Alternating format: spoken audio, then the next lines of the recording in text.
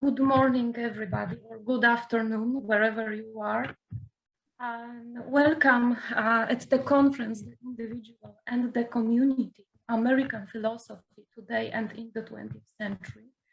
My name is Katarzyna Kremplewska, and I have been organizing this event on behalf of the Institute of Philosophy and Sociology, based in Warsaw, which is part of Polish Academy of Sciences. In a moment, I will pass the microphone to Professor Andrzej Rychard, the director of the Institute, who will open the conference. But before that, I would like to say two more sentences. Last year in October, when I started preparing this conference, I did not expect that this will grow into a rather big 3-day event. The reaction to our invitations and call for papers exceeded our expectations, and that, I suppose, means that there is a need for more such opportunities for an exchange of ideas between Polish and international scholars interested in American philosophy. So I am really glad that we managed to make this conference reality, and thank you all for coming.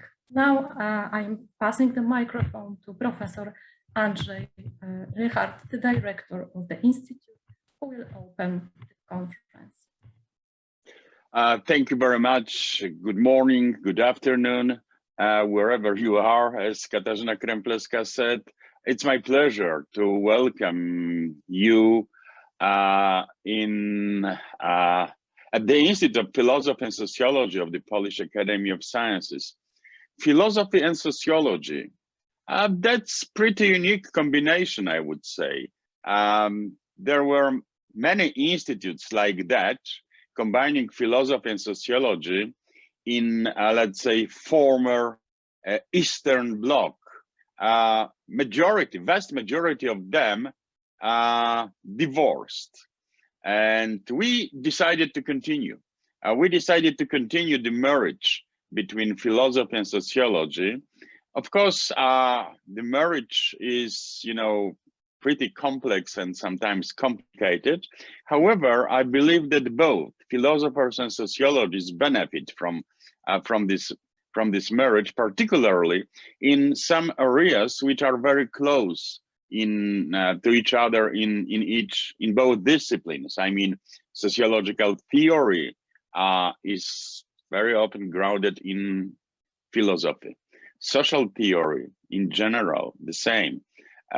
Methodology, sociology and philosophy of culture, political philosophy and political sociology. So there are many, many linkages, and some of them we use and we benefit from these linkages.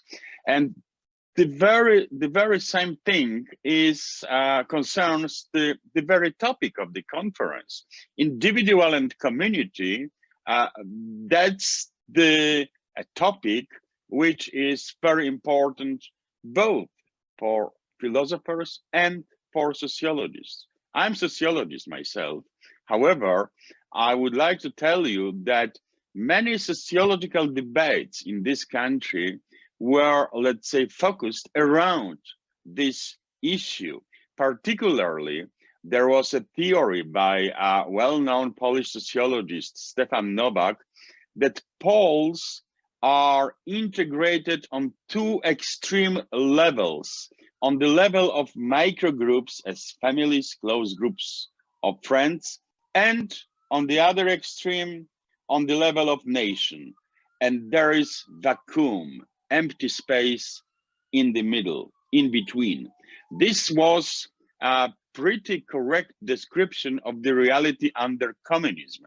The institutions, community, whatever is in between family and nation were either weak or considered to be alien because they have been controlled by communists. The situation has changed dramatically, and gradually after '89, when we started our road to market and democracy, this vacuum in the middle has been filled with various intermediary structures, including communities and civil society. One of the specificity of the Polish civil society is actually that it is mostly organized along various informal ties.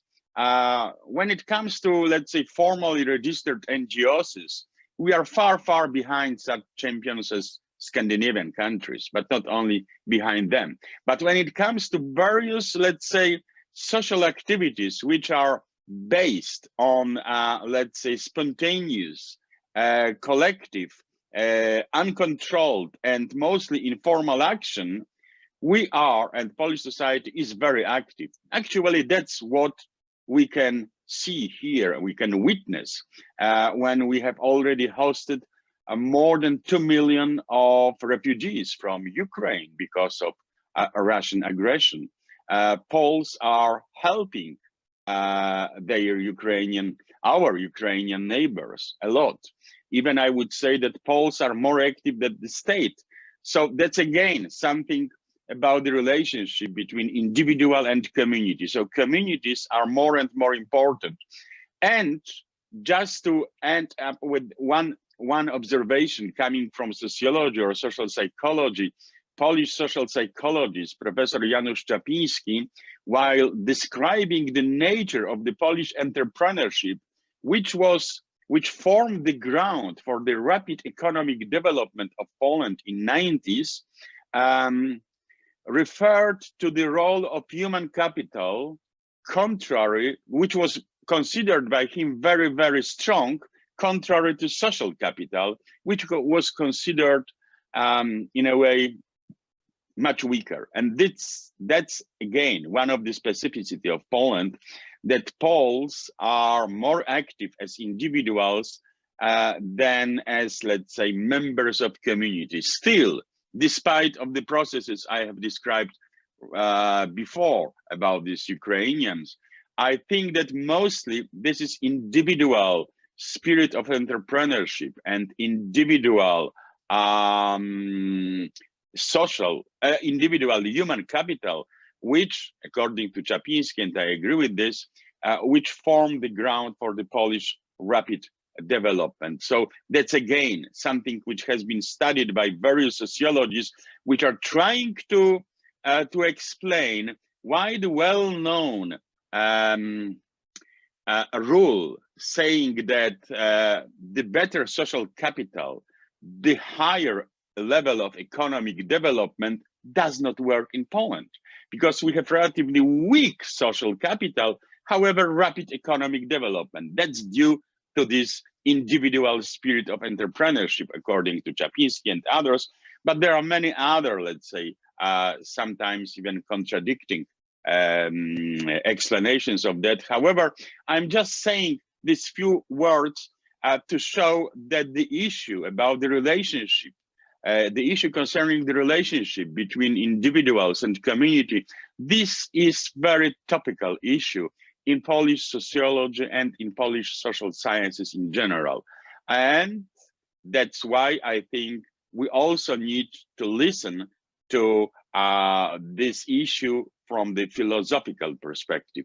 I wish you very fruitful conference. Thank you very much.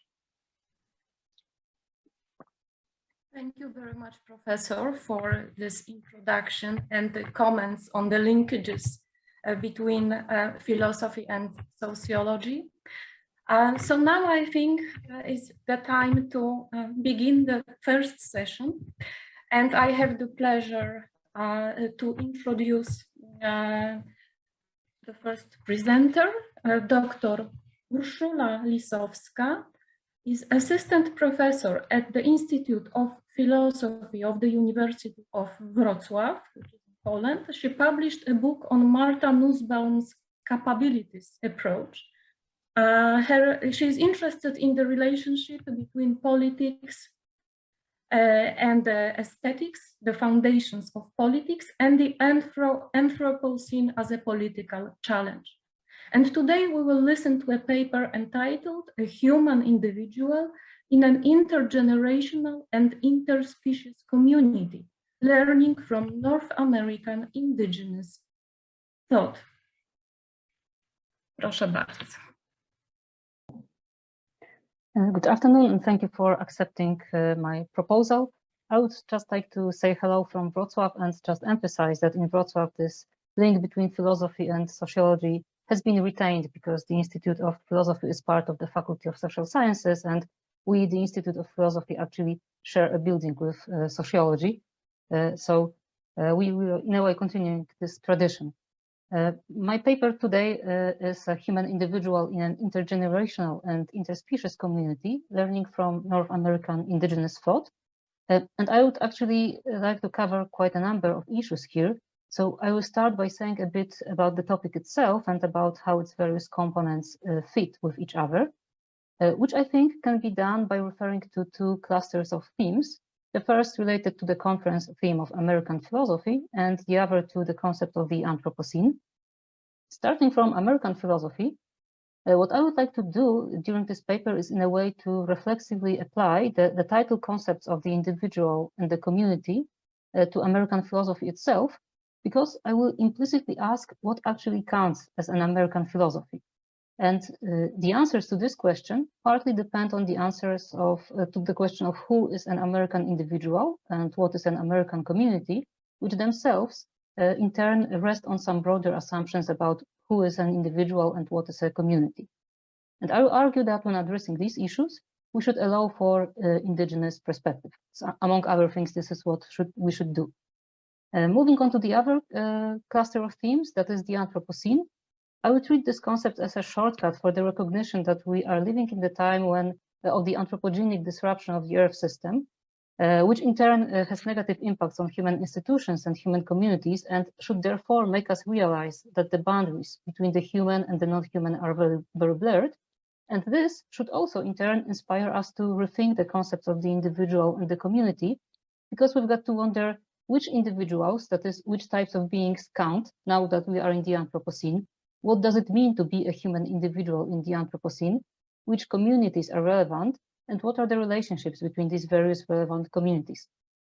And in this respect, I will argue that one of the things that we should do is to allow for intergenerational and interspecies perspectives, and the two of which should intersect, meaning that these various generations that we should allow for should be the generations of different species. Putting these two clusters of themes together, I would say that the objective of this paper is to consult indigenous, mostly North American thought, to rethink the concepts of the individual and the community such that they are relevant in the Anthropocene.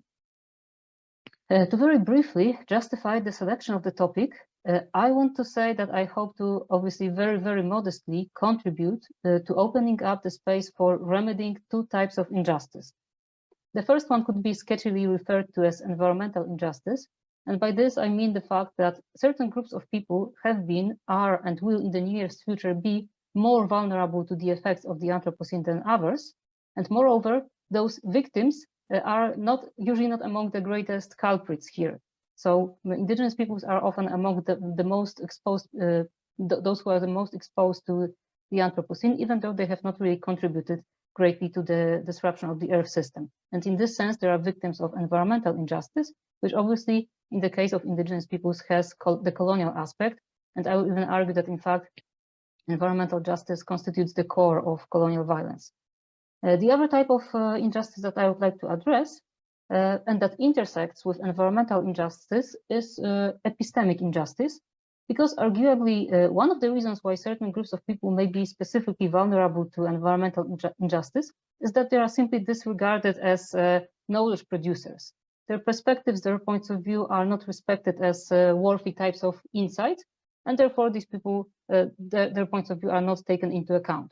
So in this way, epistemic injustice may support environmental injustice, but it can also be an aspect of environmental injustice to the extent that these intellectual and spiritual traditions that are disregarded may also contain types of ecological knowledge, which in this case is, which as a result is marginalized. So I would like to counteract this form of epistemic injustice by giving up room for indigenous perspectives, especially to the extent that they include some insights into ecology. And therefore, again, given the colonial aspect here, I hope to somehow contribute to decolonializing our conceptual and intellectual patterns.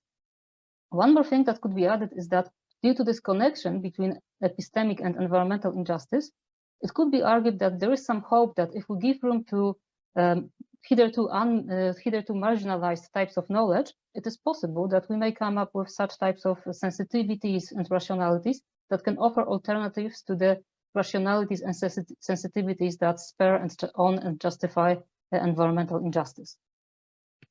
Well, still, justifying the topic itself is quite a different thing than justifying my taking on the topic, because obviously I'm not an indigenous American person, and while I am not a non-indigenous American person, I have obviously studied non-indigenous American philosophy, which in any case is linked to the European tradition.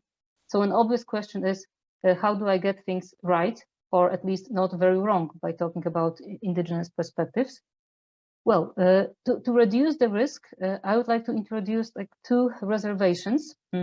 One of them is that I would like to focus on one specific indigenous author, which is obviously not to say that this is the only indigenous scholar worth reading, but I will argue that he definitely is worth reading, and I just think it will be less improper for me to follow the guidance of one author than simply to present myself as an expert on indigenous philosophies.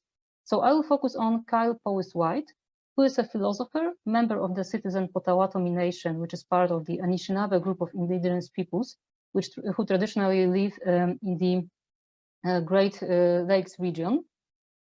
He writes on indigenous rights, focusing on ecological issues, and he often draws on indigenous philosophies of his own people, but also other peoples from Americas, and sometimes even from elsewhere. So I limited this paper only to his work. And the other thing that I would like to do is to make this paper as inquisitive as possible, meaning that I will address to White a set of questions, and each slide will contain a question and passages from White's papers that can be seen as addressing this question. And while I will offer my own comments on these passages, inevitably drawing on my own background, at each stage, you will have the opportunity to confront my interpretations with White's actual writings. So in other words, I simply want to bring up the ideas that he discusses without squeezing them into a framework of mine. And one more thing that I would like to add is that I will focus on the philosophical content on these ideas that White introduces, rather than on ethnographic or anthropological context. So moving on to the... Bardzo przepraszam, jedno słówko, bo chyba prezentacja się nie przewija, to znaczy kolejne karty się nie pokazują. Ktoś mi to zwrócił uwagę. Okay. I'm not really sure what I should do in this. Okay, so can you see the first slide now? Yes. If I... Od początku, pokaz slajdów. Trzeba nacisnąć. And now? Pokaz slajdów od początku. Na prezentacji. So is the first slide right now? Yes. And can you see the second one? Is the first one. The first one. Okay, so... Pokaz slajdów. Można być od...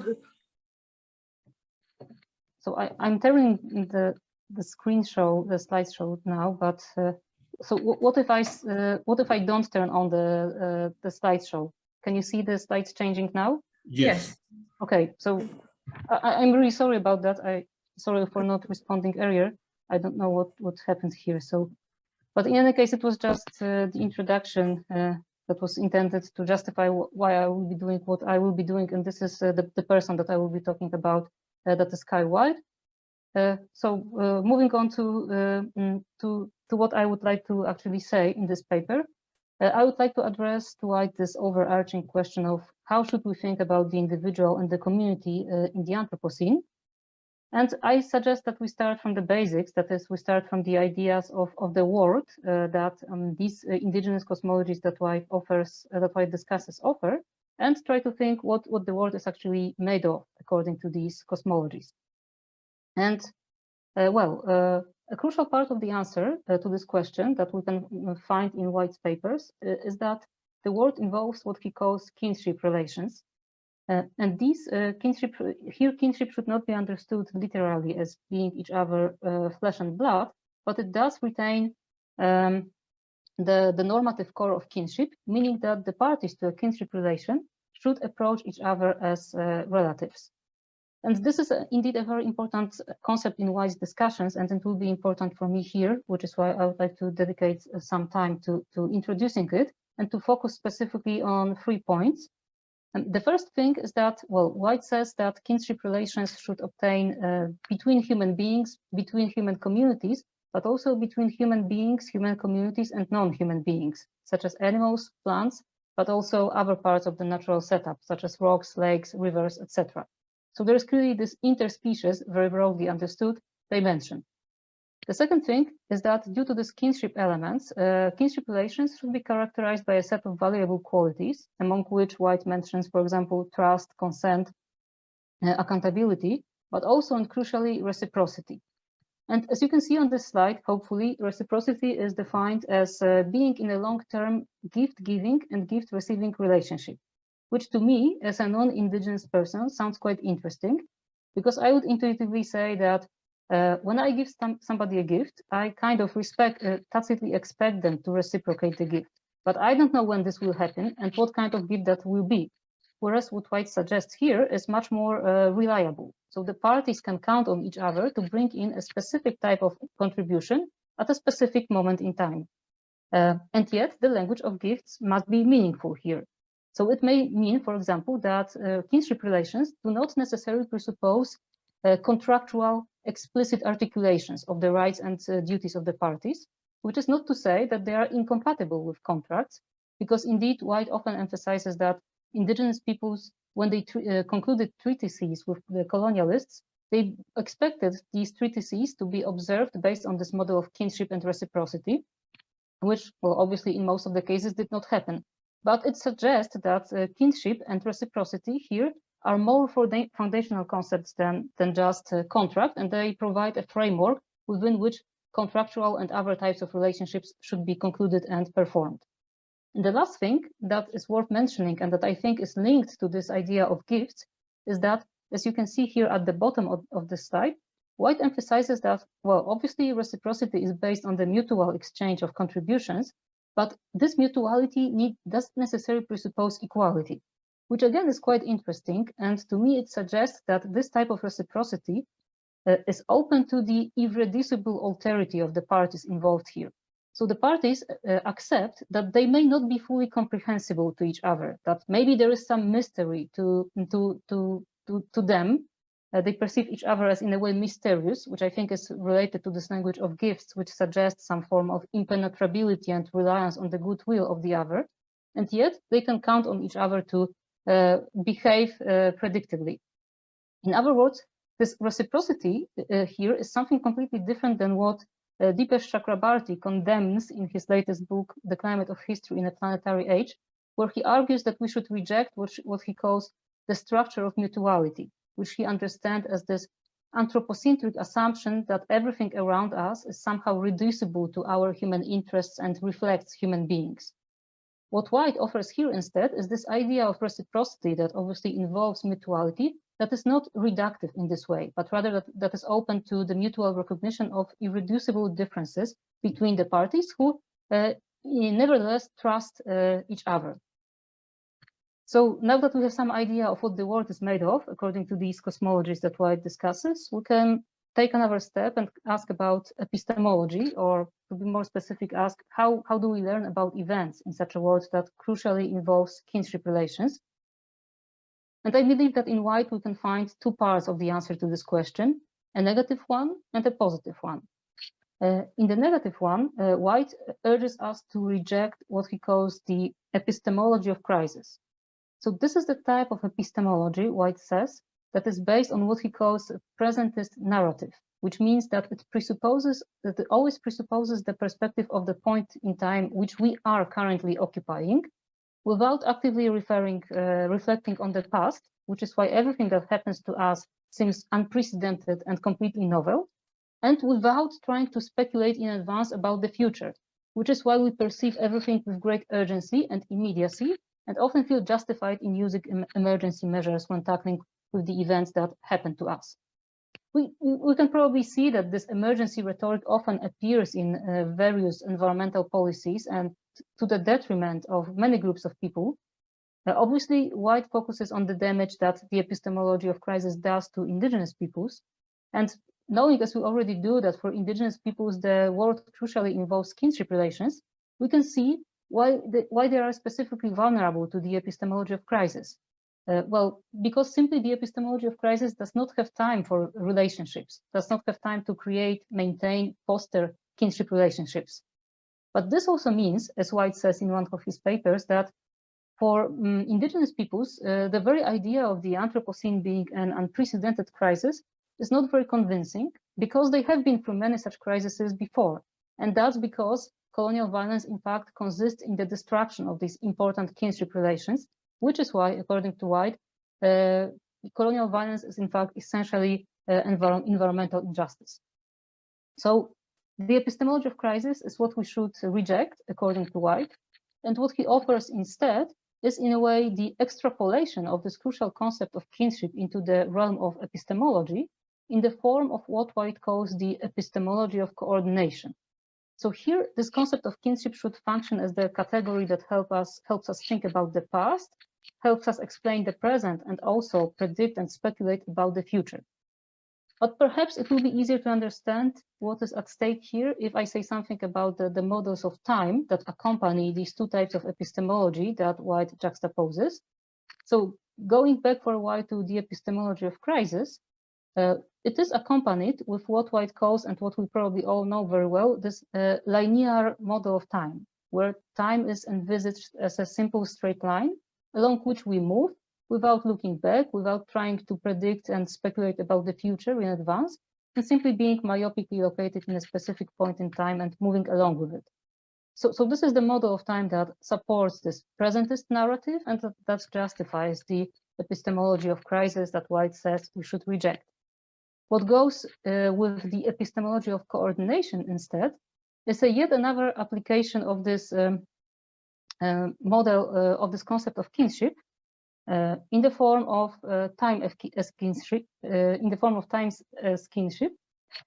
So here, this idea of kinship provides the measure of time, because we are encouraged to perceive changes, for example, climate change, but also arguably other types of changes, through shifts in kinship relations. So the changes in kinship relationships help us understand the past. They help us explain the present by putting our current situation in the context of the history of kinship relationships. And they should also orient our thinking about the future, because we are encouraged to look out for kinship relations, foster and cultivate them so that they can persist into the future.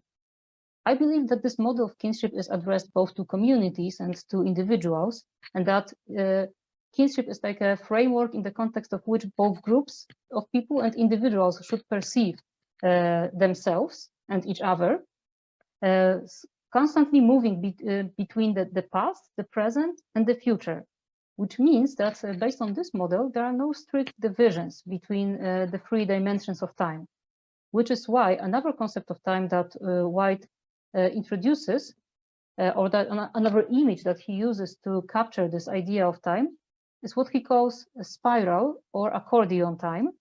So here we are encouraged to always try to think what our ancestors would have thought about our situation, and also try to speculate about the future that we want to leave behind for our descendants.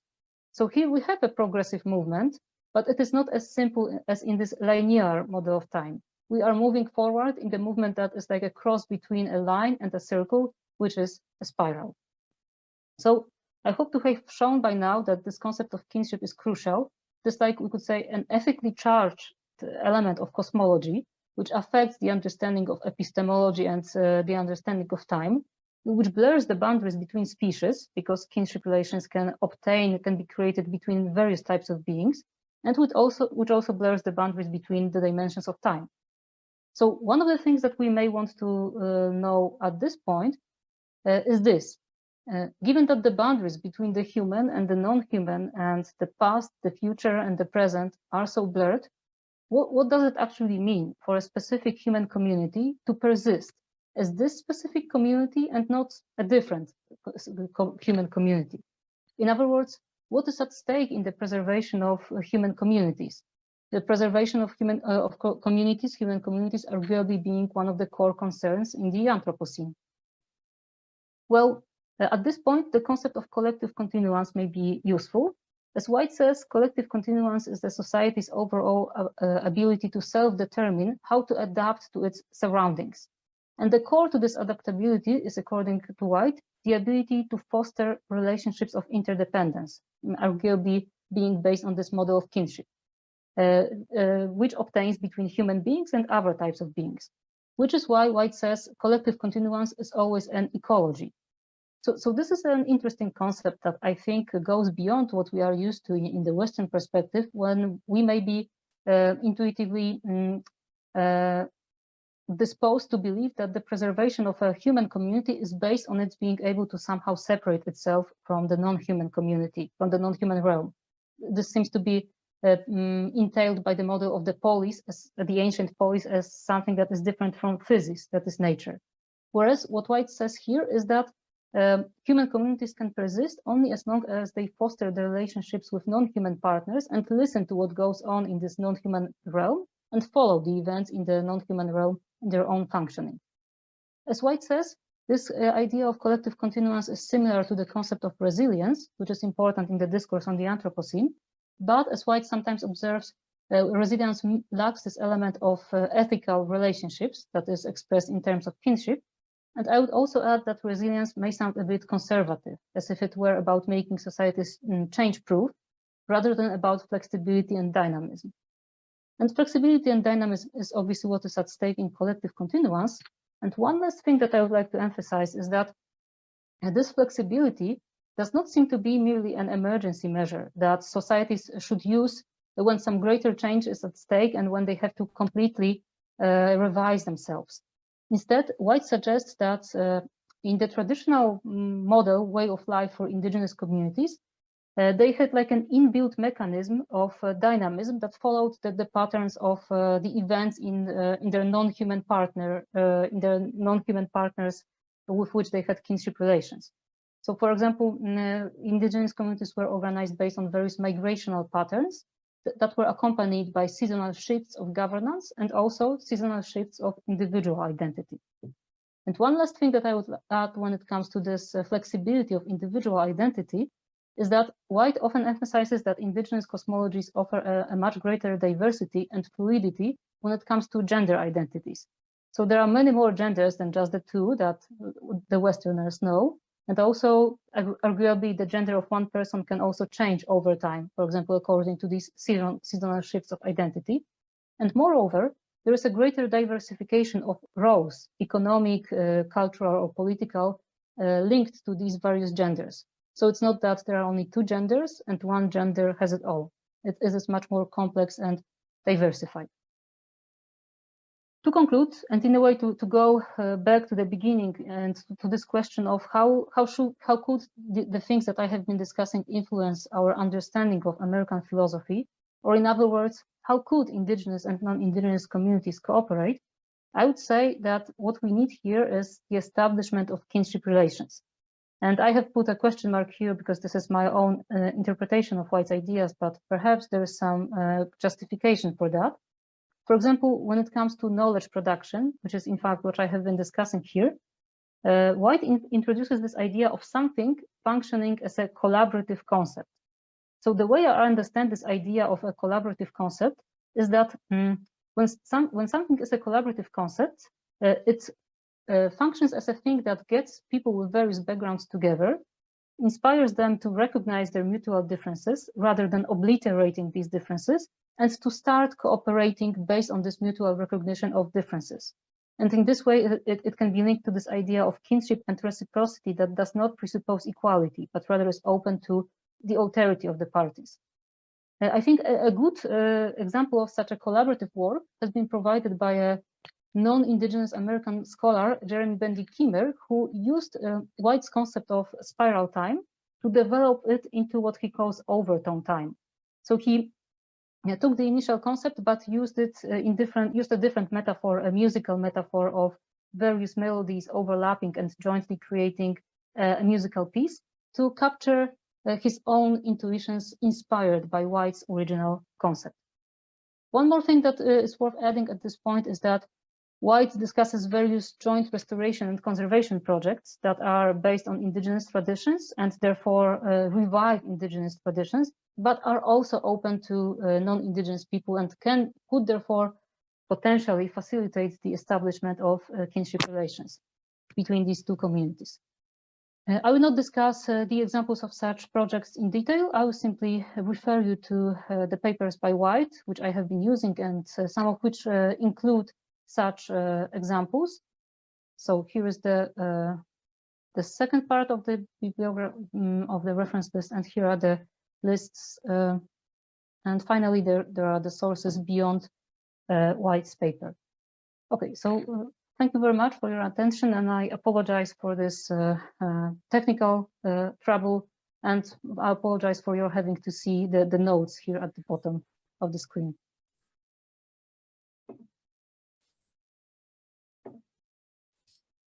Thank you very much. The discussion will be after all presentations in this session, except if anybody has now a very brief question for clarification, sources, and so on. It can be asked now, one brief question. If not, we will move to the next presentation. This will be by Dr. Hector Calleros, who is a lecturer and researcher at the American Studies Center of the University of Warsaw. His research is centered on the analysis of political processes and institutions, social conflicts, and ethnicity. And today we will listen to a paper entitled Race and Ethnicity in the United States, and in an interpretation of Robert Dahl's ideas on inequality and exclusion. Thank you very much for the introduction. Thank you very much for organizing this event and for accepting my paper. So I would just start quickly on it. I teach at the Center of American Studies at the University of Warsaw. I am a political scientist, so I appreciate the words that were given at the beginning, welcoming people from other disciplines. My intention is to explore really and understand, as a political scientist, the problems that race and ethnicity pose to democratic systems, specifically the United States. So that relates to both my teaching and my research.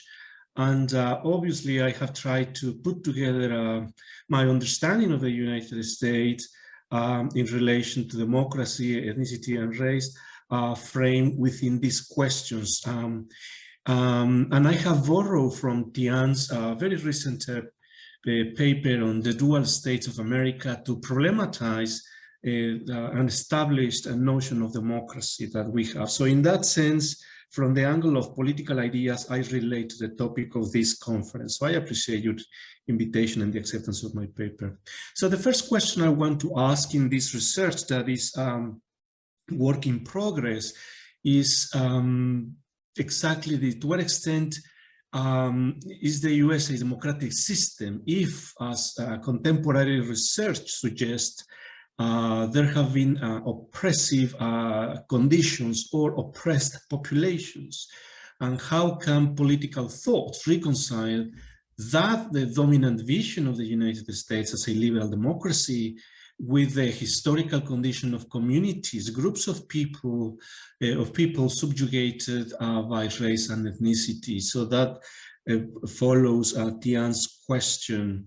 The claims that I really am in the process of elaborating, substantiating, and grounding on data is that the United States, the practices and assumptions of inclusion and equality are strongly related to ethnicity and race, and that the existence of exclusion on that ethno-racial basis is an indication of the existence of an authoritarian tradition in both political thought and in practice.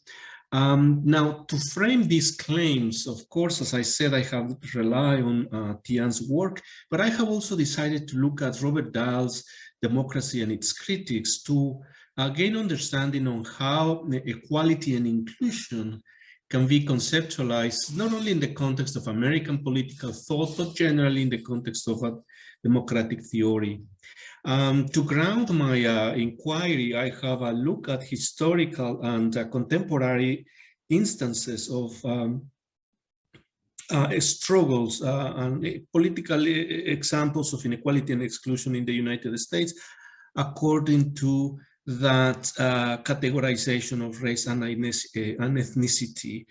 To better or to make more reliable that approach to race and ethnicity, I have used the US Census data categorization. So that is, in a nutshell, the project I am developing, and I hope it will be a decent paper at some point this year or later. So first of all, the notion of the dual state, or the United States as a dual state, refers to that questioning, interrogating the American democracy in the face of contemporary struggles that different ethnic groups, racial groups have verbalized and mobilized around. One problem here is that the literature, political science literature on US politics is really focusing on something else. Basically, institutions of government, political behavior, public opinion, and electoral representation. But Tian, and that's why I find his work interesting, he realizes that the literature is perhaps missing a more systematic inquiry into the different political experiences that different communities are having or have had in the United States. Recent scholarship, he says, have been taking, despite the limitation, a more critical view of the quality of democracy in the United States, and that is promising. There are different ways. I mean, if Tian is only one model I am using, there are different ways to approach that problem of diversity in US as a society or as a democracy. And of course, we can rely on the pluribus unum model, which is just the standard, I think, way to understand diversity in the United States. And from that angle, we realize that there have been three traditions to approach or conceptualize ethno-racial plurality in the United States of America. The alternative that I have taken, though, is really from the perspective of the political theory or democratic theory. So in that sense, Dahl's Democracy and its Critics work is very useful to me. So from his work on Democracy and its Critics, I rely on three chapters. That's chapter 6, 9, and 14. Basically, to gain understanding of the notion of intrinsic worth, inclusion, and then his question, his very interesting question, when is a people entitled to the democratic process? This notion of a people refers to Dr. Lisowska's presentation, I think, in a sense, on the meaning of what is a people. So political theory is helping me find an answer to that question. Excuse me. So first of all, the notion of equal intrinsic worth from Dahl refers to this question. On what grounds can democracy be justified? How can the democratic process be rationally justified? And their answer is really along the lines of contractual political theory. So in order to live together, people will form an association, and that association will need some rules to not only to make decisions, but to live together and to carry on as a group.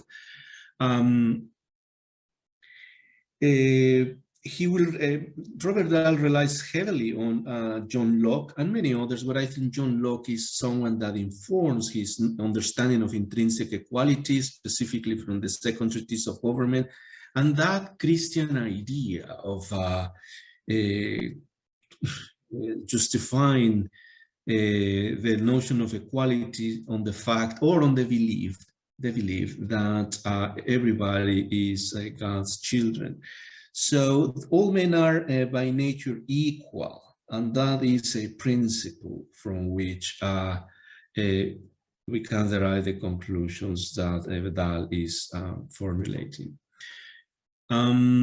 He sees, however, some weaknesses in that idea of intrinsic equality that I will skip. We don't have much time to explain them, but he also realizes some problems in relation to inclusion. Inclusion refers to the idea of basically the persons who have the right to claim to be part of a political community. So Dahl reviews the works of Plato, Aristotle, Rousseau, Locke, John Stuart Mill, Schumpeter, to elaborate his own conclusion. Another question, a very related question, is how inclusive that political community be? How inclusive should it be? He comes up with 5 criteria to give a shape to that answer: effective participation, voting equality, enlightened understanding, control of the agenda, strong principle of equality. And this kind of answer, this kind of criteria is exactly what discouraged me to further engage with democratic theory, to explore the questions that I am interested in exploring, because there is a limitation. There is not so much an open possibility to understand race and ethnicity in this elaboration. Dahl sees problems in his own approach, but I don't see much scope for engaging in race and ethnicity as such. So carry on in the next chapter 14 of Robert Dahl's book. The question he poses, what constitutes a people for democratic purposes, is promising nevertheless. He argues that to say people, everyone who is an adult is entitled to the democratic process to be part of a political community. That refers to a question that has to be asked beforehand. And that question is, when does a group of people, a human community, is entitled to govern itself democratically?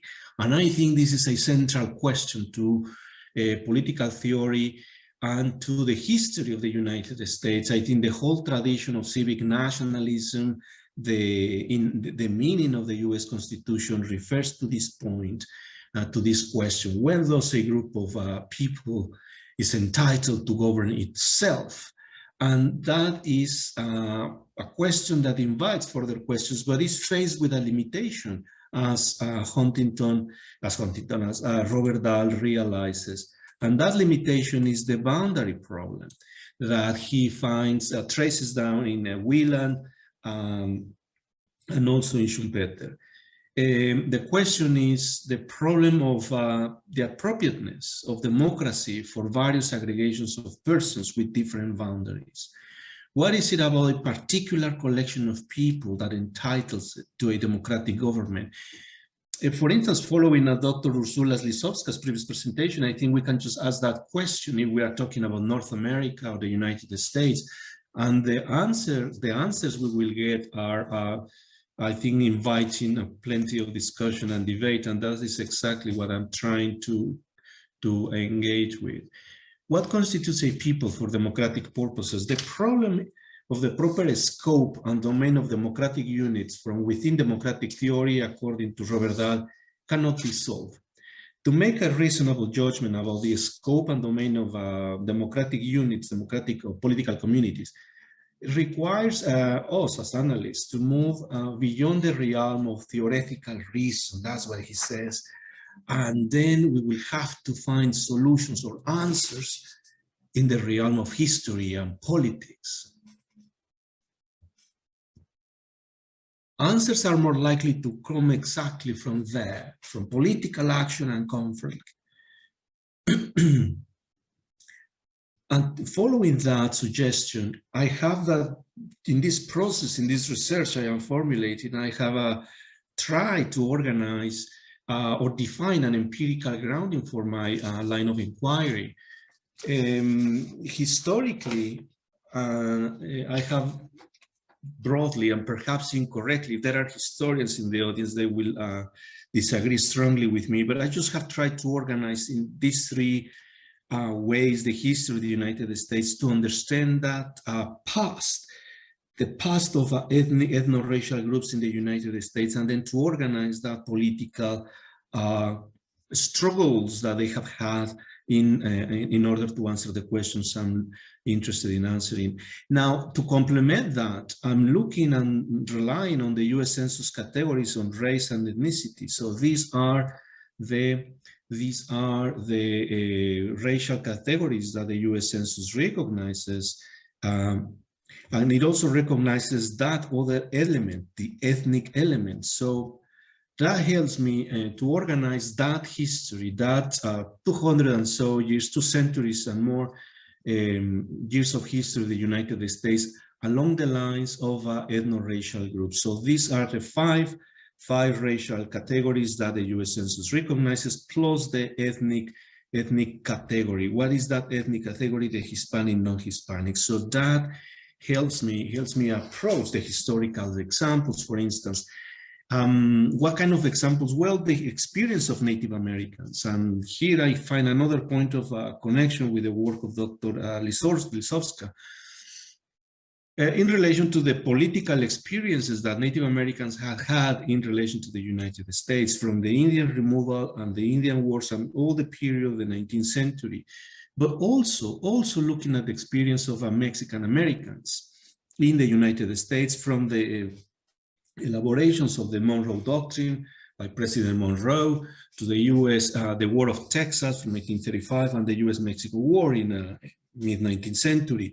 But also, if we look at African Americans, we can find all these, of course, the history of enslavement and then the segregation, but also it's important to see how that history has been reformulated in light of recent works from journalism and academic inquiry, claiming that the history of the United States is much more connected to the experiences of non-European migrants than it was previously thought. So that connects me indirectly to that notion of a plurality in the United States and prevalent notions of a white supremacy, at least in the early 20th century. And that is in itself a problem for a political scientist. White supremacy is quite problematic. It's a very loaded concept. And political science, at least in my understanding, is not a category that is very popular.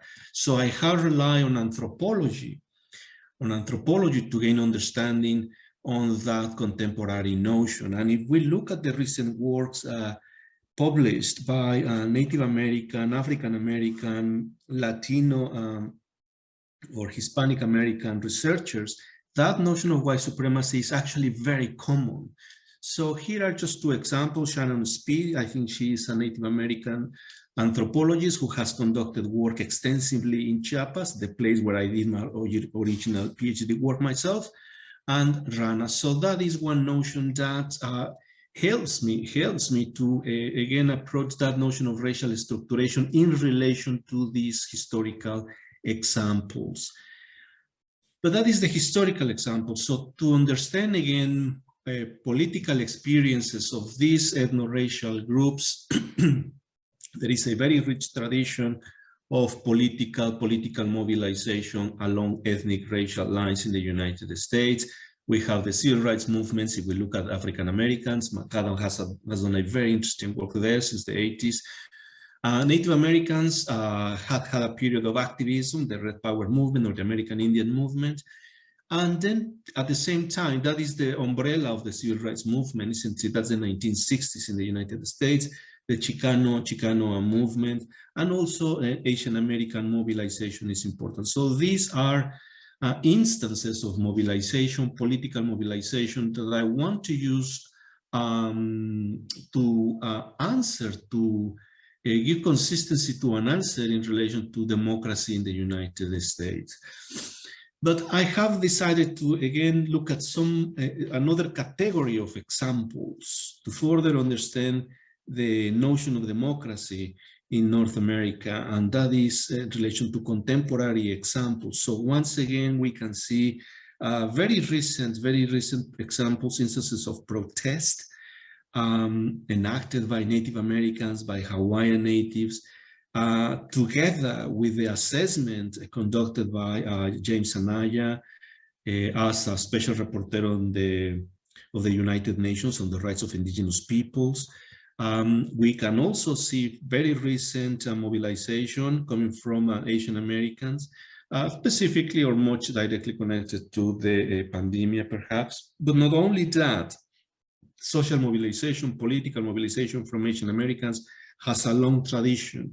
And that is part of my intention, just to visualize that experience of mobilization along ethnic, racial lines in the United States. And again, this is not just a problem of the recent past, it's also a problem of the present. This is an editorial, for instance, from the LA Times, Los Angeles Times, in relation to a previous stigmatization the newspaper was engaged on Mexican Americans in Los Angeles. So this is their own admission. The Los Angeles Times apologized for being an institution deeply rooted in white supremacy. So again, the notion of white supremacy is not something that belongs to the past, but it's something that is coming to the present. And these are, for instance, characterization that an artist, a Mexican-American artist, as I understand, Vincent Valdez, on Texas, again portraying the past with new technological items in the United States. And of course, it's interesting to realize as well the relevance of these topics in the face of anti-Mexican terrorism, as it was the case of El Paso terrorist attack, and not only in the context of the anti-Mexican whole movement headed by Donald Trump.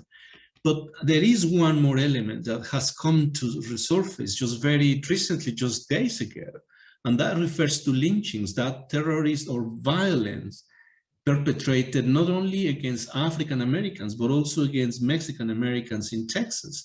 So on that angle, it's very significant to see the signing of that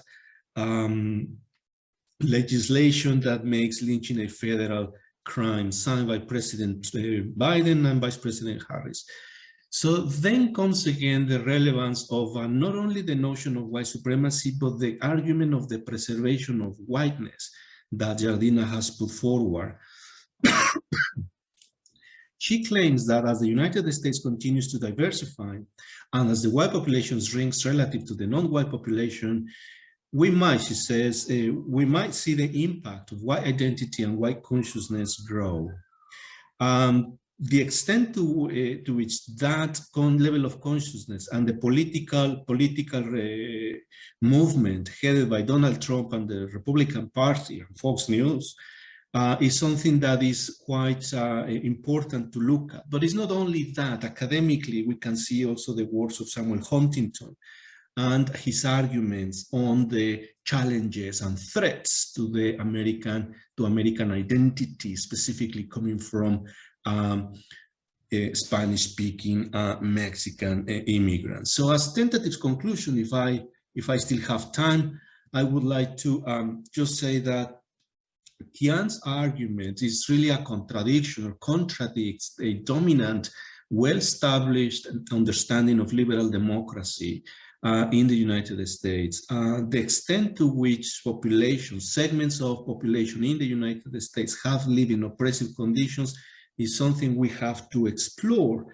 And the other question is, how can political thought reconcile the existence of oppression or subjugation along ethnic racial lines is something that suggests, in my opinion, the existence of an authoritarian tradition, not only in political thought, but also in practice.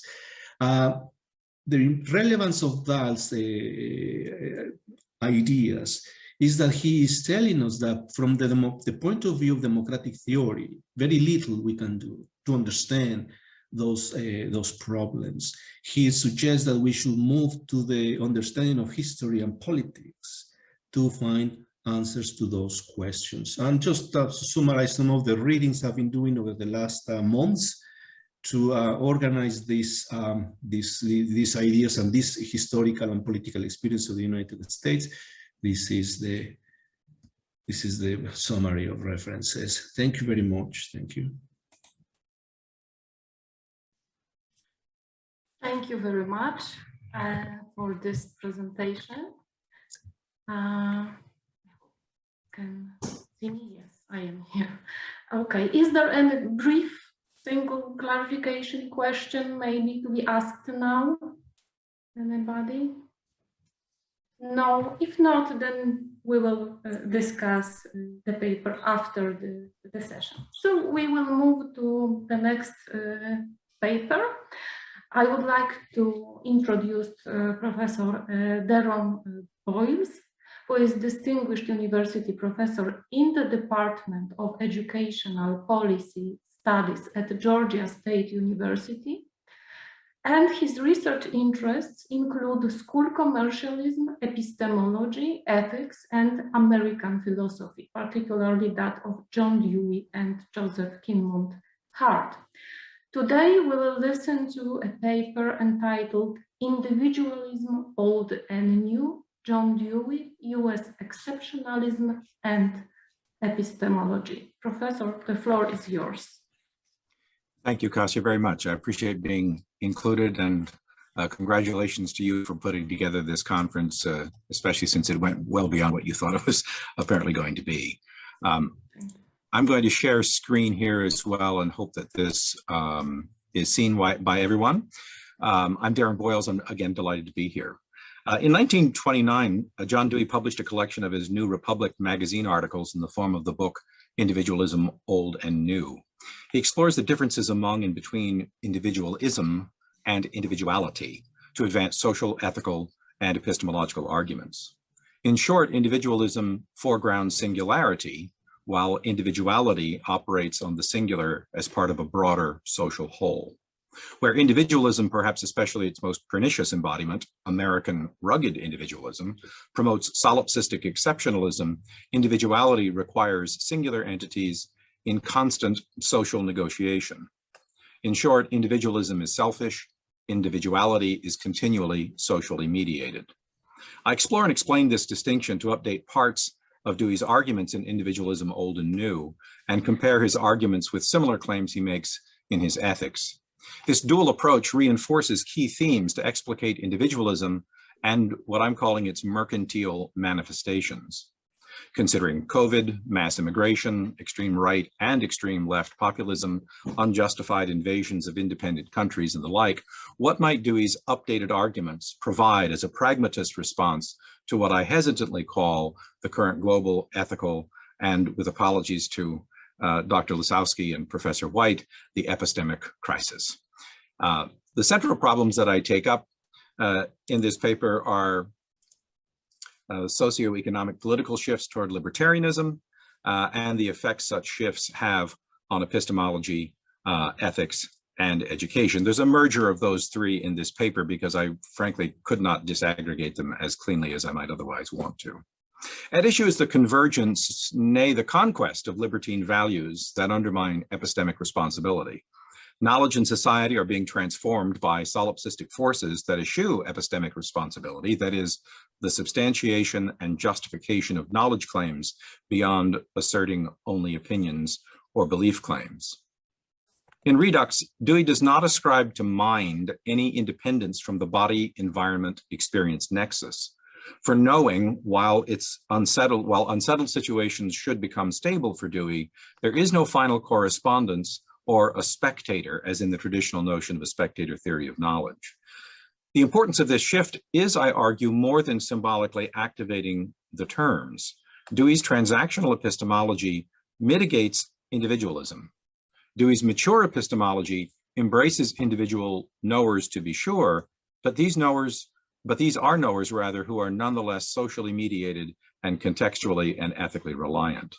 Such an epistemic stance means that individual knowers exist, but what and how they know are mediated by the climate of what I'm calling global economic competition. In Individualism, Old and New, Dewey is not talking about abstracted theoretical individuals in logical categorization. He begins the book with contextual clarification. American individualism cannot be divorced from the economic rationality ascendant at the beginning of the 20th century. The economic rationality emerged from the Second Industrial Revolution and reinforced the very dualisms that Dewey eschewed. He didn't like owner v. worker or employed v. unemployed, individual v. group. But Dewey noted how the US operated under a kind of mercantile cult, something he called, quote, the glorification of religion as setting the final seal of approval on pecuniary success, end quote. As a result, America suffers from a foolish faith in the individual attainment of money and power at the expense of social democratic aims and public goods. Because this point is central to Individualism, Old and New, Dewey is worth quoting at length here. Industry and business conducted for money and profit, they are nothing new.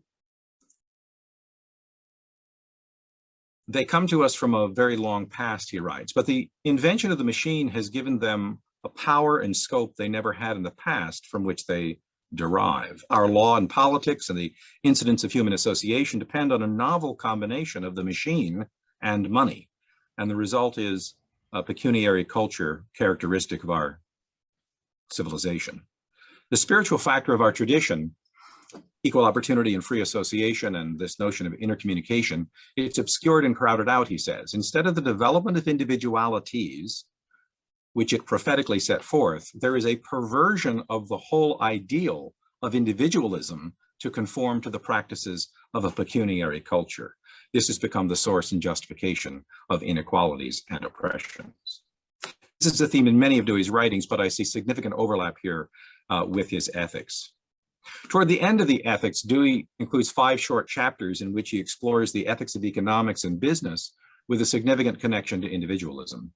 I think he's forward-thinking in his consideration of the tensions between family and work life, artisanship and mass production, capitalism and socialism, training and education, etc. Dewey appears to bridge the private-public tensions by arguing for something along the lines of economic justice, that is, a basic social security for all. He does so in typical form, laying out the opposing sides of, say, excessive concentrations of wealth on one hand and abject poverty on the other. He dislikes monopolies and appears nostalgic for craft guilds and artistic communities. He also sees a direct link between our economic system and the way we live in society and learn in schools. Some people have a lot, some people have nothing, and is that fair? Is it just? Well, of course, Dewey says no. But here's why.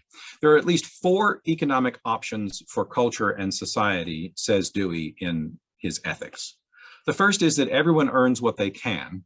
The second is that everyone earns what they can, but some earn more than others because of who they know, not what they know. And three, everyone should get an equal share. 4, everyone should have a basic living wage. And above that, everyone earns what they can. Now, Dewey rejects the first of these 3 as follows. The first one is the complexity of production and distribution makes the concept of earning unclear and as a result unworkable for him. Merit suffers a similar fate, nonetheless operating via meta-narratives of hard work and competition in the United States, but concentrating wealth for a few at the expense of the money, of the many. And finally, he believes that communism undermines pluralist democratic community. Dewey claims that this 4th principle is the best option because it would abandon, quote, in part at least, the attempt to distribute justly on the basis of giving to each person a precise equivalent for their contribution, or of giving them an equal share on the basis of the assumed equality of all human beings, or on the basis of what they can get in the market, end quote. Instead, the 4th option requires what he's calling a regard for the public good, not an unproblematic concept, by the way, the public good. But that's what he's calling a good condition for society. Such a project is both ethical and epistemological. The link to public education is the opportunity to formally consider the epistemic responsibility of individualist economies with the pluralist space for solving social problems and demonstrating this notion of the public good.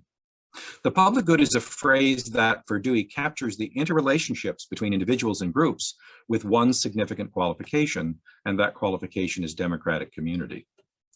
Dewey says that only when we start from a community as a fact, that is, as a fact, not an idea, a fact, and grasp the fact in thought so as to clarify and enhance its constituent elements, can we reach an idea of democracy which is not utopian. The conceptions and shibboleths which are traditionally associated with the idea of democracy take on, he said, political and directed meaning only when they are construed as marks and traits of an association which realizes the defining characteristics of a community. He notes that fraternity, liberty, and equality, isolated from communal life, are what he calls hopeless abstractions. Schools are central to this project only if they demonstrate in word and deed the factual engagement to which Dewey refers. The engaged epistemology Dewey expects of schooling requires diverse students investigating and solving various social problems, including ethical and economic ones. The processes of investigation are not individualistic, however. They are communal, they're public, and require students and teachers to engage in imaginative critical inquiry. Now, recall that the point of this paper is that it considers the primary arguments Dewey offers regarding epistemology and ethics under this umbrella of business exceptionalism, and specifically with regard to individualism and business ethics. I'm exploring here whether Dewey's optimism is a bridge between economics and education, and whether his view is too weak for contemporary times. The short answer to that question is, I think, unfortunately, it is. But in the next section of the paper, it's going to proceed in two subsections. The first is a brief overview of the main claims that Dewey makes toward the end of the ethics, and the second is an exploration of the structural differences in Dewey's view of the economics of his time and some current fiscal contexts in relation to schooling in the United States and its connection to individualism. So in ethics, Dewey provides 5 chapters with the following titles. Ethical problems of the economic life is one, collective bargaining and the labor union is another, moral problems of business is a third, social control of business and industry is the fourth, and then one called Toward the Future. I'm beginning here where Dewey ends, and I'm then teasing out some key elements from these chapters to show what arguments he makes and what might follow from them for current society and schools. Dewey concludes that if economic considerations are the driving force in human lives, something's tragically wrong. His worry is that the finer things of life, like love and joy, reflection and happiness, etc., they'll be distorted by an unrelenting focus on materialism, commercialism, and economic domination. Here's Dewey's summation. If the economic dominates life, and if the economic order relies chiefly upon the profit motive as distinguished from the motive of professional excellence, that is craftspersonship, and from the functional motive of giving a fair return for what is received, there's a danger that a part of life, which should be subordinate or at most coordinate with other interests and values, may become supreme. Dewey's caution is informed by historical symbols. He begins his analysis of economic life by pointing to architecture and how in important periods of history, buildings symbolized what society valued most. For Athens, it was the temples on the Acropolis. For Rome, it was the forums and temples to government. Medieval cities had cathedrals towering above the marketplace. But in the modern city, Dewey complains, it's filled with corporate basilicas, sprawling manufacturing plants, and worst of all, banks. Government is less prominent, he writes. The churches follow the residences into the suburbs and business reigns. Dewey's concern is that nearly half of our citizens neglect to vote, at least as many abstain from the service of the churches, but businesses and industries, and I love this phrase, he says, business and industry, they admit no absence. We do not escape the individualism concocted and promoted by commercialism and consumerism in US society. Dewey then lays out how we arrived at the current condition of business dominating American society.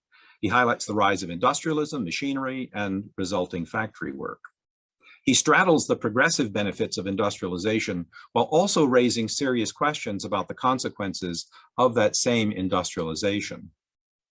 He notes, for example, that earnings increased from the 19th to the 20th century, but not without struggles over horrible working conditions. People may have had more money to spend, but Dewey questions the meaningfulness of lives that endure repetitive motions within environments that increase risks of physical injury and mental monotony.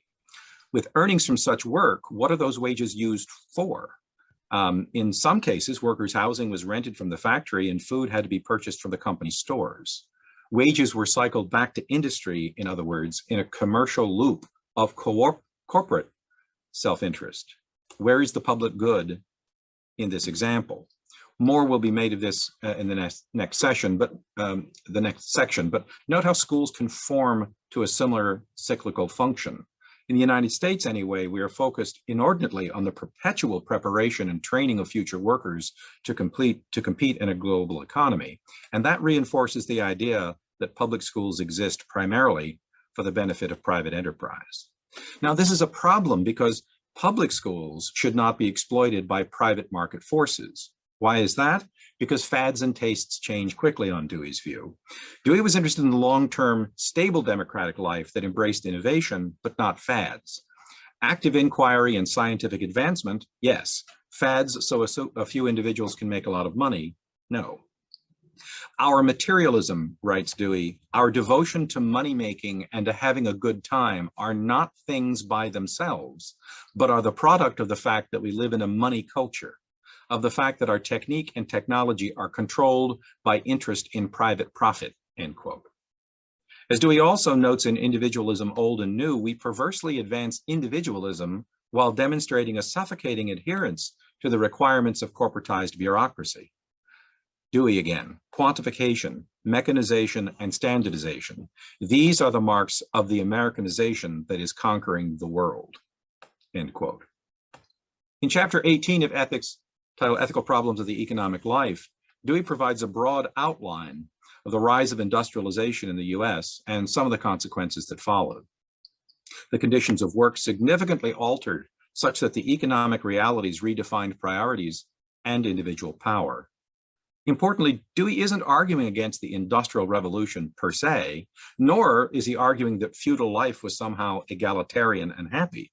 He's arguing against the effects of the way the Industrial Revolution was carried out.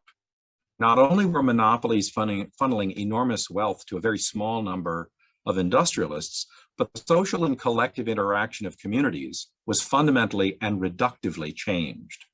Again, it didn't change from utopia to dystopia, but as Dewey notes, it makes a difference whether our relations with our fellow workers or employers are of a family or neighborly or friendly character, or whether the relation is purely impersonal and the motive for work is the acquisition of money in some form as wage or salary profits, end quote. Here, Dewey returns to a vision of human being that is not encased in individualistic materialist drudgery. His point is that the more materialist our lives become, the less likely we are to enjoy what it means to be more fully human. Now, I ask that you note the qualifiers. Dewey's not arguing against work or jobs or making a decent, that is beyond subsistence wage living. He's arguing for a society that is communal, that's fair, and that's filled with the kinds of artful serendipity and generative expertise that make us laugh and appreciate existing. What makes this view not utopian is the functional anchoring that comes with democratic socialism. Problems exist, chores must still be done, threats persist. Addressing these realities is best done, though not perfectly so, by a democratic socialist ethos tethered to a pragmatic vision of the world.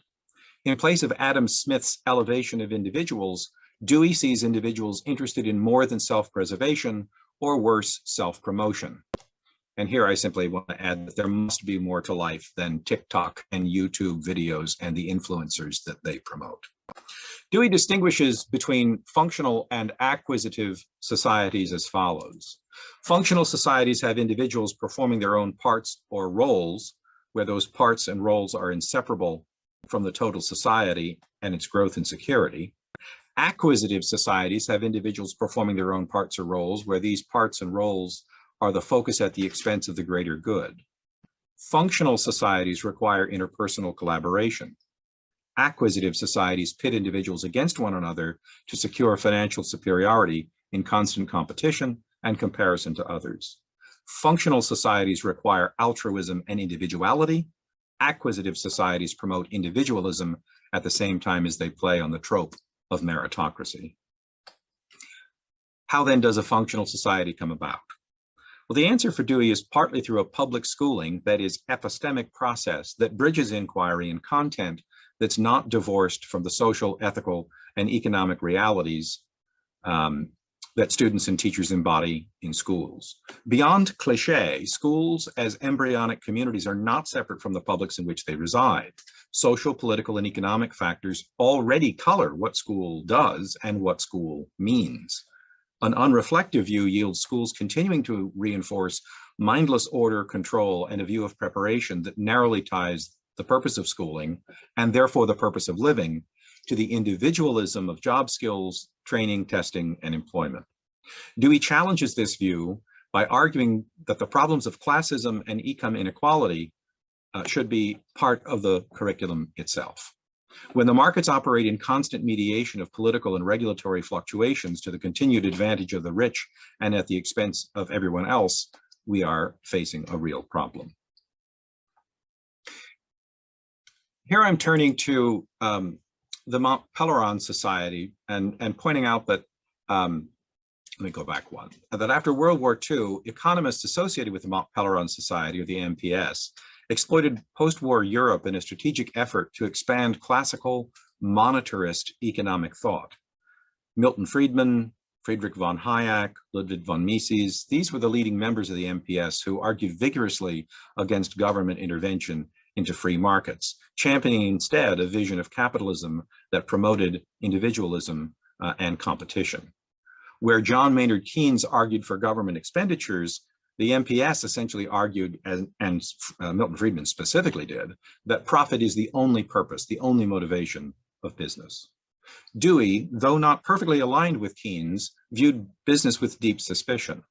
In writing about the havoc wrought by the cycles of surplus, recession, depression associated with MPS-like capitalism, Dewey laments that, quote, "It's doubtful whether there will be any escape from the cycle so long as business and industry are left to the unlimited control of the profit motive," end quote.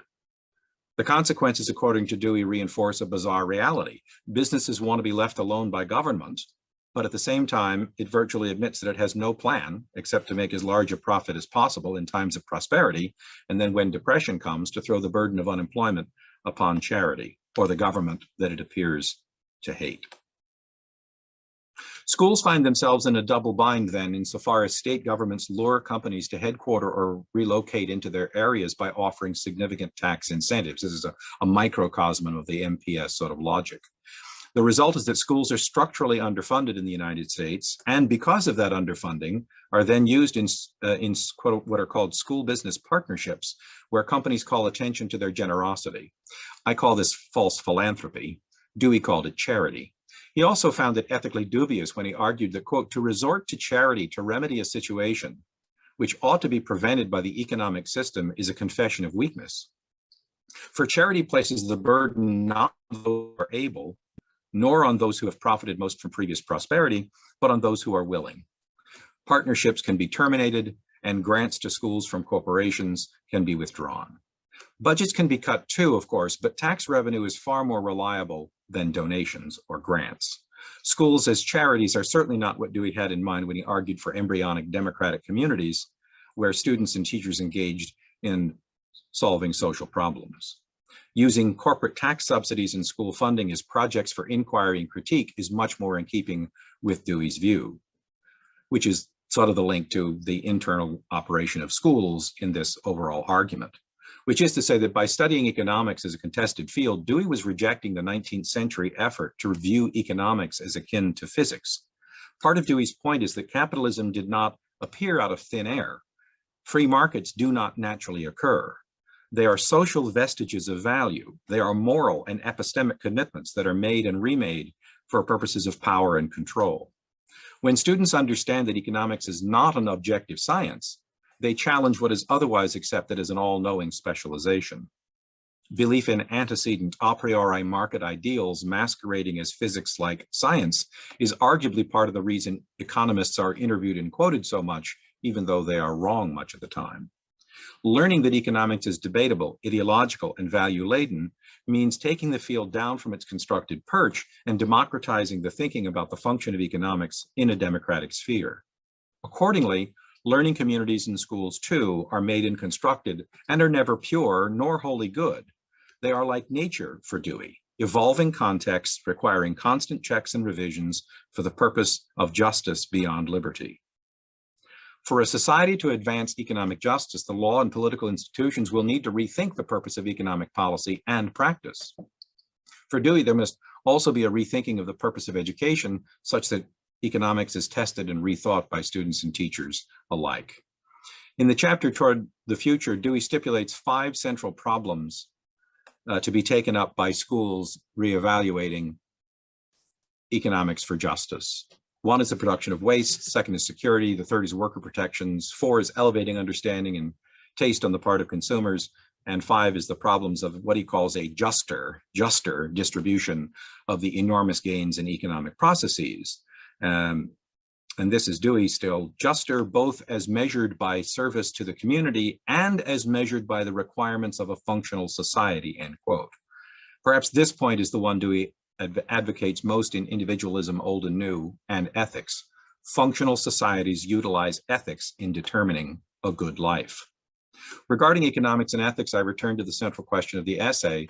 Does Dewey's basic view of economic justice run counter to how public schooling operates as individualist in the United States? And the clear answer, I think, is yes, it does.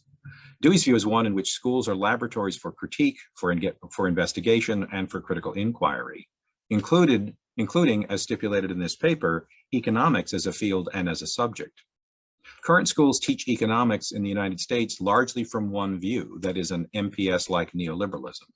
Accordingly, like other content areas, teaching is essentially telling students the way the world is. When, for example, the Texas Board of Education voted not too long ago to get rid of the word capitalism from the state's economics curriculum, it was so that epithets could not be attached. Think capitalist pig. The phrase that replaced the term was free market economics and might represent what Nancy McLean identifies as intentional design.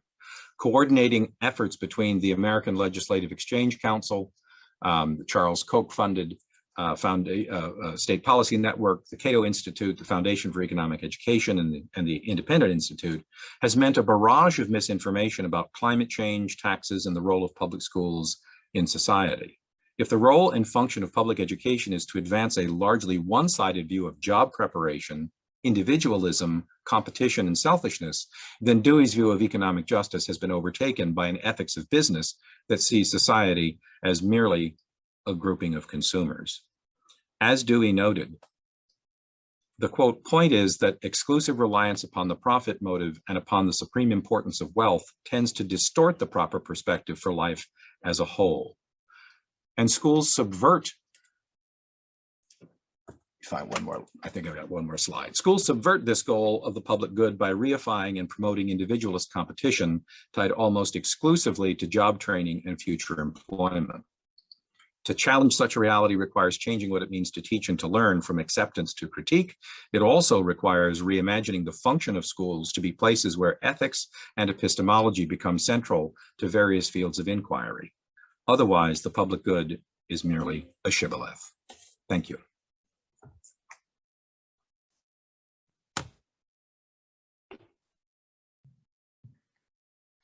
Thank you very much, Professor.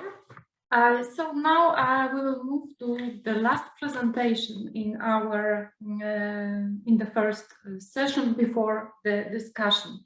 Is there perhaps a brief specific question for clarification? No, there isn't. Okay, so I would like to introduce Professor Howard Callaway, who is currently an independent scholar and writer.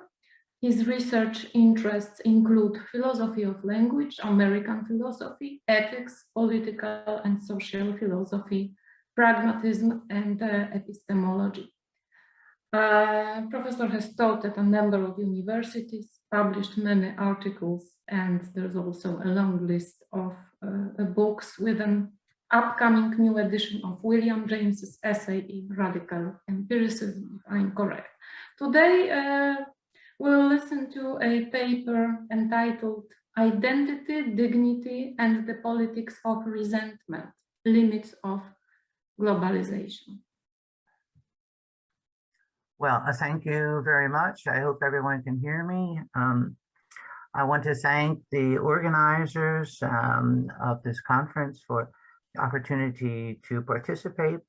And I'd also like to salute Poland's vigorous support for the Ukraine and for the Ukrainian refugees who are now streaming in. By the way, I found that the prior paper by Professor Boyles very congenial. That's the Dewey that I know, certainly. And I think of myself as a historian of American thought in a significant degree. It's not that I agree with every point that Dewey makes, but I think you've captured Dewey. My paper for today is perhaps is really too long to try to read, so I'm going to try to make a verbal presentation of it and perhaps skip over some parts. Perhaps the paper will be made available later via the internet. So my paper draws on two major sources. The first is the 2018 book by Francis Fukuyama, a political scientist at Stanford, titled Identity, the Demand for Dignity and the Politics of Resentment. And I think this book has made quite an impact. The second chief source is a book by the journalist George Packer, published in 2021, titled Last Best Hope. And Last Best Hope for American Democracy, according to Packer, who is perhaps best known for writing for the New Yorker and related publications. The last best hope for American democracy, according to Packer, is the American people, which is eventually the final sovereign. But I try to make use of the critique of identity politics, which you find in these two books, one from right of center, one from left of center, in order to make a further kind of point about the viability of fast-paced and ambitious so-called Wilsonian liberal internationalist goals and globalization in particular.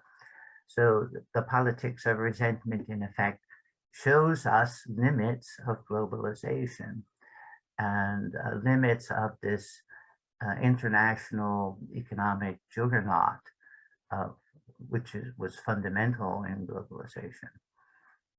There's nothing to be gained by it, obviously, since millions, if not hundreds of millions of people have been lifted out of poverty, but there are limits. And so I want to try to point out what those limits may look like.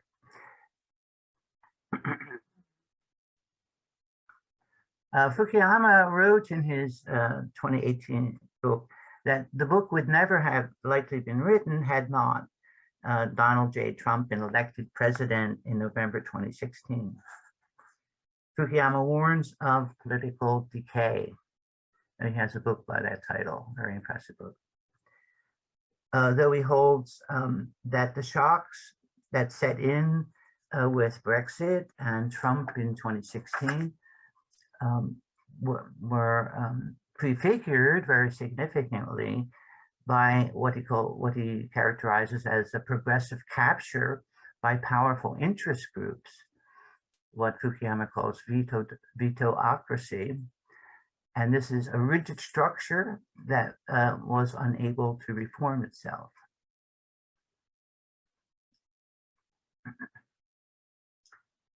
Briefly, I want to touch on Fukuyama's theme of thumos, which he takes from the Greek and meaning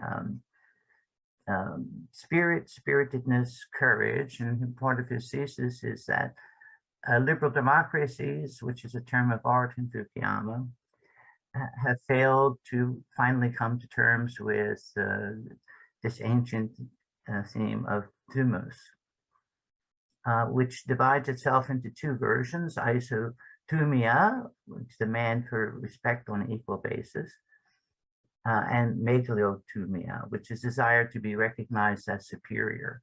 I think we're seeing a bit of megalothumia from the direction of Mr. Putin just now.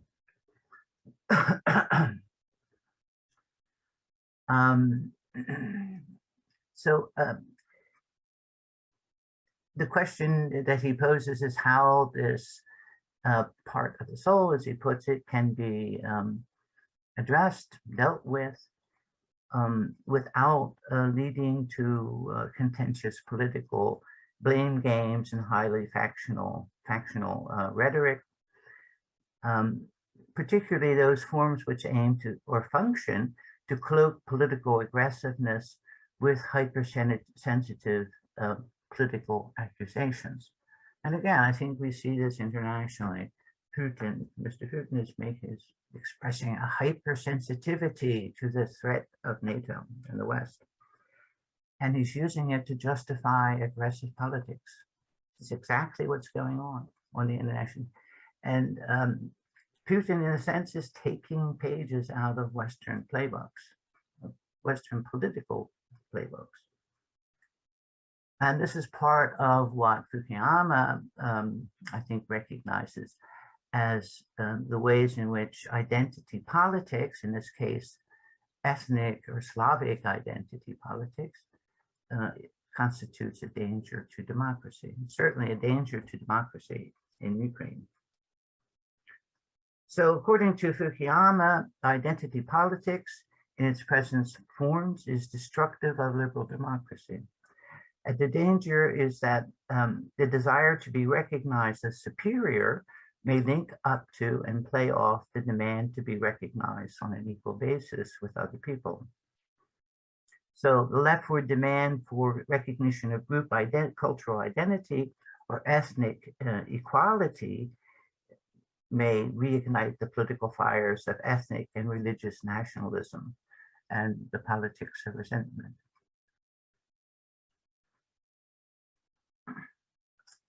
Fukuyama's thesis is that narrow, factional, racial, and ethnic politics, even when ostensibly aimed at greater justice, tends to produce what James Madison once called majority factionalism in response and in opposition.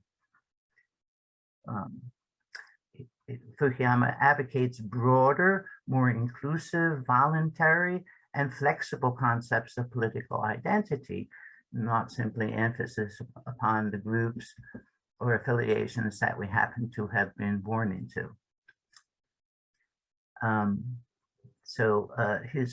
This is a flexible concept of political identity, which is really quite characteristic of American society historically. As, for instance, the voluntary formation of the congregation, which is a tradition that Dewey was brought up in. Okay. So briefly, a bit on George Packer's critique of what he calls just America. And this is the American narrative and practices of the identitarian left in particular.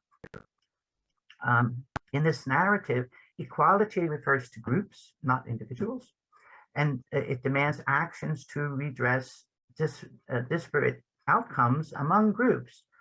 The word for this being equity, which is very prevalent. In fact, according to Packer, this often amounts to new forms of discrimination, or we might say new forms of political favoritism, because particular ethnic or identity groups are recruited, in effect, as constituencies of a political party. The commonality is that these identity groups are typically capable of higher levels of unified activism, and they see themselves as underrepresented, disadvantaged, and/or oppressed. The focus on equity or equality of outcomes for groups is typically so strongly emphasized that the intentions of other people, including the intentions or purposes of a law, receive no recognition or attention, very little attention. Instead, they're reinterpreted as instruments of oppression, if in fact given policies result in inequalities in outcomes between different groups. But this emphasis on equity is in fact a negation of traditional American emphasis upon equality of opportunity. If we give that up, we're giving up something very serious.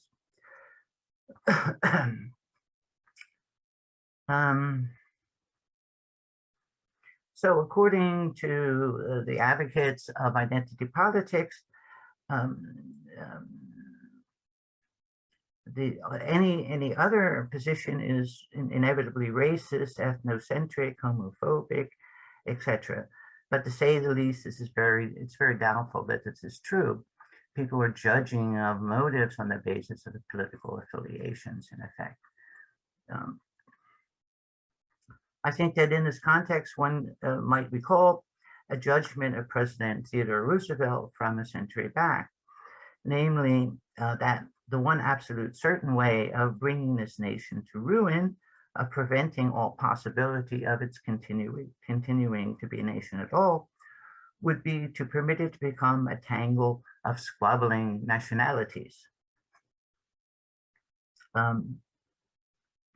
I think we have a more sophisticated concept of ethnicity subsequent to President Roosevelt, and we accept hyphenated Americans so long as the hyphens bind us together, in a phrase from Dewey, I believe, and do not separate us into a tangle of squabbling nationalities or other squabbling groups. But this is exactly the tendency towards divisiveness that partly arises out of identity politics. I think Teddy Roosevelt's early 19th century, 20th century progressive judgment, in fact, reflects the prior wisdom of President Lincoln, when he said, I believe in 1858, a house divided against itself cannot stand. Particularly, it cannot stand if the nature of the divisions prevent political reaffiliation, negotiation, realignments, and so forth. And that's exactly what identity politics does. It prevents realignments between individuals and particular groups.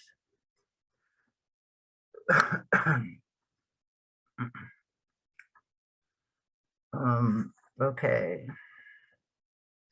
In consequence of identity politics, it would appear that any personal career or ambition in terms of the narrative of just America is now to proceed via primary loyalty to one or another disadvantaged identity group. And these kinds of things are being instituted in the state universities in terms of requirement that people write an essay on inclusion. If you reject this kind of idea, you're excluded in effect on political grounds. This has been, similar things have been going on for a great long time. In any case, it's very doubtful that the alternative narratives or people in the US are ever going to accept this kind of idea. So it suggests a permanent divisiveness. Short quotation from Packer. The dead end of this just America narrative is a tragedy. The country this country has had great movements for justice in the past and badly needs one now in view of our growing inequalities, for instance. But in order to work, it has to throw its arms out wide. It has to tell a story in which most of us can see ourselves and start on a path that most of us want to follow. If we can't, that's the political basis of movements towards justice. And if we exclude half the population on the basis of some sort of guilt by association or historical wrongs, then we're never going to get to that point, which may, of course, be fine with great industrial concentrations and big money, whoever else, who doesn't want to see anything change. That point leads to, naturally, to the suspicion that the adoption of identity politics in corporate media and in the corporate world more generally is a kind of divide and conquer against the rest of the country. So I have a section here on the thick and thin of human dignity, in which I go through European and American treatments in law, in particular in constitutional doctrine, which is a sort of detailed analysis of the usage of dignity. So dignity appears in the German Constitution, for instance, the Basic Law, but also in the South African Constitution and the constitutions of India, Italy, Ireland, Japan, and Israel. It's also in the Charter of Fundamental Rights of the European Union from the year 2000. The idea is that human dignity is inviolable, it must be respected and protected. But the concept of human dignity receives precise definition in none of these documents. And in consequence, it doesn't, although it's supposed to work in some fashion as a basis or justification for human rights.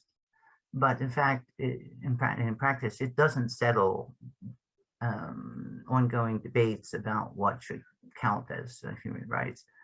In particular, the right of the unborn is left behind. And no European court has been willing to rule on this issue, so far as I know. So there's a thick and a thin of human dignity, and thickly considered with, say, for instance, within each European nation, it gets a slightly different interpretation, right? Whether you're Protestant or Catholic, or it's North or South, or whatever. And what is supposedly unifying, it doesn't really do much work intellectually. It sort of works sometimes as a kind of wild card. In fact, in many European countries, it's very easy, in contrast with the US, it's very easy to change the constitution. Sitting parliament just votes on it, and that's the end of the story. So in which direction are you supposed to change the constitution? Well, in the direction of furthering human rights by reference to the concept of human dignity, but human dignity cuts very little ice, actually. So it's just sort of a wild card. So that's the way I say it. There's very little of human dignity in the American Constitution whatsoever.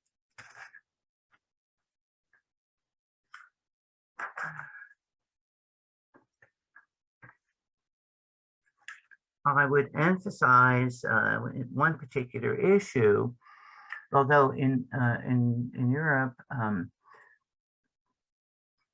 speech that in the US would be protected is often subject to prosecution. And in my view, I've lived extensively in Europe. In my view of the matter, this reflects the differences in the way in which European societies are put together, in contrast to the way in which American society is put together.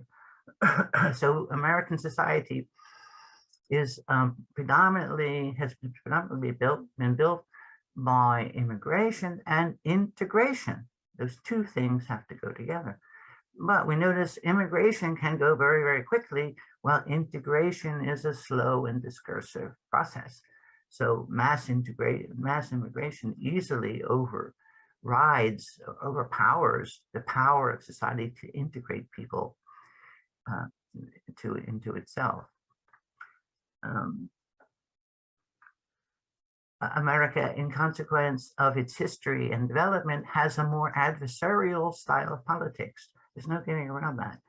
We're not all exactly or ethnically the same, and there are evident conflicts on this side or that side.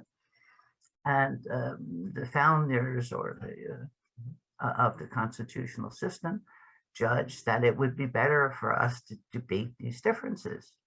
So we have a very wide protection of freedom of speech, which in light of, in the wake of identity politics, is in fact being suppressed. And I think this is adoption of this restriction on freedom of speech is pernicious. Either it won't survive or American society won't survive. We need it that much. There's no way, there's no substitute. So that means by implication that we cannot totally accept the hypersensitivities of identity politics, which in effect forbid discussion of certain topics or issues. We can't do it. It just will not work. Because it prevents the knitting together that we need in order to achieve integration. So e pluribus unum is not a final goal to be achieved. It's a long-term process. It's a continuous process. And the more immigration we have, the more we need this process. Fukuyama does take note of a major division between dignity understood by reference to liberal individuality, individual self-development and self-realization, as contrasted with the dignity of collective or humanitarian identities, whether religious or national. He argues that by means of progressive democratic conclusion, liberal individualism has, quote, involved in a collective direction, such that the two strands ended up converging in surprising ways. But I suspect they're also currently bouncing off each other.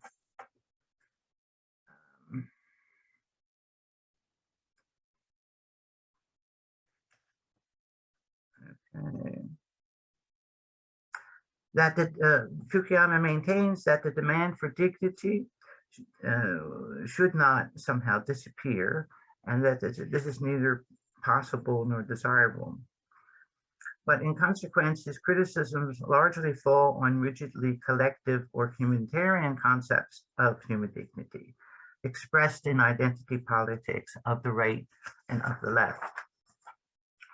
And he briefly considers Samuel Huntington, who has already been mentioned, and his last book, Who Are We? And the point here taken by Fukuyama it is contained in this passage. Would America be the America it is today, Huntington asked, if in the 17th and 18th centuries it had not been settled by British Protestants, but by French, Spanish, or Portuguese Catholics? The answer is no. It would not be America. It would be Quebec, Mexico, or Brazil. And these are fine countries as far as I'm concerned, but we're not them. And I don't think we should try to be them. That doesn't make much sense. So this reflects on the nature of community, which is our general topic, of course. And the importance in the American context of the self-formation of community and communities over time, and the changing configurations. These things are very important. Much more important they are than they are for instance, in a country which is substantially a cultural monoculture, and in which people are much more settled in their particular places, or this is part of the contrast that I experienced between living in Europe and living in America. It's important to note that the Americans take off from one end of the continent to the other. They started with immigrant backgrounds, and they continue moving around once they get here. And people will move all the way across the country or from north to south in order to get a job. And after a year or two, they're completely settled in. There's no problem. My final point, if I can just take a moment. So my final emphasis I want to place on the limits of economic globalization by reference to the domestic dislocations and discontents it tends to induce.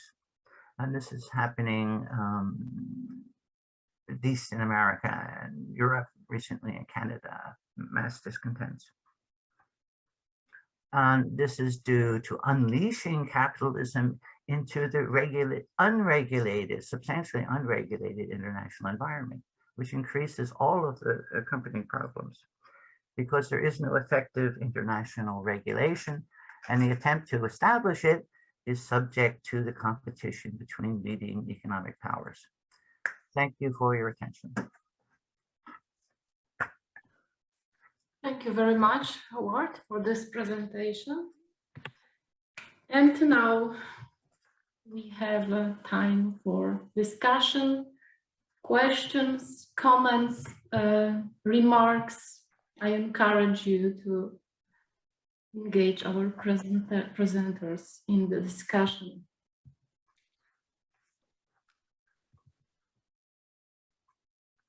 Yes, just, I have had to unmute. Yeah. Well, that was an auspicious beginning, Katarzyna. And I want to thank all the speakers so far, and Professor Lisowska, if I pronounced your name correctly, for bringing in the Native American perspective, Professor Boyles, for a really fine and nuanced discussion and updating of Dewey's views. I deal with individualism, old and new, in my own talk tomorrow, but you focused on quite different aspects of it, and I appreciate what you've done. Howard, it's good to see you again. And I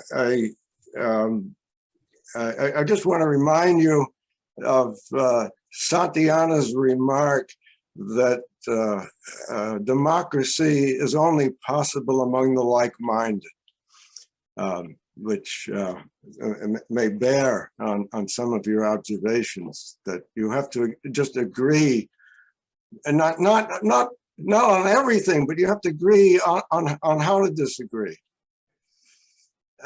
It's Professor Calleros talk that I just have some questions on. I thought it was interesting that you went to the U.S. Census as a way of designating ethnic groupings. I don't think you meant to do it as a final way, but the one thing I've always noticed about the U.S. Census is that the only group that is designated by ostensible skin color is white, and that's such a broad. I mean, you in your parenthesis said, well, what it might include, but I mean, there are lots of problems with that designation. Jewish Americans especially have the difficulty being thrown in with a designation that is most often used by the white supremacists who are have as much hatred against the Jews as they do against the foreign invaders and the blacks. It's also, you know, the history of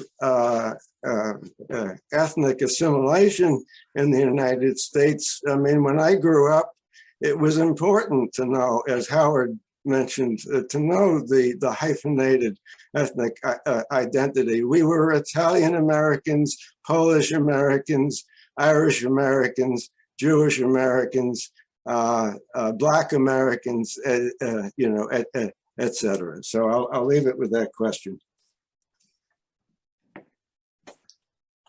Yeah, unmute. Okay, can you hear me? Yes, just briefly to reply on the need of commonalities in democracy. I totally agree with the point you take from Santiana. And in effect, that is the importance that I attach to the theme of integration. Okay, so we don't practice forced assimilation, or predominantly not in the US, and we don't need this here. But we do, the traditional idea is that you put the policy premiums, the benefits, upon integration, not upon separation and maintaining difference. So that's part of the practice of this process of e pluribus unum. If others have some replies, perhaps, but I have another question, a different question.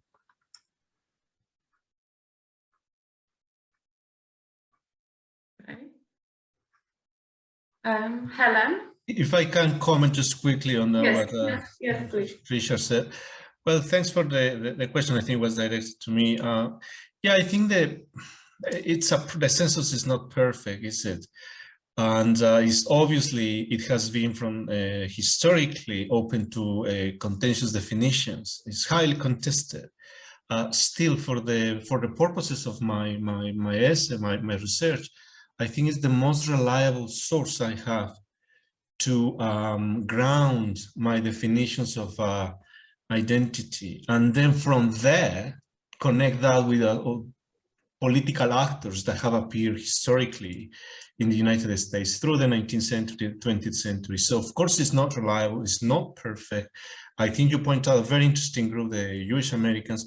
They will be bound together with a group that is just monolithic, and it's actually not. The history of Euro-Americans or European groups in the United States is also problematic. The history of Poles, Irish Americans, Stellan Americans, they show that. However, I don't want to get distracted by those problems, but I acknowledge the difficulties that using the census carries. And I also acknowledge the problem of using the term loaded terms. And I think the idea of racial structuration is just immediately taking me in that direction. And that's why political science is not using that. So I have to look at anthropology to understand that concept better. But there is a further problem, and I think is the notion of minority. I have tried openly to avoid using that term, because I think that actually obscures the problem that I want to understand, which is the extent to which either authoritarian or oppressive practices have existed in the United States, despite the established acceptance of the US as a democracy.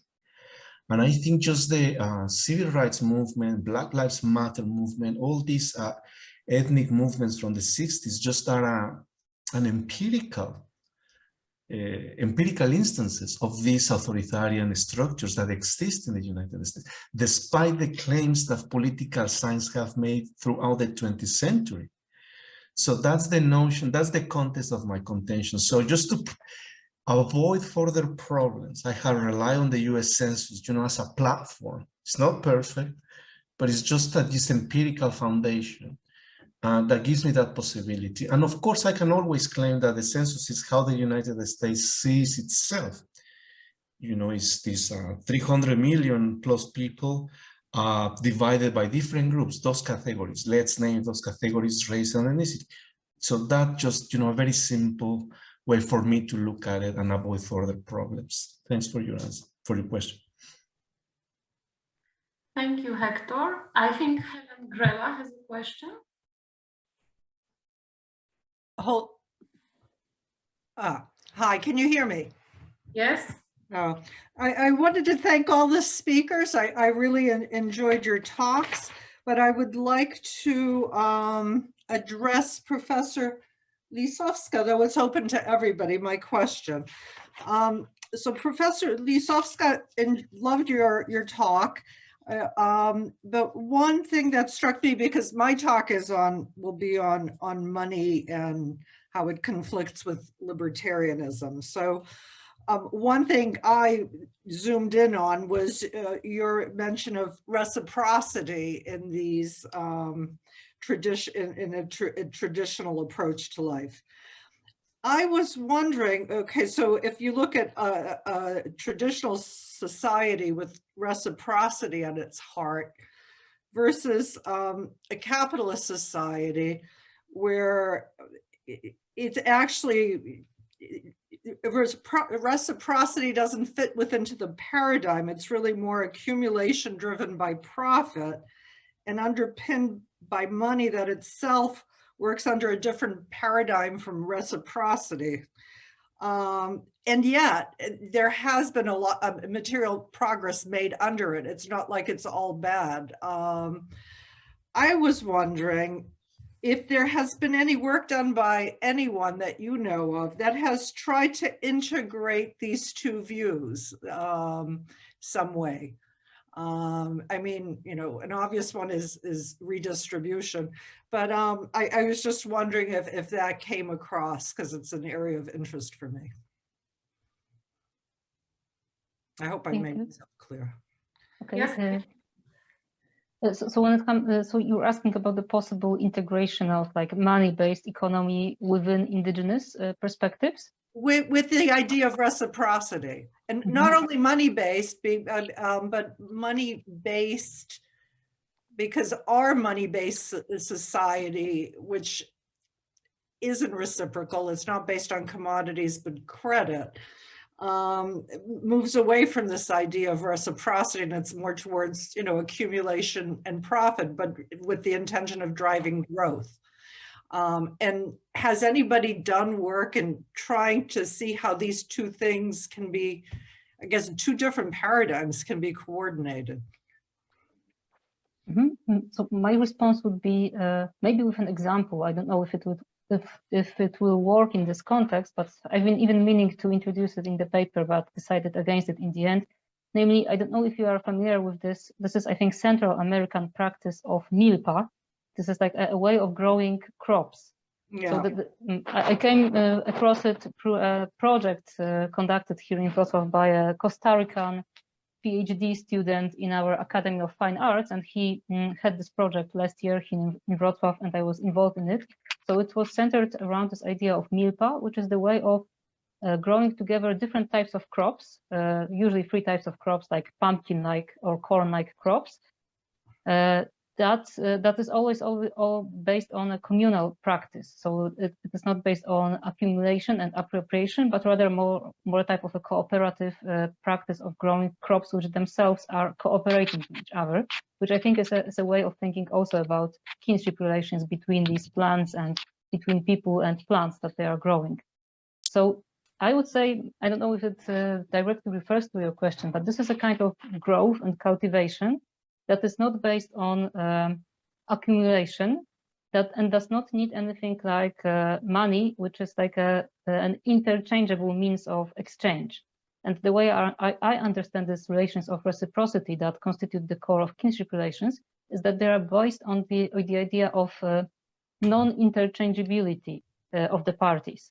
So in these kinship relationships, there is nothing like a universal, or at least it is not needed, this universal medium of exchange. Maybe it can fit within these relationships, but it would have to be used based on this idea of kinship, but it is not a foundation upon which we should build. And in a similar way, this kind of milpa practice is also, as far as I understand it, based on this type of cooperation that consists of a network of plants and human beings, different communities jointly cultivating something that they need in this exchange of services, so to speak.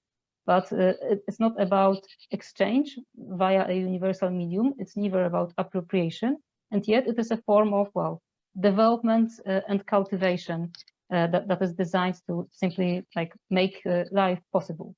I get that, but doesn't that result in a pretty static society? I don't think money's all bad, and so I'm searching for that place where you can combine the two, because you have either these primitive reciprocal societies, and it can be not primitive using things today, but I still don't see where the dynamism. Well, the dynamic is, for example, in this idea of a spiral that moves ahead, but in a slower movement that's not consist in a strict cut from the past.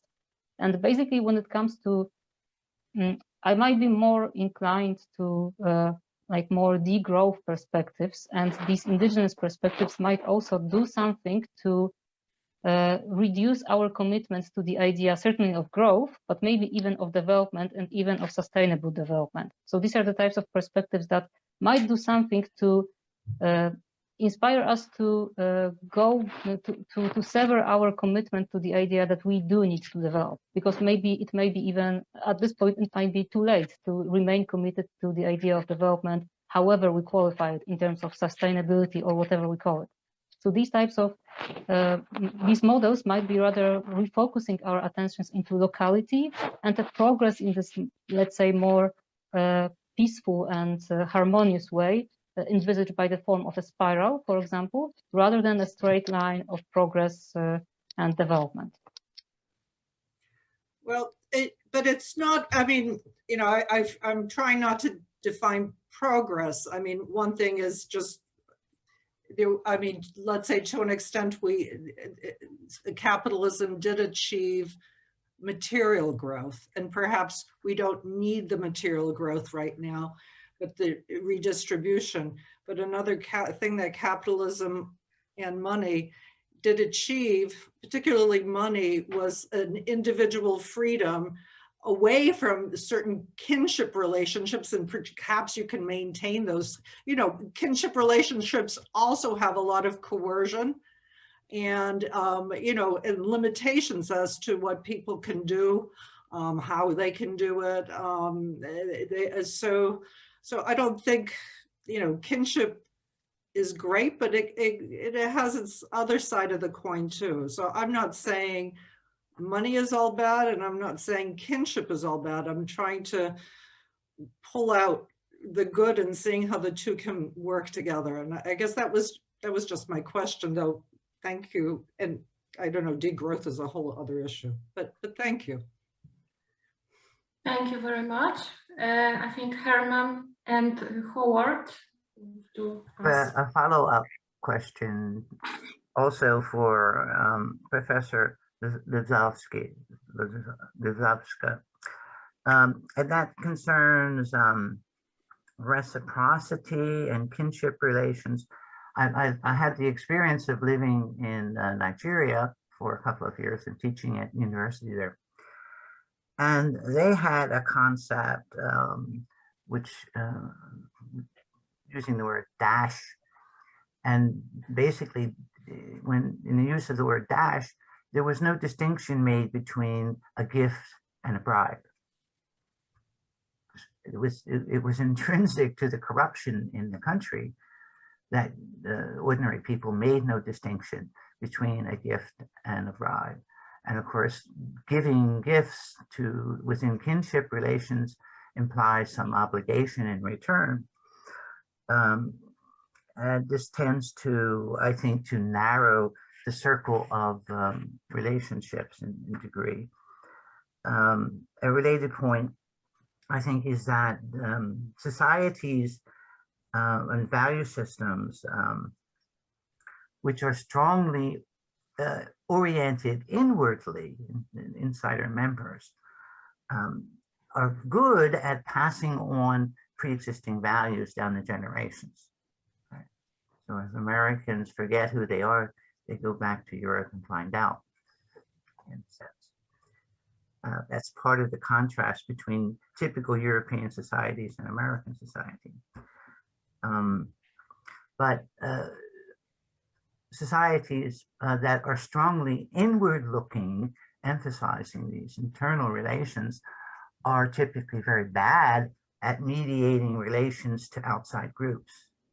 And that's evident in the history of Europe too, in the history in which Europe almost destroyed itself twice in the same century.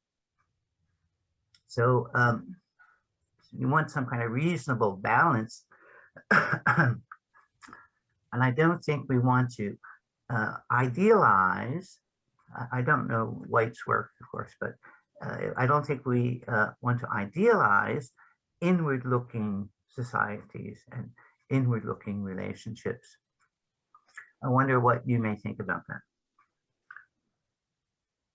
Okay, thanks a lot. So I'll just quickly say that this, as far as I understand, these kinship relations are characterized by a number of qualities. I focus on reciprocity because it features most prominently in White's discussions, but he also describes other types of qualities such as accountability, trust, mutuality, consent, etc. So it is a whole ethical package. So it's not just I scratch my back, you scratch yours. So in that case, this ethically charged idea of gift, I think it's very much different than a bribe. Because, well, if only because it doesn't function only in a human context, but also is supposed to function between different types of beings. And it's difficult to say whether the very idea of like bribing a water pond to continue to give us fish would be at all meaningful in this context. And the second thing that I would like to say is that I'm not sure if we could say that these types of societies that White describes and that I have tried to present here can be described as inward looking, to the extent that they are all about going beyond the human and about creating these kinship relationships between different beings and also between different groups of peoples. Like I said, it seems to me, as far as I understand, that White said that indigenous peoples were ready to establish kinship relations with colonialists, but the colonialists didn't cooperate on the basis of kinship relations. So these communities were not inward looking in the sense that they were inherently hostile to the newcomers. It's just that the relationships did not work out on the basis of kinship as would have been expected by these indigenous communities. So I'm not really sure whether we, this is obviously not to say that, and also neither does White say that these communities were pristine, but I'm not sure if we can like accuse them of being inward-looking, conservative, and closed. And I think it's quite important to emphasize that the idea of kinship is supposed to be an ethical idea. Whatever other pathologies may have occurred in such communities, the very idea of kinship is supposed to define a kind of an ethical ideal from which the different types of wrong types of relationships could be criticized rather than condoned. Thank you. Herman? Yes, I greatly appreciate the presentations of all the other speakers. I wanted to respond to Helen's question, and if I understood it correctly. It is John Rawls' difference principle that does in fact address the issue of the notion of progress and the redistribution of funds. The idea that any policy developed by government or other agencies should be to the advantage of the least advantaged. And developing that, then you can have progress. You can also have differences in income, etc. But it's the most disadvantaged that have to get the greatest advantage from that process. I served on, or was invited to serve on a presidential commission dealing with income maintenance under LBJ, and then, interestingly enough, Nixon. And the idea there was very much like this. We were experiencing even then great inequality. Now it's even greater in the US. And the idea was to try to provide a guaranteed annual income for every person in the US. Obviously, great difficulties in doing so in the US because of the differences in state policies, the differences in political views. And even though it was difficult there at that time in the late 1960s, early 1970s, it seems like it's probably impossible now. But I think Rawls's difference principle is one way of approaching the issue that Helen raised. But could I respond to that? Yes, Sure. Helen, Since I've spent the last 3 years of my life with Nozick, among other things, not a person I agree with, but he did make some points, and one was, and I know that Rawls wasn't a utilitarian, he was trying to approach it from a natural rights perspective, but one thing that Nozick did bring out was that type of policy would people tend not to agree on policy, so the people that don't agree will be coerced. And I'm not against the policy that you have suggested. I'm actually for it. I'm trying to find a different way at it. My way at it is to actually say that certain structural things in our economy are coercive, like the way money is created or the way capitalism is created. And then you go back to, okay, so let's redistribute perhaps on the basis it was not fair to begin with or something like that. So, so I get Rawls, but I get Nozick's critique of Rawls too, even though I don't agree with Nozick. Yeah, So, that actually helps a great deal. yeah. But the issue, if it's coercion, then almost everything we do in policies and the like has this coercive element. I gave papers with Rawls Yeah, and once with Nozick, yeah, as my children say, 100 years ago. And but I found Rawls' approach much more what you would call progressive yes. than, say, the Nozick approach. No, I totally agree with you, but I think, so I agree with the Rawls, what he wants to do, but I don't necessarily agree in how he does it. I think some of Nozick's critique is valid.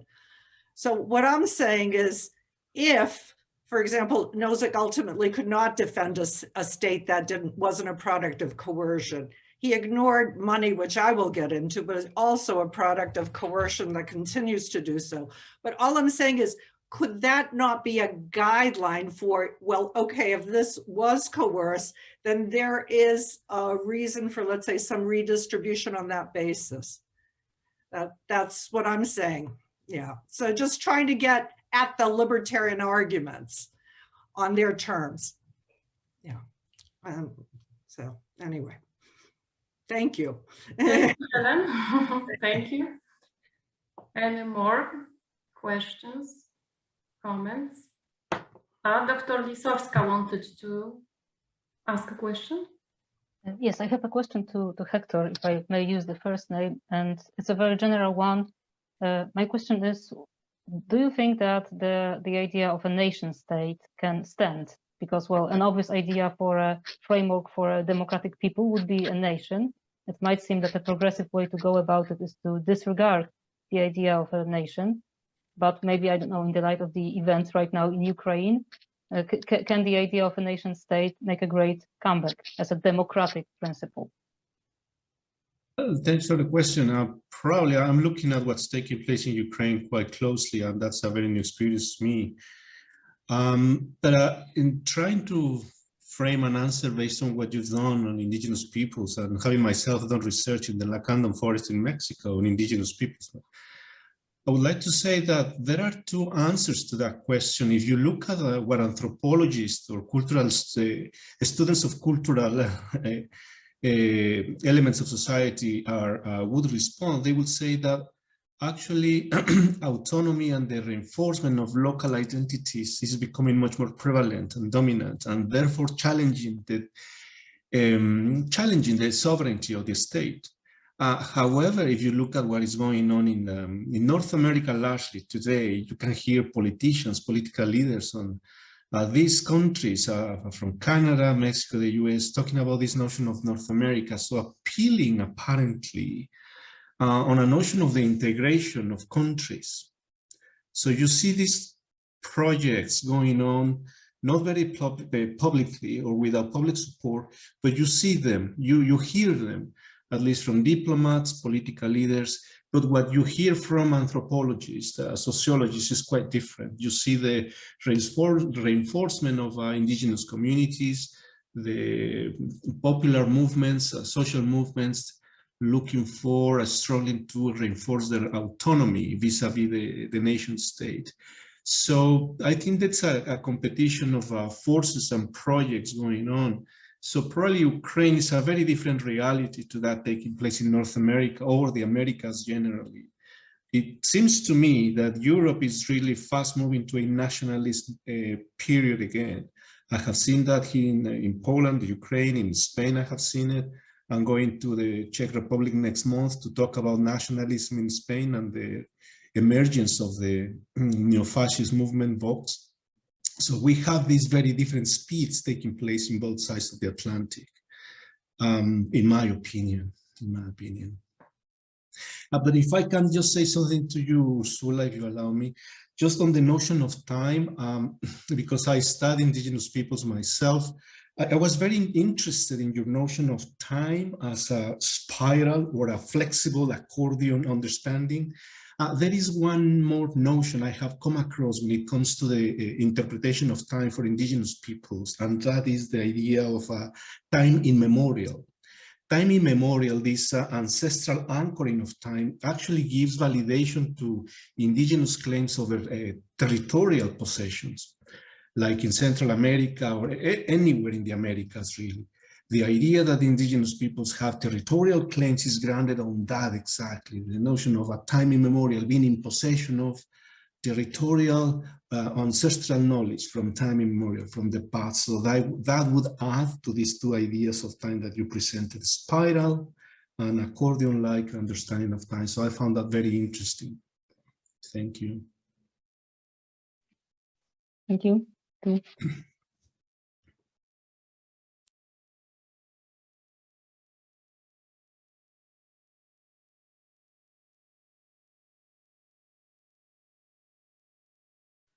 I'm sorry, my microphone was off.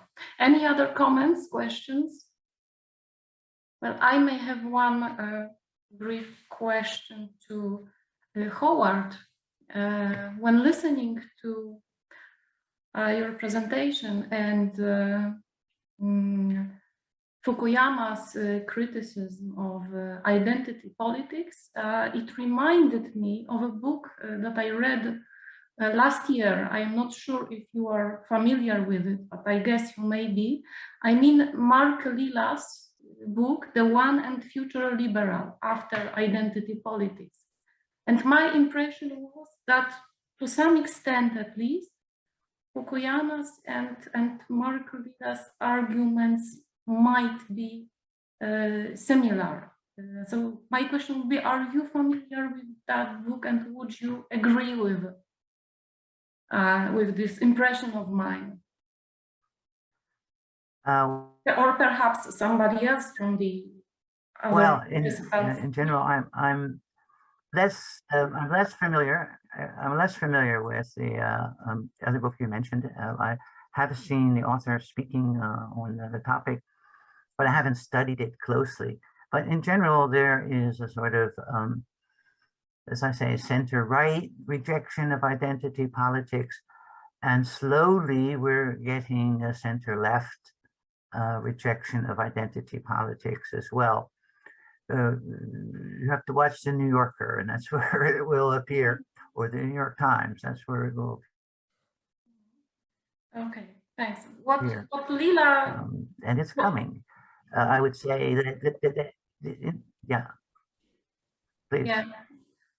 Lila's main argument was that identity politics undermines the idea of citizenship so deeply that in the end it leads to a very serious crisis or dissolution of liberal democracy. That's more or less his general argument. I think that's similar, the point you're taking there is similar to what Fukuyama says about the vetotocracy, that there are groups in American society and institutions, obviously, corporations and government agencies, military industrial complex, universities, and you can go on, such that if you don't belong to one of these institutions, if you don't have the protection of those institutions, then you're fair game for anyone, which is a very undemocratic result. But these powerful interest groups have so much power that they can block anything that's contrary to their interest. And that's what's responsible for the political dysfunction and deadlock that we've so often seen in Washington in recent years.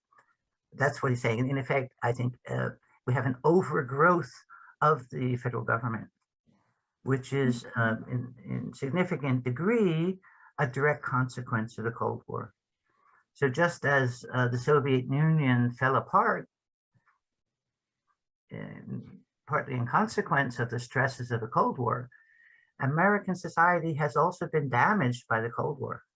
And the specific way in which it has been damaged is the growth of these gigantic, powerful institutions that no one seems to be able to tame. This is what Fukuyama calls vetotocracy, and I think it's an undemocratic result. So Fukuyama is talking about political decay, and he takes Trump as evidence of that political decay. Okay, thank you. But it goes back much further. Yeah. It's the way I see it. Thank you. Other comments, questions? Yes, Martin? I'd like to ask Deron Boyles a question. When Dewey was asked about his idea of utopia, he said a utopia would have no schools. And so I'm wondering what sort of practical inspiration we might take from that when we look at problems in institutions, sort of what Dr. Callaway just said, but also when we see educational institutions pervaded by monetary concerns. I mean, I think it's a direct extension of Professor Callaway's point. The notion that these institutions have grown so vast and so powerful is, yes, a concentration of power, but also a transference of a neoliberalism that has infected all parts of those institutions. So when you talk about colleges and universities versus corporations, frankly, I'm not sure what the distinction is anymore. We don't seem to, in public institutions anyway, understand what a public good even looks like. We don't talk about public goods anymore. We talk about research grants and whether or not we can go up the rankings of the US News and World Report, which is a competitive, comparative sort of element that I think Dewey, this is a stretch, but I believe he foresaw it insofar as his work at the University of Chicago in the lab school, and it's ultimately being closed down in 1903, I think it was, or 1904, was a direct result of early versions of this, like an administrative fiat that wanted to clamp down on the openness of investigation and creativity, and a student, not student-centrist orientation, by the way. I think that's an extraordinarily overly used and incorrect interpretation of Dewey. He was not a student centrist, he was a student interest centrist. It is the interests of the students, the investigations that they're interested in that are communal elements of of our work. And I would link that to the notion of growth. This is also maybe why I would take minor issue, if I may, with Helen's use of capitalism. I don't know what that is. I don't think anybody in the United States even knows what it is. We use the word all the time, but I wonder whether a distinction between neoliberalism and ordoliberalism, or an understanding of the Peleron Society's history after World War II, might help inform what we take to be. I mean, the words, all of these words are sort of stand-in codifications, such that in the United States, we talk about capitalism as though it is the embodiment of free markets, which assumes that free markets exist. And I will repeat, there are no such things as free markets. They are not naturally existent. They are constructed manifestations of positions of power and authority. And they may be necessary and important in some ways, but they are not naturally heavenly dispensed as pre-existent entities. And so I think Dewey would problematize this idea of school somehow being in this quagmire of wanting to defend the idea of public education, but being with him in saying, give up that ghost, because what we have aren't public institutions called schools. They're actually miniature privatized institutions for future preparation work. They're vocationalistic factories for future employment. Now, that's a cynical take on Dewey, but I think it's a realistic one, particularly where we are in the US.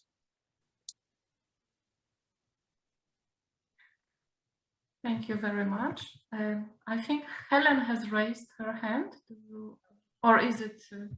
I didn't mean to poke the bear of Helen on that point. I just wanted to bring in her earlier comment. No, I take what you say about, and actually that's a topic I've been exploring. What is capitalism and what is money? Because you need the money as a condition for capitalism, but there are different ways of constructing money. And I think under capitalism, there is a certain way that money has been constructed, meaning that it itself grows, right, is able to grow so that the economy can grow in the instrument it is calculated in, right? But there are different ways of constructing that type of money. And I personally, unlike Professor Calloway, who said it began with the Cold War, I think the bigger issue is the deregulation of the financial markets in the 80s. And I totally agree with you that our idea of capitalism, which as a free market, is a new construction also that was very recent, that came along to an extent with neoliberalism. So very much a Friedman-esque sort of point, and it does strike me that it's not a particularly difficult intellectual point to make to folks to say, if there were free markets and capitalism actually existed in the United States during COVID, Delta Airlines would not be in business. Okay. ... There are lots of other instances where the federal government supported individuals and institutions and organizations, and yes, private businesses, in order to float them to get through the pandemic. Now, I might on a different day argue that's a good thing to do, but it is antithetical to the very idea that the CEO of Delta would otherwise want us to think, which is that free markets operate and that they're a competitive business. Well, they may be competitive and make billions of dollars, but when are they going to pay back the central bank for having COVID money essentially given to them? No, but I think it's even deeper than that, because you have to look at even how the, let's say, corporate law or bankruptcy law, all of those relationships are constructed to have a free market or to have capitalism. And then what you're saying is even the icing on the cake in terms of making the point. But yeah, so I think we agree. Anyway, thank you. Thank you, Helen. Any more questions, comments?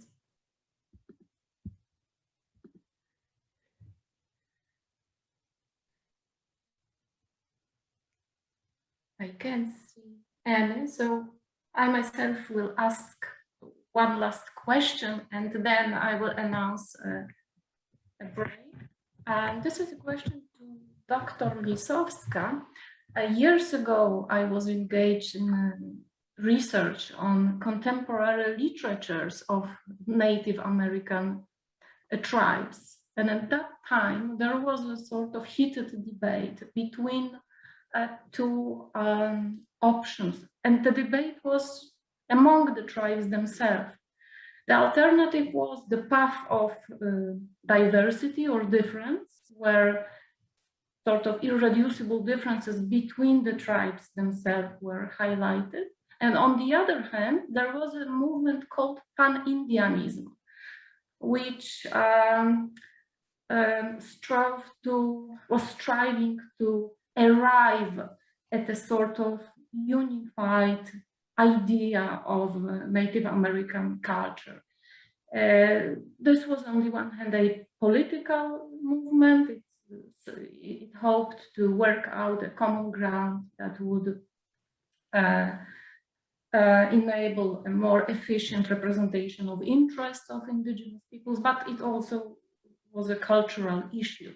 So I do not know what is the situation right now, because that was 15 years ago. I'm very curious.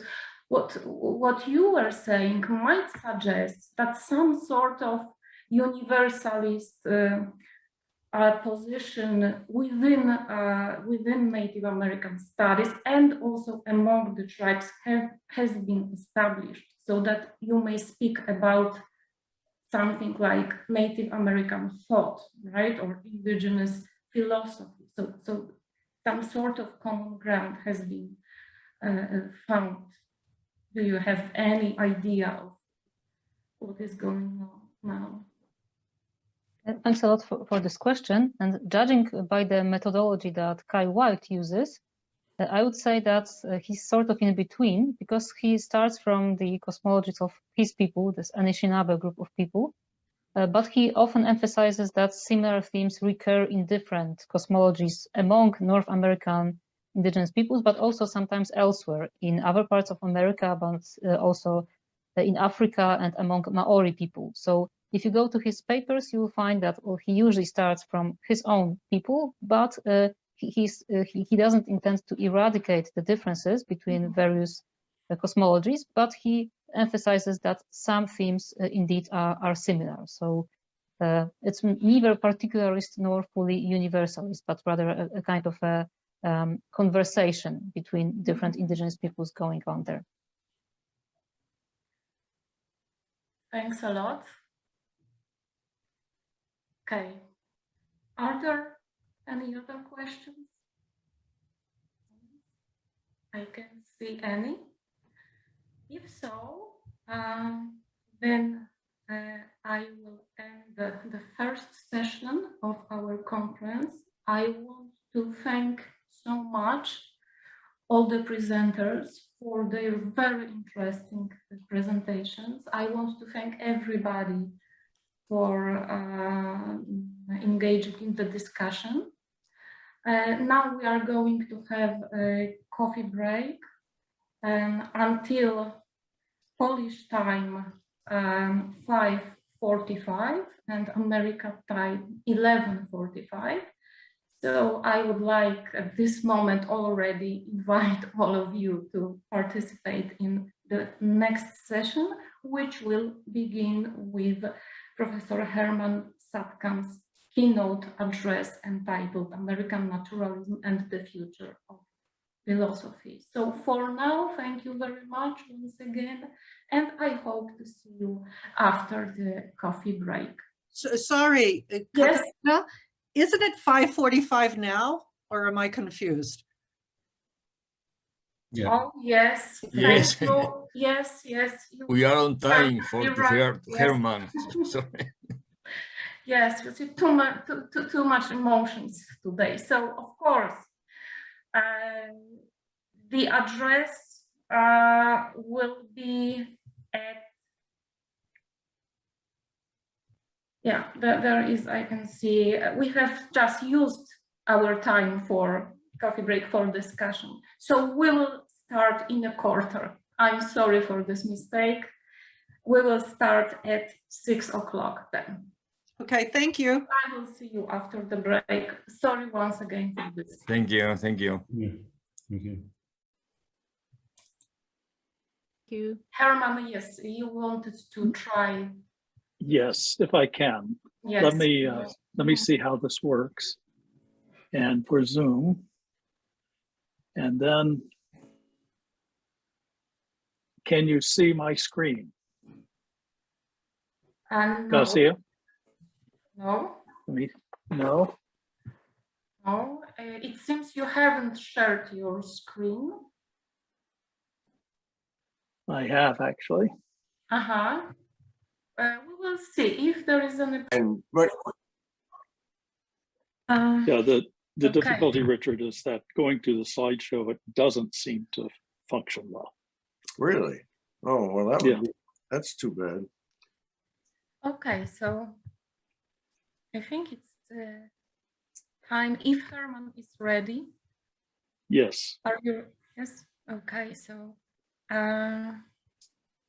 I would like to introduce now Professor Herman Satkamp, who will deliver a keynote address.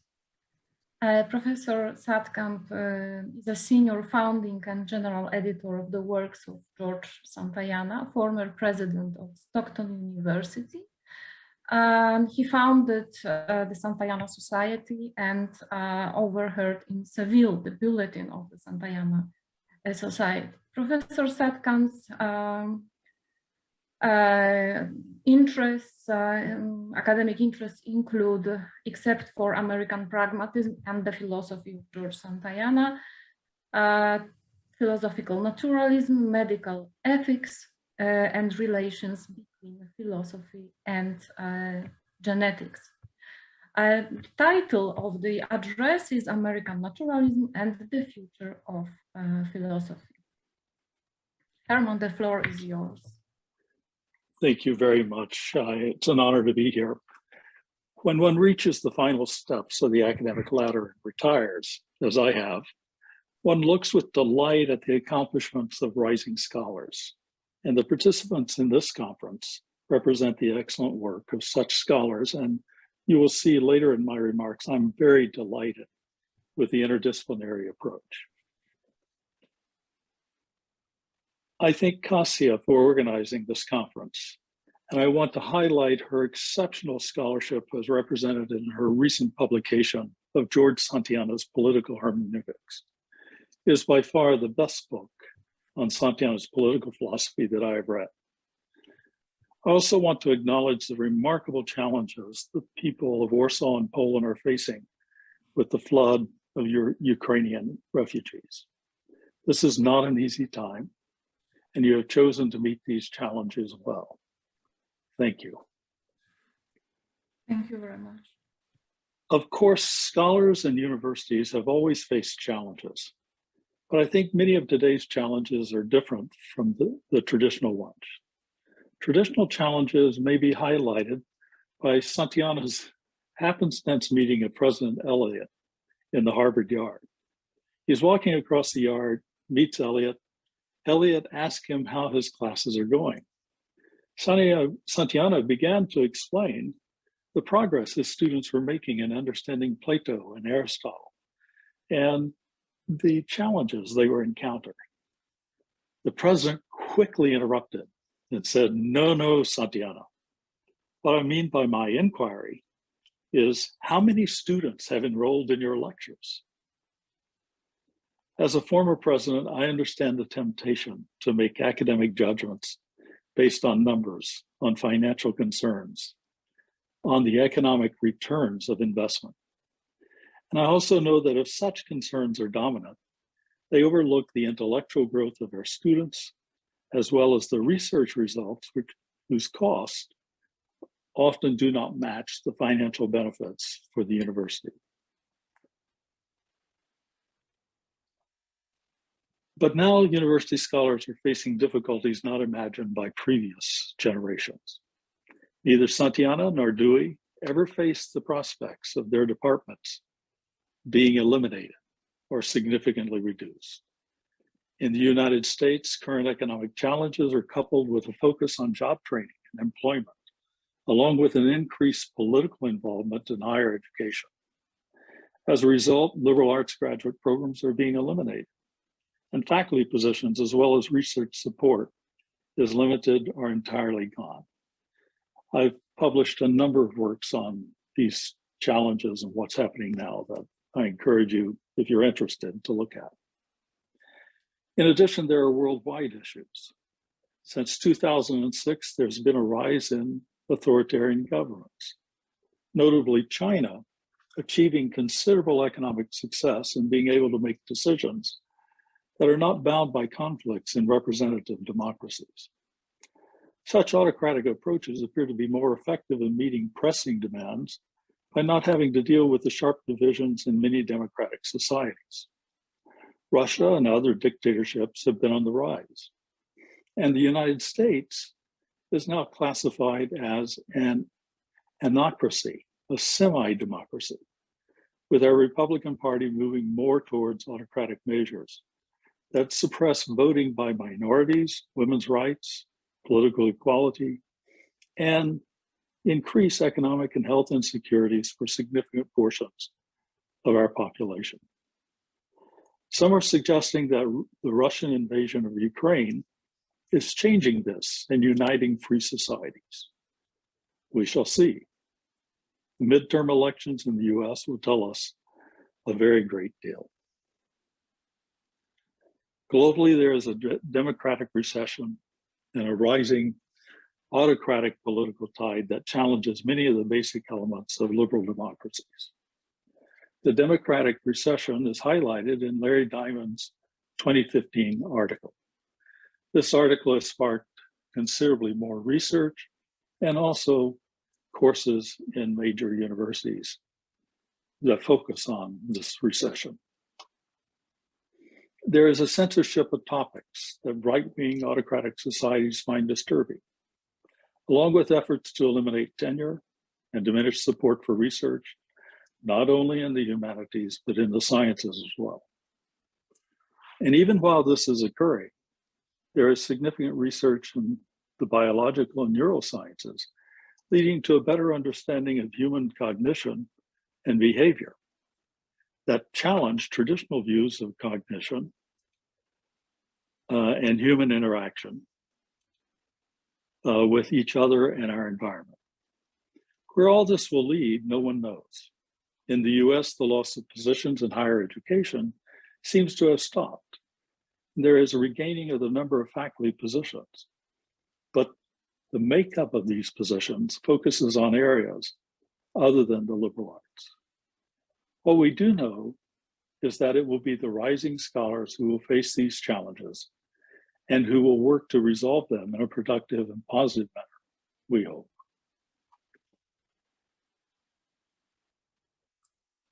Philosophical naturalism should play a major role in confronting these challenges.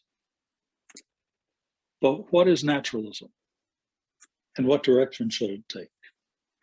Within this presentation, there is not enough time either to describe in detail American naturalism or to map out all the alternatives open to it. As a result, I'll provide only the outlines of naturalism and its possible responses to contemporary challenges.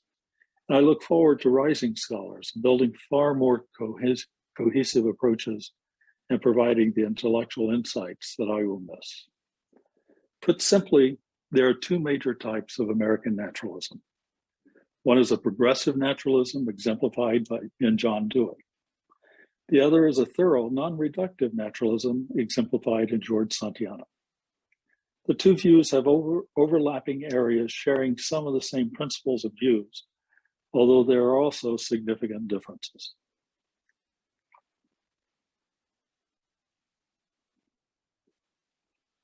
Cultural naturalism views the philosophical enterprise as engaged in society, working to resolve problems that confront individuals, organizations, governments, and human relationships in particular situations.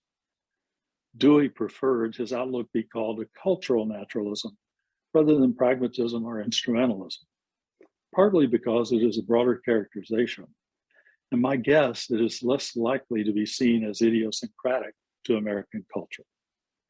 In fact, today one finds a reluctance, even in America, for individuals outside of philosophy to endorse the view of pragmatism or instrumentalism because they seem to be too limited to the practical and what works and are terms of the past that have passed their usefulness in the natural and social sciences.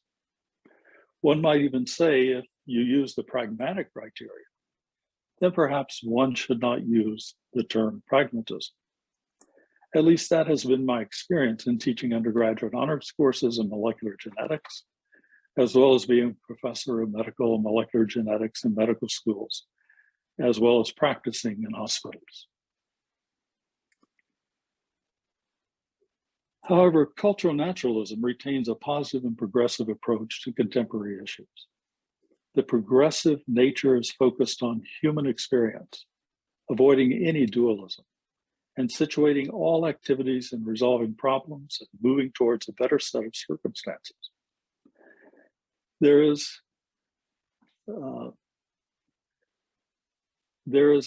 no dualism of mind and body. Rather, the mind is an activity that works to resolve personal and social problems. What one should think of the word mind as a verb in which one minds one's actions to benefit society and oneself. Neither are individuals and societies separated, but they interact together with individuals functioning to build a part of a better society. And for Dewey, democracy is a form of life as well as a form of government. As a form of life, its aim is to create circumstances in which every person may flourish. The focus on education is central to cultural naturalism. Education is seen as the basis for individuals to flourish in society and for society to achieve the best environment for individuals. They are interdependent. One is reminded of the Confucius saying, if your plan is for 1 year, plant rice. If your plan is for 10 years, plant trees.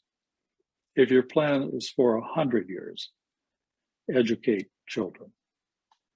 Hence, this form of naturalism is optimistic, suggesting that one's task is always melioristic, always leading to improvement in one's circumstances. Human interaction with natural processes is aimed at producing outcomes that are improvements over what might have occurred. There is the optimism that something better is always possible. A full naturalist is less optimistic regarding human intervention in social and natural circumstances. Humans are seen as animals living in their environment, shaped by their natural circumstances, out of which arise their cultural environments. Although humans and other animals may always try to make things better, there may be some circumstances in which nothing better is possible, and only the tragic lies on the horizon. Some naturalists are reductionists, maintaining that all human activity can be reduced to natural causes. And if we are to understand human individuals and societies, we need to look only at the material and natural conditions that shape our actions, societies, and environments. Santayana is a non-reductive naturalist who maintains that there are aspects of human life and societies that simply cannot be reduced to the material condition. These include art, music, consciousness, and much that makes life worthwhile. In fact, his view of the spiritual life, the life of cultivating consciousness and its values, should be the principal aim for humans who are so inclined as he was. Santayana endorsed the view that each individual should flourish in their environment and as much as possible do so without impeding the life of others. However, he did not think that democracy as a form of government was suitable for everyone and all circumstances. Depending on the natural circumstances, other forms of government may be better. Others shared Santayana's view. In 1922, Walter Lippmann published Public Opinion, in which he advances the idea that most people, no matter their their educational background can be manipulated.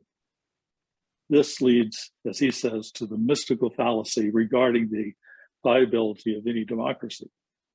Based on this, as he calls, realistic approach, others suggested the best government might be more aristocratic, in which a few well-chosen, well-educated, wise people directed government activities.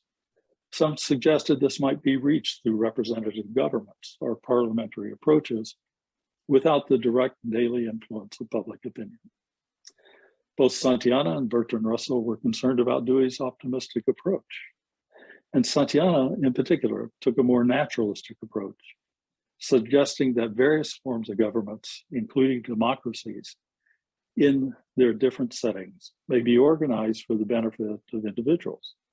But Santayana did not think that a democratic form of government was necessarily the best for all societies, nor does a democratic way of life necessarily foster what is best for all individuals.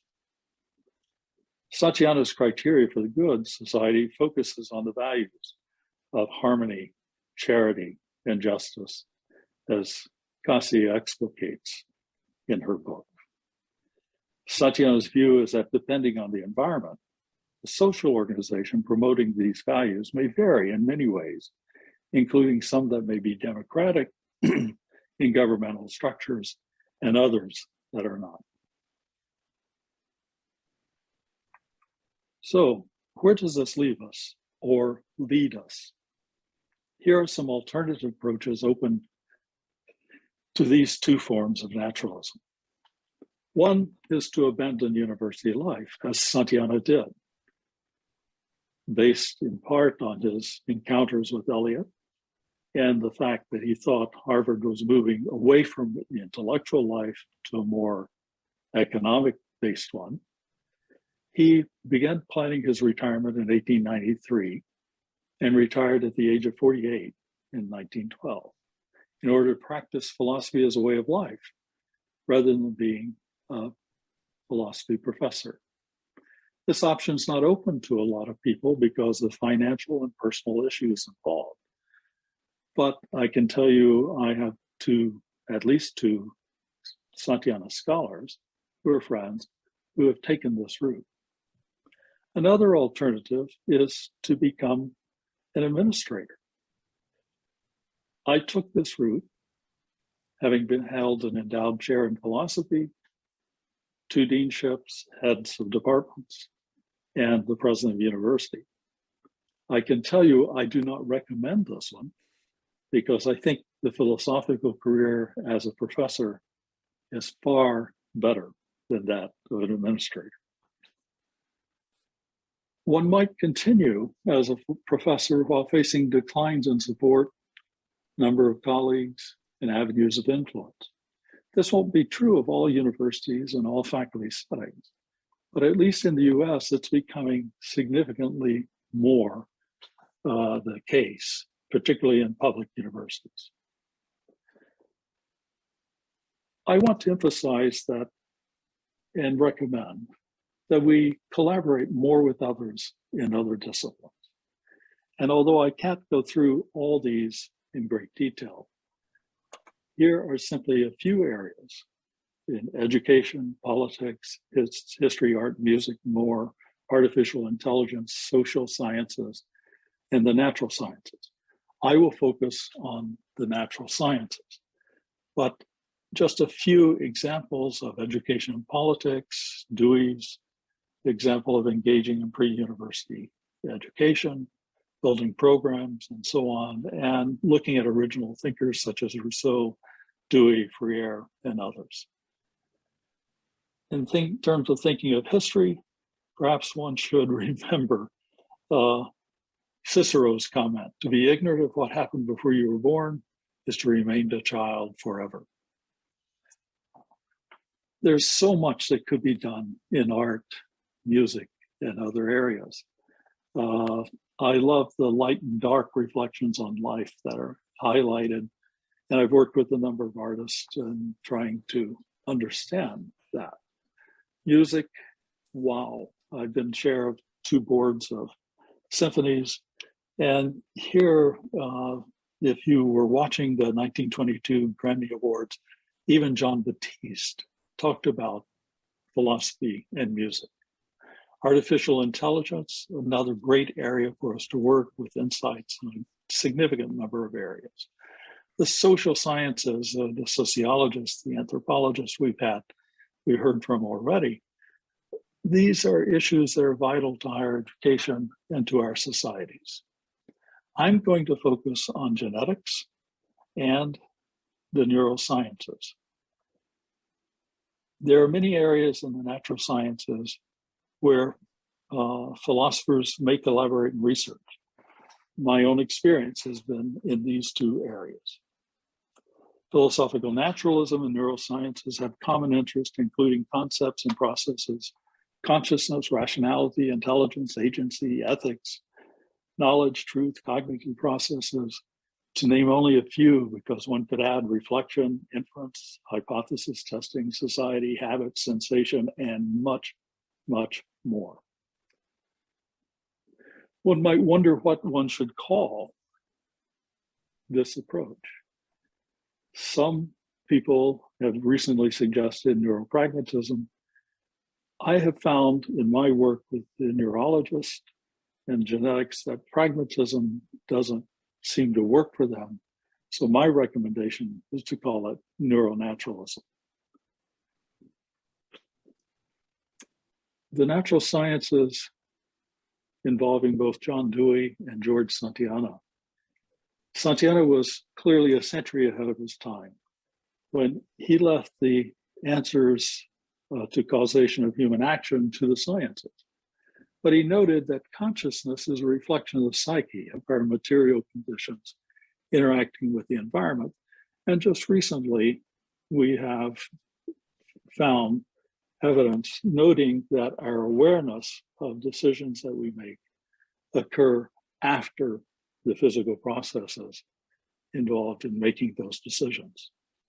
For Dewey, it also is rather remarkable, for he has this remarkable quote, to see the organism in nature, the nervous system in the organism, the brain in the nervous system, the cortex of the brain is the answer to the problems which haunt philosophy. Now, there are many natural and beneficial applications to the neurosciences. And I'm not going to go through these, but they involve work with amputees, stroke victims, Parkinson's disease, and possibility of working with various characteristics like overeating and alcoholism, etc.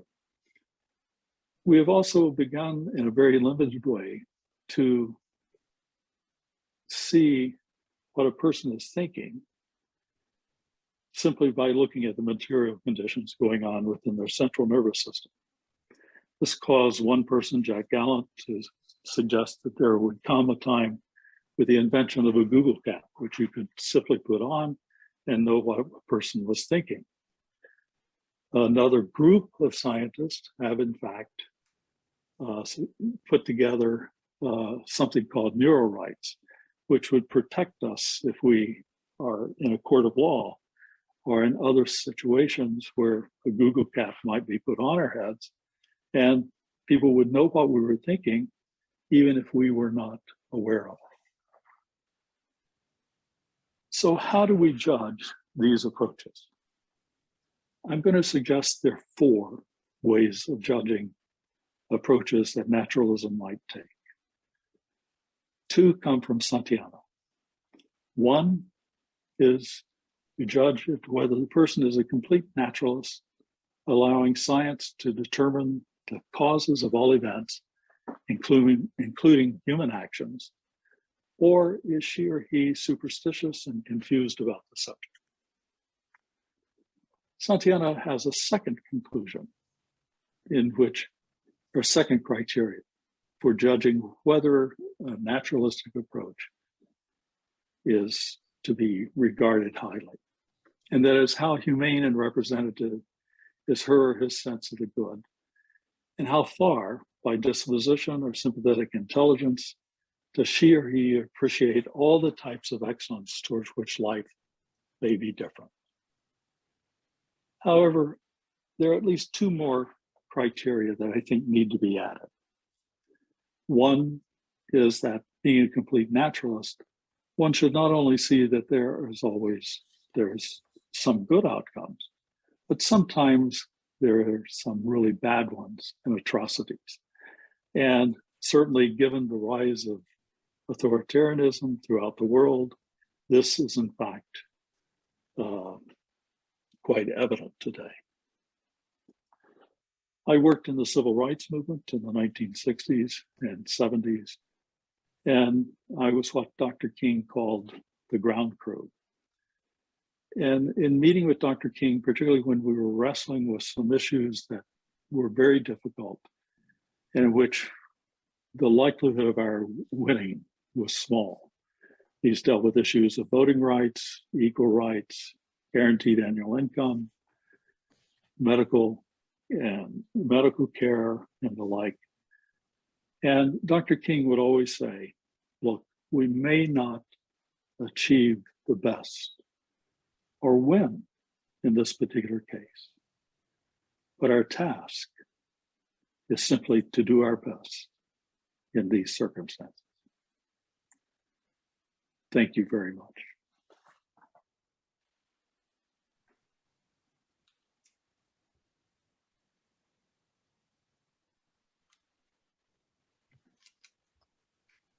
Thank you very much, Herman, for this enormously informative, clear presentation with a conclusion which gives food for thought.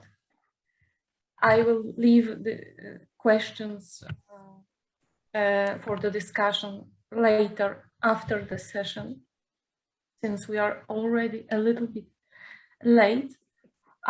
So now we immediately begin the second session, and I will pass the microphone to my colleague, Dr. Lisowska, who will kindly chair this session. The floor is yours. Thank you. So I will have the honor to chair this session, which will consist of two presentations, and the structure will be as in the previous one. So we'll have presentation one by one with time for a very short question. Excuse me, 3 presentations. Yes, 3 presentations. 3. With a, Okay. I heard 2, sorry. There will be time for a brief question after each presentation, and then a joint discussion after all 3 of them, including the discussion about the keynote that has just ended. So my task will be to, well, introduce the speakers, but also to, well, I think, keep the time and to keep things fair. I will take the liberty of sending private messages on chat to each of the presenters in case they are exceeding these 25 minutes, which is, I think, the approximate time of the presentation, but I hope this probably won't be necessary. So in this way, I would like to invite the first speaker in this panel, Cedric Brown, who is the graduate of philosophy from the University of Stuttgart and has since 2019 been a doctoral candidate in the PhD program in the University of St. Gallen in Switzerland. He's working in the PhD program Organization Studies and Cultural Theory and wants to develop a philosophical theory of social growth. So Cedric, the floor is yours. Thank you very much for the introduction, Urszula. So I will share my screen now.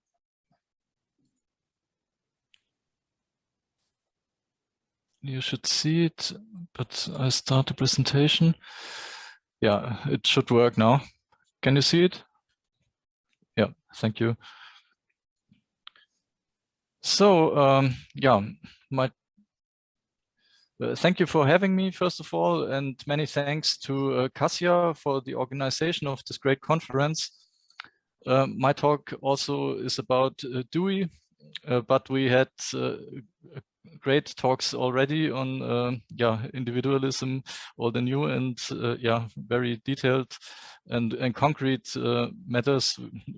My talk will be more abstract. My talk is entitled Inclusiveness Towards a Systematic Account of Deweyan Growth. And my aim is to show that concretizing what I call the inclusiveness of growth is an important task in the attempt to systematically develop Dewey's ethics and social philosophy. And I would like to take a few steps toward accomplishing this task.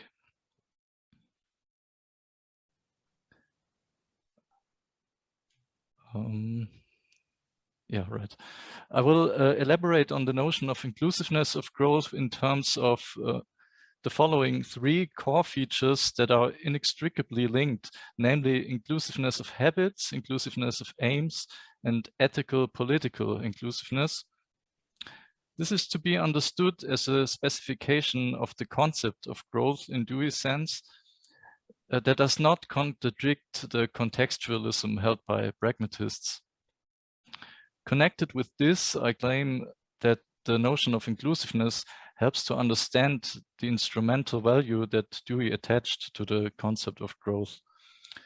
That Dewey did this is not uncontroversial, but as you can see from the quotes on the slide, it is clear that Dewey considered growth something like the best good, also in his metaphysically reconstructed sense. What is undeniably, however, is that Dewey repeatedly speaks of growth as the ultimate goal of human endeavor, or as an ideal that reminds us of the concept of the highest good.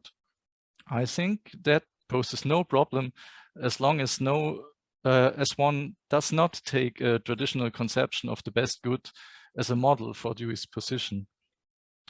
Some concerns are directed at the supposed teleological assumptions associated with the concept of growth.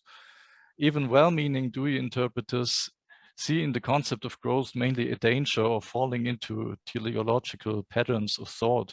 For instance, Gregory Pappas in his book on Dewey's ethics, or Axel Honneth.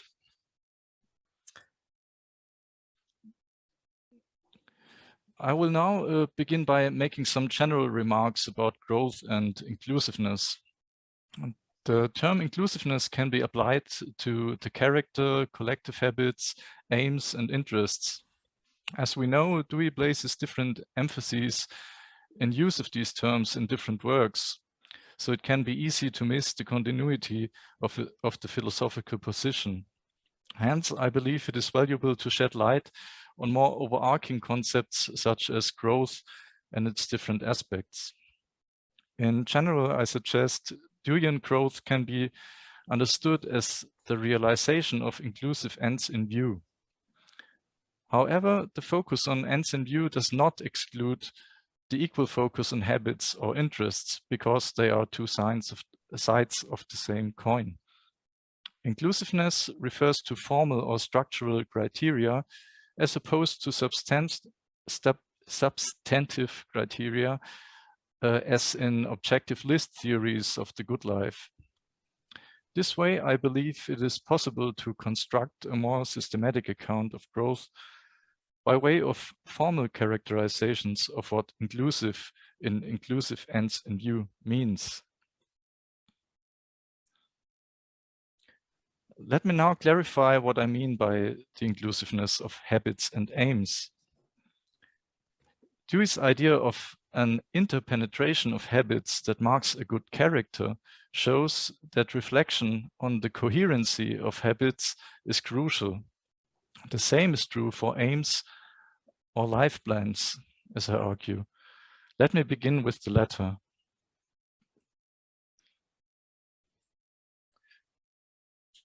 In general, we can say that there is a reciprocal relationship between concrete action goals and more general goals, say long-term goals, general life goals reflecting the personal idea of a successful life, and so on. Dewey and also the Aristotle scholar John Ackrill have provided examples for this. The basic idea is something like this. A course of action can be described in various degrees of generality, say as the life process of a tiler laying a tile floor, cutting the tiles, etc. More concrete partial actions, such as cutting tiles, are phases or aspects of the life process. The indirect goal of securing one's livelihood is accordingly realized through these same actions, because there is only one life process and no actions besides it. In order to form well-founded judgments regarding one's conduct of life, considerations are necessary in which individual striving goals, desires, and inclinations are reflected in the context of broader life goals and the overall life design. In this sense, the whole has a formative effect on the parts and vice versa, whereas the parts are individual actions and specific desired goals.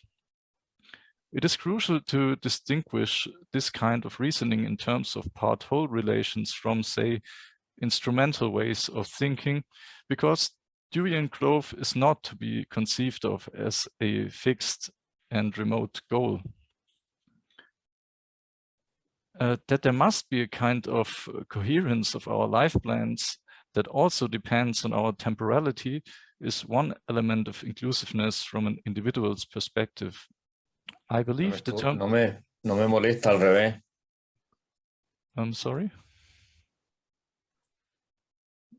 Someone spoke.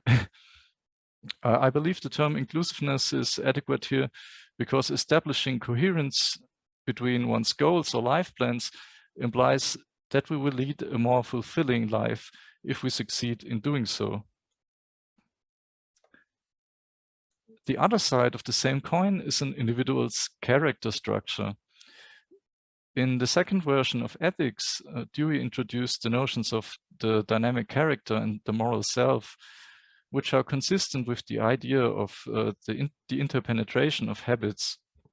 With these, we have further Deweyan concepts that involve the ongoing readjustment of habits through habits.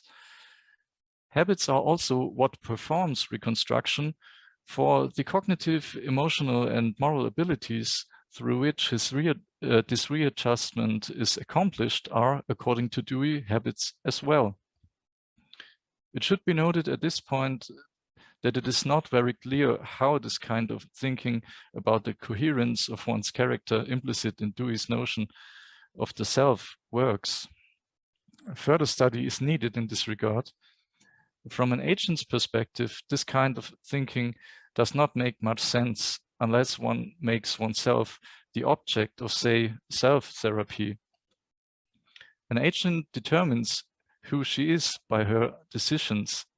Here Dewey sounds quite existentialist. In the literature, there's some dispute about the sense in which growth is a goal and the extent to which it should be pursued consciously. Sandra Rosenthal, for example, argues that growth is not meant by Dewey as an end in the proper sense. That is, quote, not as an end to be attained, end of quote. I partially disagree here.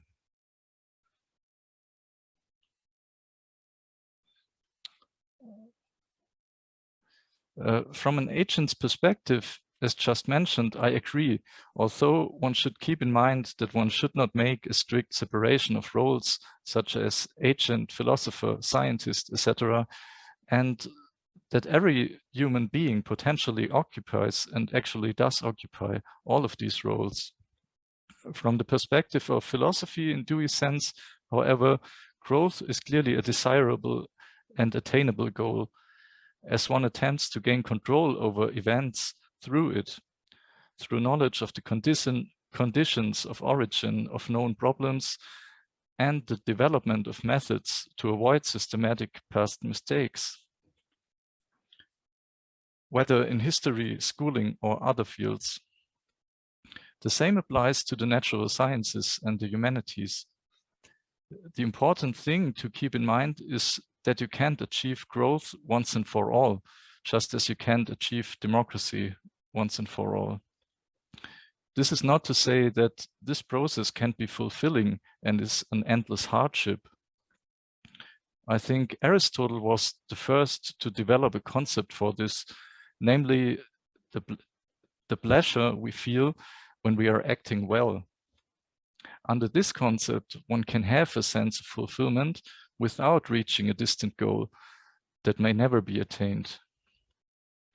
From a philosophical or scientific point of view, reflections on the coherency of one's character is about discovering the conditions of personal and social growth and the possibilities to achieve them. Dewey took the example of overindulging a child to show how growth can be hindered by acquired attitudes. Spoiling a child by overindulging is one example of continuity working poorly. Overindulging, Dewey says, quote, sets up an attitude which operates as an automatic demand that persons and objects cater to his desires and caprices in the future, end of quote. To determine more concretely which character traits interfere with each other and which are compatible is the task of psychology, but of course also of ethics. But in this respect, ethics, as Dewey understands it, is in turn dependent on psychological and maybe sociological research. To the best of my knowledge, the work of Erich Fromm may be considered the most detailed attempt to date to develop such a theory, combining social philosophy, ethics, and psychological research. I believe that it would be rewarding for further studies to examine in detail the connections between Dewey and Fromm. As we know, Erich Fromm knew several of Dewey's works, but he was also critical of Dewey. But let me now skip to the next part, which deals with ethical political inclusiveness. From a Deweyan perspective, we can say that the relationship between individual and community is steadily reproduced in the choices we make. Whether the result of these choices is good depends entirely on whether these decisions are made by participants in a true or authentic community. I will explain the term in a second. How exactly a true community is to be understood, however, emerges from a mixture of Dewey's metaphysics of experience and the foundations of pragmatist ethics. Both are found in combined form in Dewey's concept of growth.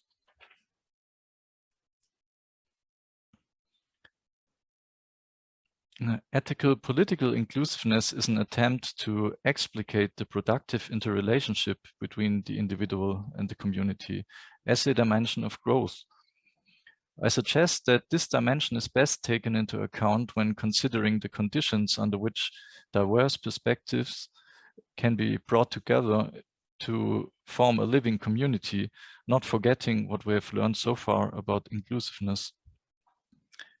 As a dialectical thinker, Dewey rejects both a one-sided focus on tradition and community in an essentialist sense and a one-sided focus on individuals understood as being independent of society with innate rights and characteristics.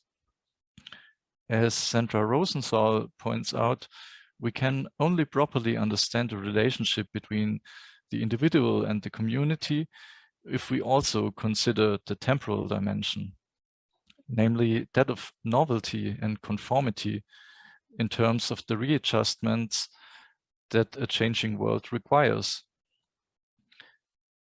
If democracy is to be living, as we know Dewey hopes and demands, then vitality stems from the fact that new perspectives enrich community life. From the point of view of a living democracy, Rosenthal also uses the term true community. The creative enrichment through new perspectives new perspectives must already be understood as a communicative activity, because the required creativity is not about the genius of a leader who, through his extraordinary talent, knows what is best for everyone. What is needed then are not genius individuals. In his article, Construction and Criticism, Dewey holds that everyone can make a creative contribution to community life, by virtue of their unique perspective, which they have due to their natural constitution and due to their unique life history. If we wish to follow Dewey, then the rejection of individualistic conceptions of subjects must be accompanied by the rejection of a one-sided naturalistic conception of creativity as something based primarily on innate talent.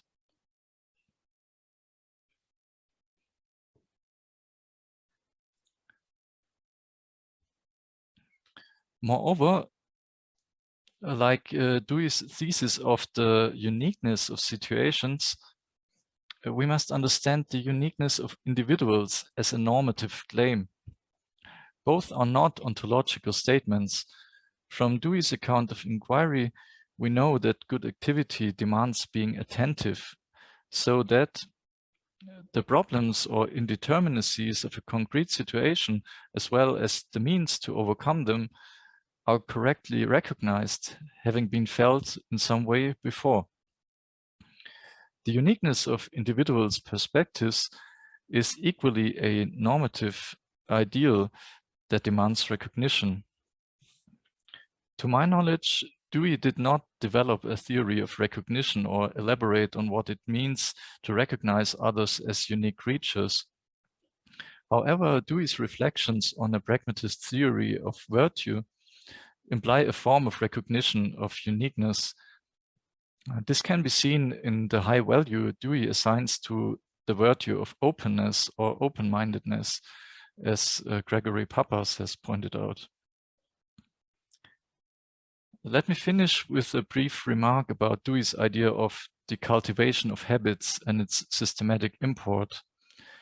This idea sheds light on the structural aspect of ethical political inclusiveness, namely that, as in case of the structure of an individual's character, there must be coherence of habits.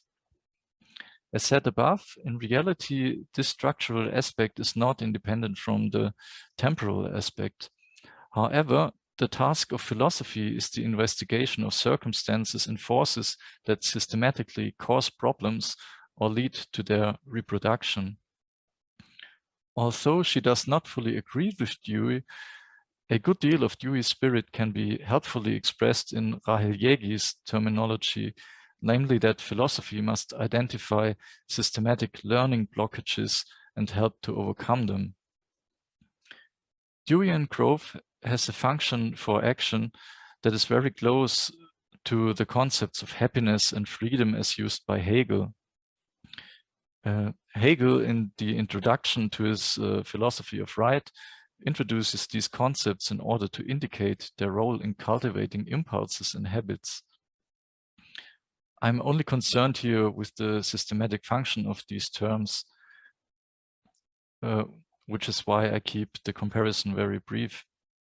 Like Dewey later in his conception of the interpenetration of habits, Hegel states here that impulses require a reasonable regulation because pure impulses interfere with each other.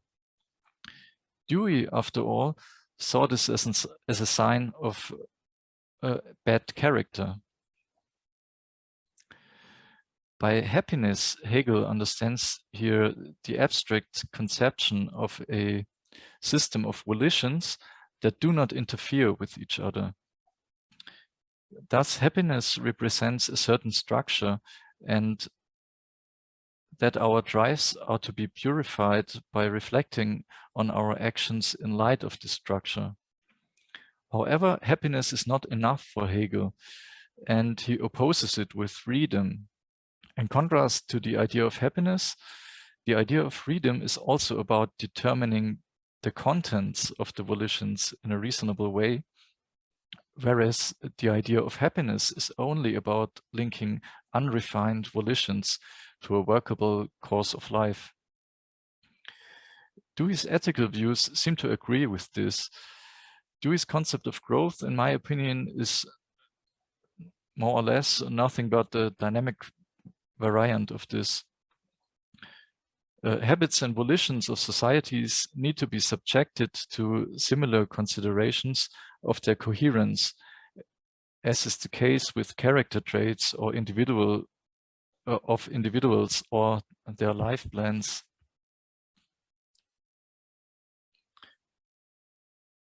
Now, let me conclude. I have proposed a way to systematically understand Dewey's concept of growth. What then is its instrumental value? The concept of growth makes it clear that all efforts, be it the critique of traditional concepts and theories, everyday decisions about one's lifestyle and moral issues, critique of society and political measures, or systematic reflection on the socio-economic circumstances that shape our lives, serve the same goal. We are asked to think holistically and at the same time to be attentive, empathetic, and prudent. Life cannot be divided into segments for which separate rules are supposed to apply. Growth, in Dewey's sense, shows the inextricable links of the co-development of the individual and the community, as well as of systematic philosophical reflection and everyday efforts. In my opinion, it also follows from this that pragmatist research must maintain a holistic and integrative vision. Nevertheless, I also believe that we can see some research programs, say in contemporary critical theory, such as that of the normative paradoxes of Axel Honneth and others, or Erich Fromm's socially reconstructed psychoanalytical theory, as contributing, at least in part, to a more concrete exploration of Dewey's concept of growth. And in general, it seems necessary to encourage research at the interface of philosophy and the social sciences. Thank you.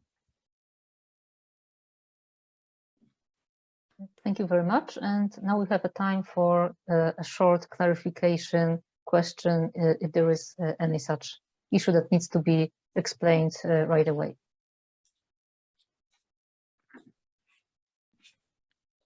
Okay, if not, then thank you very much, Cedric, once again.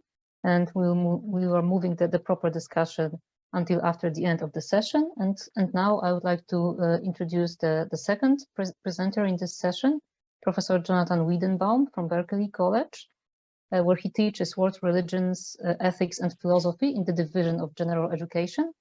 Among other things, Professor Wiedenbaum has published articles on William James and John Dewey's approach to religion and spirituality.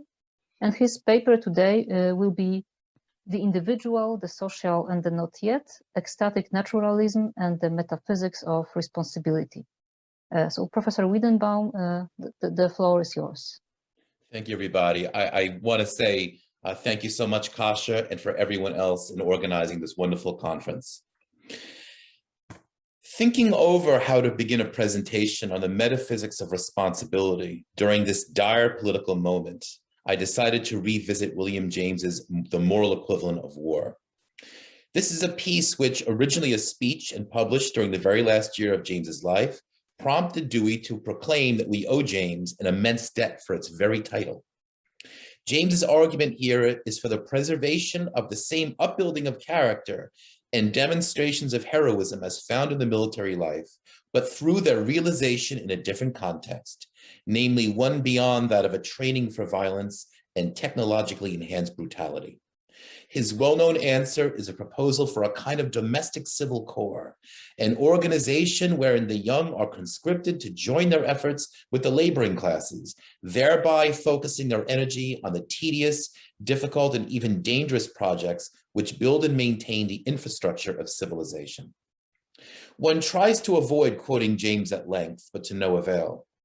He writes, to coal and iron mines, to freight trains, to fishing fleets in December, to dishwashing, clothes washing, and window washing, to road building and tunnel making, to foundries and stoke holes, and to the frames of skyscrapers, would our gilded youths be drafted off according to their choice, to get the childishness knocked out of them, and to come back into society with healthier symptoms and soberer ideas. It was only after printing out an online copy of this essay that I noticed a kind of trigger warning included among the useful background information provided by the editor at the top. Here we are prepared for a few expressions of James that, in the words of the editor, grate upon modern ears. One of these is James's stated mission of his proposed civil corps to engage in a quote unquote warfare against nature.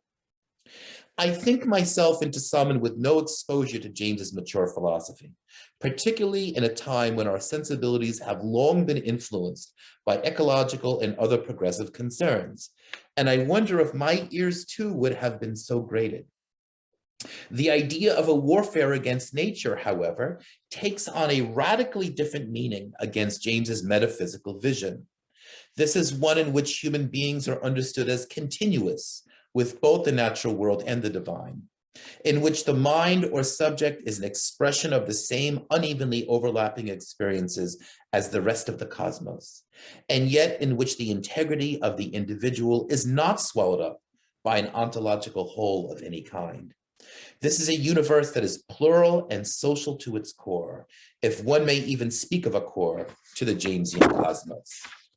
It is an unfinished, open-ended cosmos in which individual and collective effort are required to make a difference.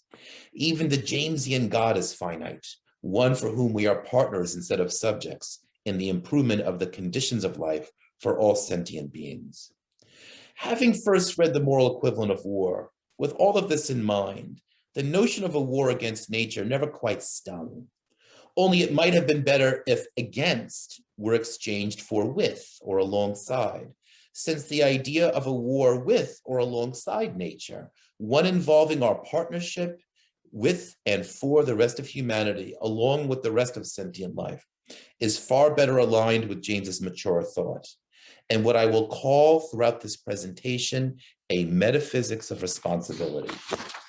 It is the mission of this presentation to display the metaphysics of responsibility as it is found in ecstatic naturalism and its component philosophy, deep pantheism, both of which are the creation of the philosopher Robert Corrington. Since many lines of thought make their way into Corrington's system, a host of figures, mostly from classical American thought, will make an appearance here, even if their significance is lightly reconfigured in light of ecstatic naturalism. What are the conditions for taking the social as seriously as possible, for taking the duty of the individual to the social as indispensable? In short, what are the components of a metaphysics of responsibility? A metaphysics of responsibility requires, in brief, a recognition of the integrity and irreducibility of the individual, our full-blooded connections to and need for the other, a genuine realism which grounds us in a broader social and natural world, the entrance of robust possibility into human experience, problems which run to the heart of things and are not trivialized or deemed as illusory, a melioristic cosmos, to borrow a term from James, or a universe which responds to individual and collective energies for improvement. Finally, a sense of an imperative or a specific direction for our efforts. Ecstatic naturalism holds that nature is all that exists. Nature, however, is manifested through two aspects. This is a distinction which, originating with the medieval scholastics, passes through the writing of Spinoza, Emerson, and the metaphysics of Justice Butler. There is first nature, or the universe extending around us, one of stars and supernovas, trees and planets. And there is, second, naturing, or the dynamic and generative character of things, that which continuously ripples beneath and through the cosmos, crystallizing into the phenomenal universe of nature. As in and of nature, human beings straddle this divide. On the one hand, our bodies and much of our perceptual and psychological experience are inextricably woven with nature, or the environment. On the other hand, the depths of our psyche, including our unconscious, extends downward into the rumbling and unseen plenum of naturing. Higher to Emerson and James, ecstatic naturalism is a religious naturalism, and it contains what Corrington calls a deep pantheism. This is an account of religious meaning as including the potencies erupting from the heart of nature and to the underside of the human psyche, an event which may color certain features of our environment with a sense of the numinous. But since this is a presentation on the social and political relevance of ecstatic naturalism, I will leave a fuller discussion of his theological contributions for another time. I would like instead to introduce a number of features of Corrington's system that are key for a metaphysics of responsibility. The first two of these elements derives from the influence of Buckler. While the history of thought in the West and elsewhere is marked by ontological priority, the idea that one layer or segment of things is more fundamental, more real than everything else, and ordinal metaphysics, that used by ecstatic naturalism, upholds a notion of ontological parity. This is an approach in which everything we may discern, a thought, the corner of a table, the atmosphere of this discussion, a cell, a galaxy, is accepted as real, and just the way that it is real. The angle by which an ordinal metaphysics conceptualizes the cosmos, its fundamental categories, is based upon different structures of relations, rather than the search after a foundational substance or some kind of thing by which to explain the rest. Okay. Any structure of relations we discern in the cosmos, a dewdrop, the currency of Brazil, a mathematical theorem, is labeled by Buchler and Corrington a natural complex. Every complex both inheres within a greater complex and contains itself innumerable smaller complexes, a nesting of layers without beginning or end. A specific electron exists within a molecule, within the leg of a table, in a room, in a university, in a town. Alternatively, it is a prop in a discussion, in a conference session, in the career of a college professor, etc. And yet, as Buckler argues in his Metaphysics of Natural Complexes, while every complex is related to another, none is related to all others. This is an ontology of overlapping elements, but also one in which each element is by no means dissolvable into a network of relations. The corner leg of the table, while a part of other things and composed of other things, possesses an integrity of its own. A similar doctrine appreciated by Corrington and myself is James's notion of the universe as a concatenated unity, an ontology wherein the breaks and connections between things are equally as real as their connections.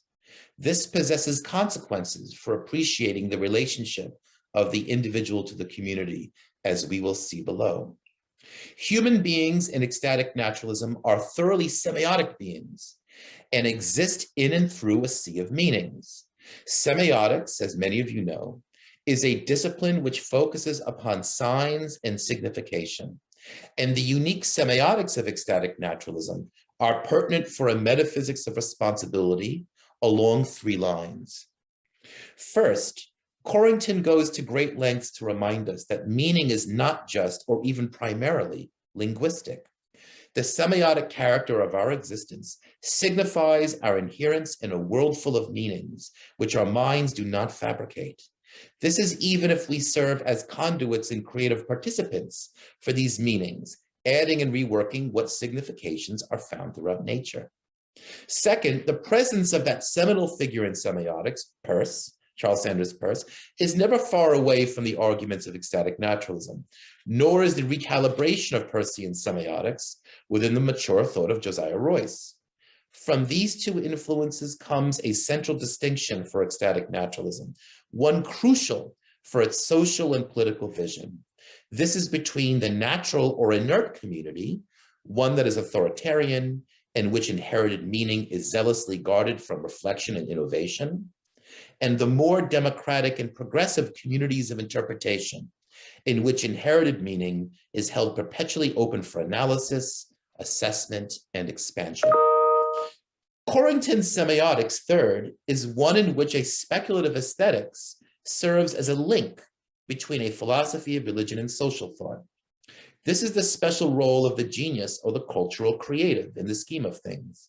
Corrington takes up Emerson here in placing the creative genius on a level with the prophet in traditional Abrahamic religion. The genius is gifted with a receptivity toward the pre-semiotic depths of nature-naturing and the subsequent capacity to innovate with meanings at a level of scope and originality beyond most of us. A core mission for the community of interpreters, as Corrington sees it, is to protect and encourage such figures, drawing upon their influence and inculcating as much creative capacity in the general population as possible. D, in some ways, the cosmology of ecstatic naturalism runs a bit darker than many of the alternative systems in the history of American philosophy, past and present. Corrington frequently reminds us of the possible extinction of our species and the irreversible destruction of our environment, finalities without a consequent nature of the divine to preserve us in its memory. It's a little reference there to Whitehead. The most recently published volume in ecstatic naturalism concentrates on the hazardous and unseemingly features of existence, including the forms of nothingness pervading the cosmos, okay? When not killing us, these forces of nothingness may crush our sense of security and prevent us from ever feeling at home in the cosmos. At the same time, they may equally serve to clear away many of the hang-ups, attachments, and other psychological impediments to our further development and self-understanding, what Corrington calls the selving process. With these general features of ecstatic naturalism now out of the way, well, not out of the way, stated and summarized, let us now further unpack the themes of ecstatic naturalism as we revisit each of the conditions for a metaphysics of responsibility. The first two conditions are the recognition of the integrity of a volitional and active self, and second, the reality of both the other and the possibility, indeed the necessity, of genuine and transformative relationships between the two.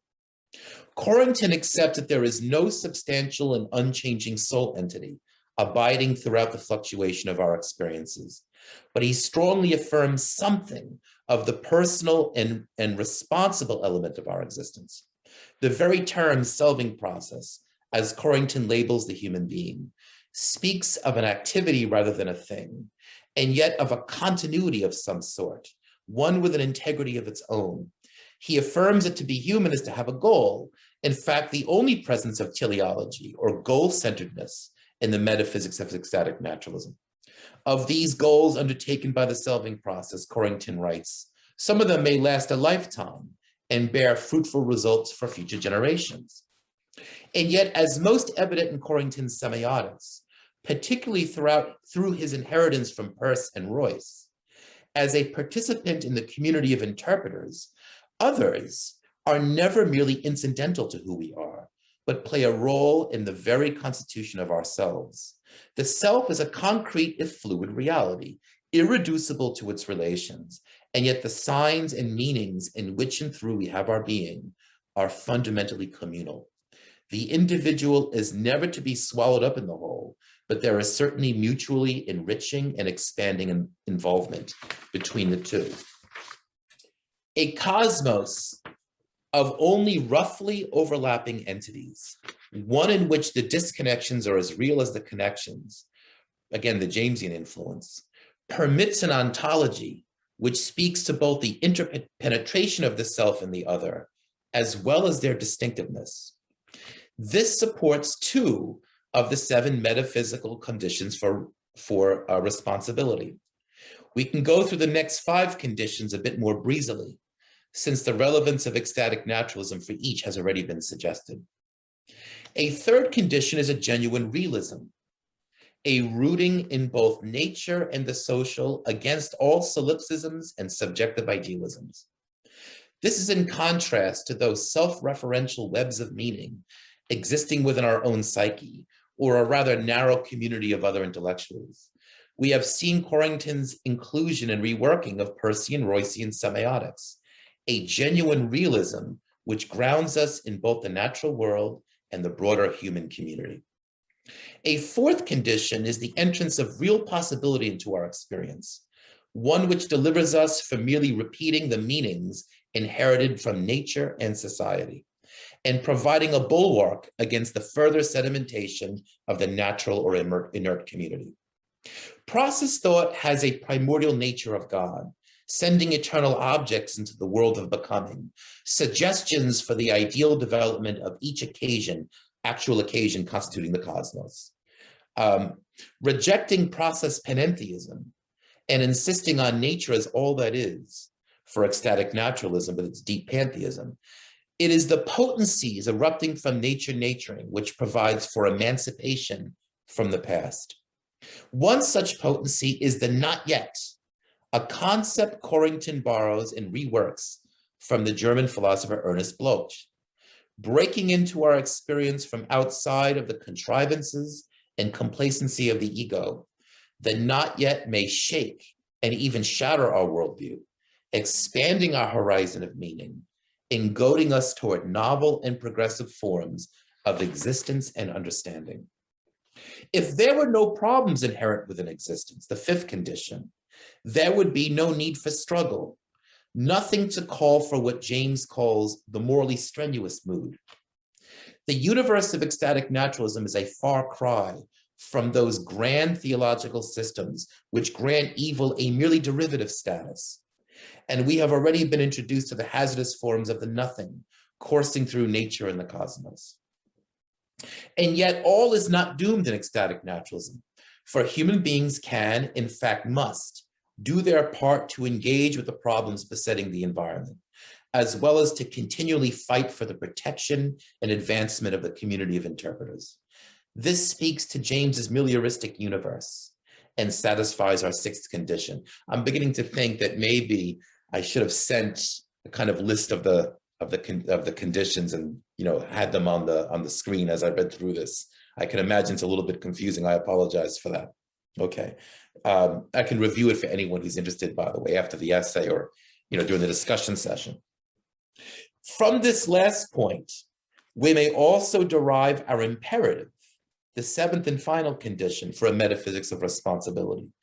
In a time when hypernationalisms and authoritarian political movements are now on the rise, a fact for which we are currently and sadly need very little reminder, a receptivity to the not yet, the dynamism surging up from the depths of nature naturing and granting buoyancy to the self, is experienced most acutely by the genius, but by various degrees by many of us. And it is instrumental to defying such authoritarianism and into envisioning new ways to push out the contours of a democratic and self-transparent society.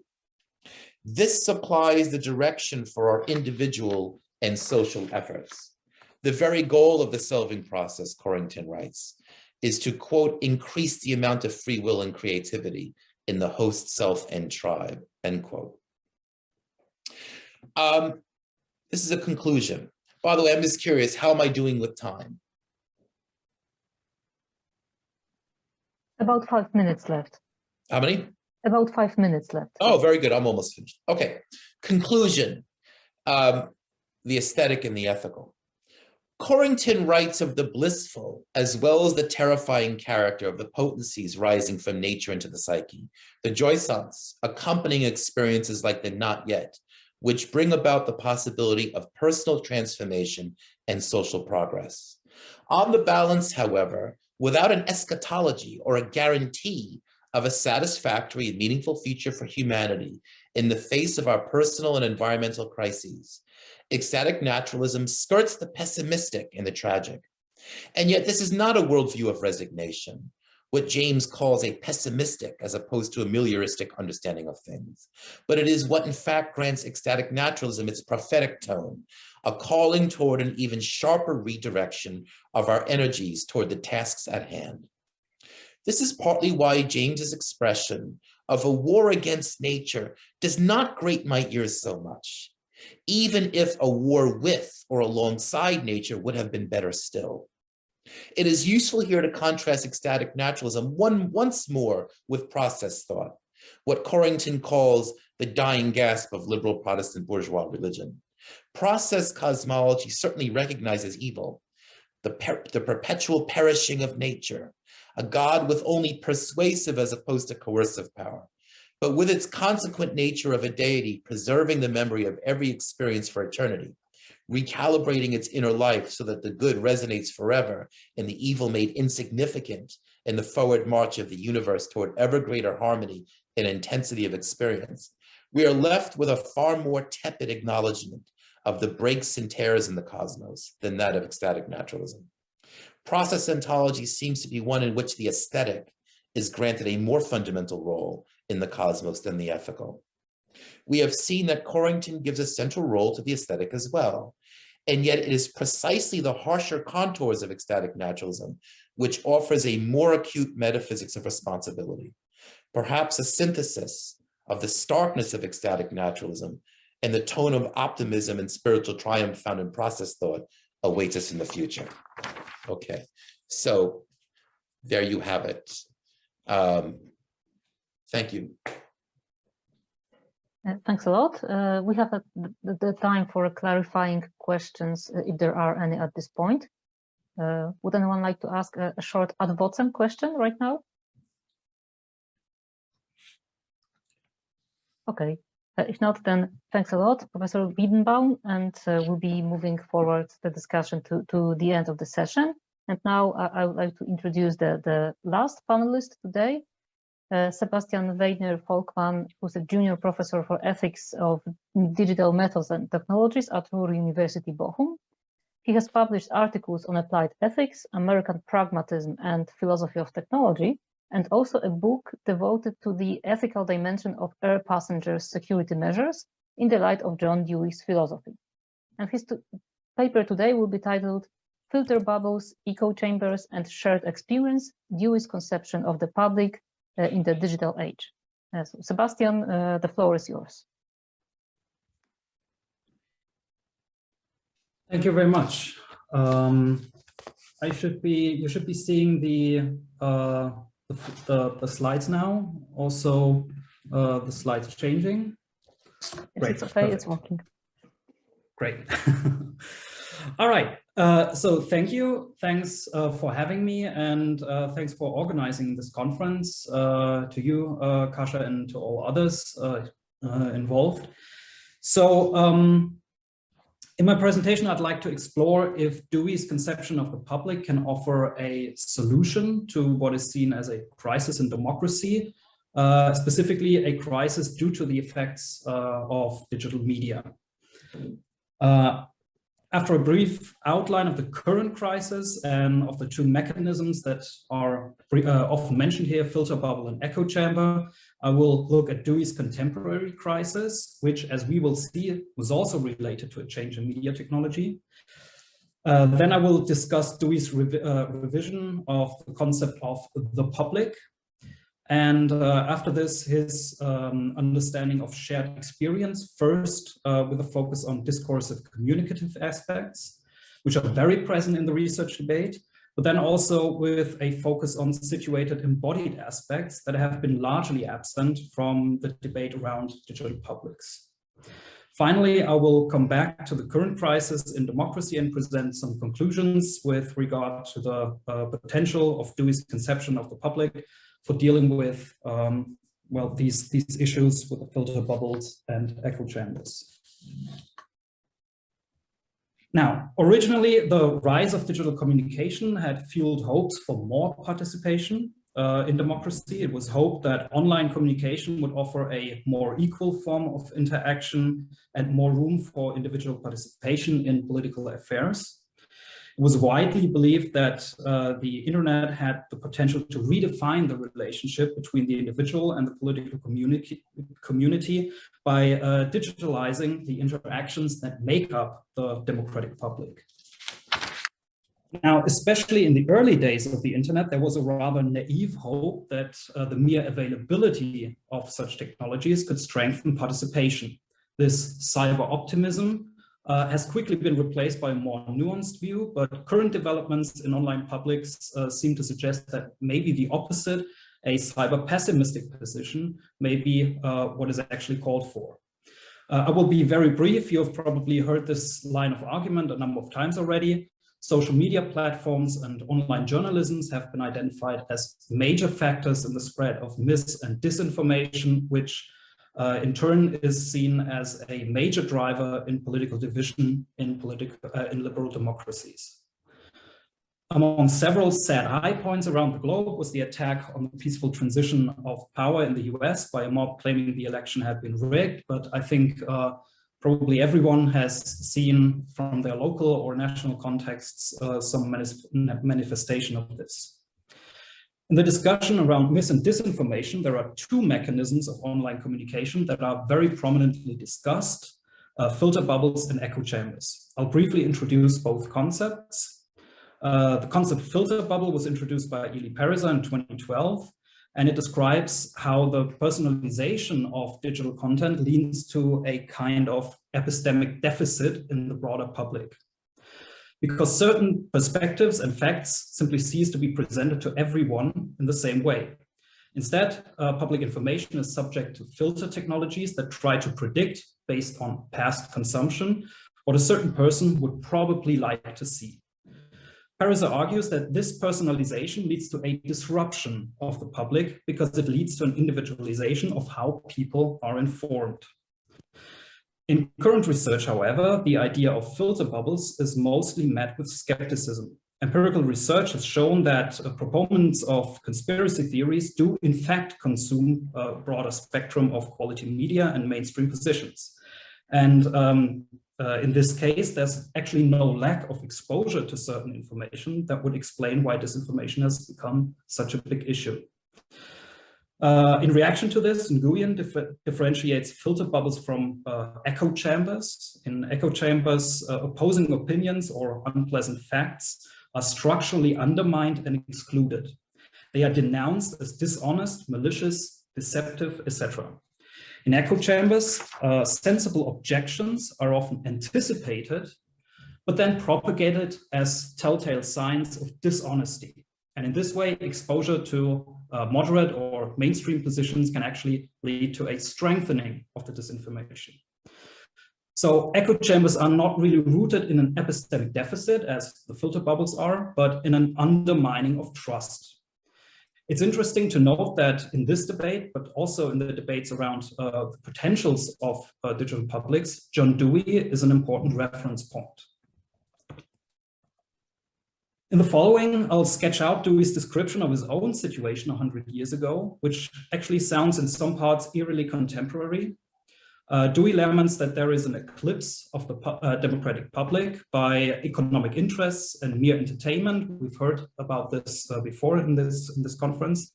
And he diagnoses a de facto inability of the individual to pursue their interests within the complexities of modern party-based mass democracy. As he criticizes liberal democracies, actually make the wholly unrealistic assumption that there is a thoroughly informed citizenship, a community of omnicompetent individuals. According to Dewey, it is because of this unhealthy assumption that the 1920s US democracy proved so susceptible to propaganda and disinformation. His analysis is part of the so-called Dewey-Lippmann debate. It's also already been mentioned by Professor Saatkamp. Dewey actually adopts this diagnosis more or less unchanged from Lippmann. Lippmann, on the other hand, sees one of the root causes of the crisis in connection to changes in media technology. One could think of the upcoming radio and boulevard press. And due to the new possibilities in political communication, propaganda and disinformation can now be spread much more efficiently and effectively. Now, the actual debate between Dewey and Lippmann consists mostly in the question of what to make of this diagnosis. Lippmann questions if we should really want the public to play a strong role in the political process at all. At first, he proposes reforms to the media institutions, but in later texts, he ends up arguing for limiting the role of the public mostly to that of voting, but otherwise suggests a mostly expert-led political process. Dewey, on the other hand, starts by noting that there is a weird discrepancy. On the one hand, technology offers more ways for the public to communicate than ever. But on the other, political communication is increasingly disrupted. It's not the means of communications that are lacking, but the intellectual tools, the concepts for a communicative exchange of opinions, desires, and hopes. But Dewey warns of demonizing technology because of this. In reality, he writes, the trouble springs rather from ideas and absence of ideas in connection with which technological factors operate. Mental and moral beliefs change more slowly than outward conditions. Conditions have changed, but every aspect of life shows that nothing approaching a transformation has taken place in ideas and ideals. Symbols control sentiment and thought, and the New Age has no symbols consonant with its activities. Intellectual instrumentalities for the formation of an organized public are more inadequate than its overt means. Now, let me just highlight the central role, or actually, I have highlighted already the words in the quote. Symbols and intellectual instrumentalities, so the conceptual aspects with regard to political communication. This brings me to Dewey's revision of the concept of the public.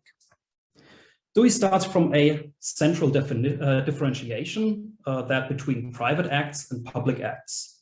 What is understood as a mere transaction between two parties is and remains private.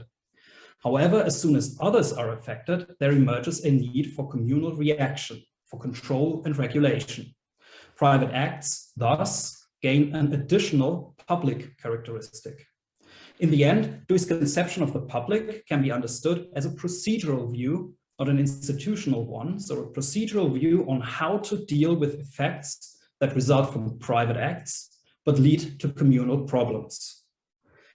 Apart from this procedural revision, Dewey's conception also puts affected publics or stakeholder publics at the center. It is seen as the space where communal problems are meant to be discussed, solutions developed and initiated, and it is also the space where implementations can be judged as successful or as failed. So what Dewey has in mind here are learning processes within stakeholder publics. This can be seen as a three-step process that Andrzej describes first as communal experience of a problem, discussion of possible solutions, and then finally, communal learning from implementation. And this learning process presupposes the sharing of concepts, that is, the symbols and intellectual instrumentalities mentioned above. For Dewey, this resembles early American settler communities, where a small group of people have actually have a stake in the outcome, assemble in town hall meetings to search for solutions and to discuss the outcomes of past actions. Already during Dewey's time, however, the context of modern mass democracy proved to be a hindrance to the sharing of concepts.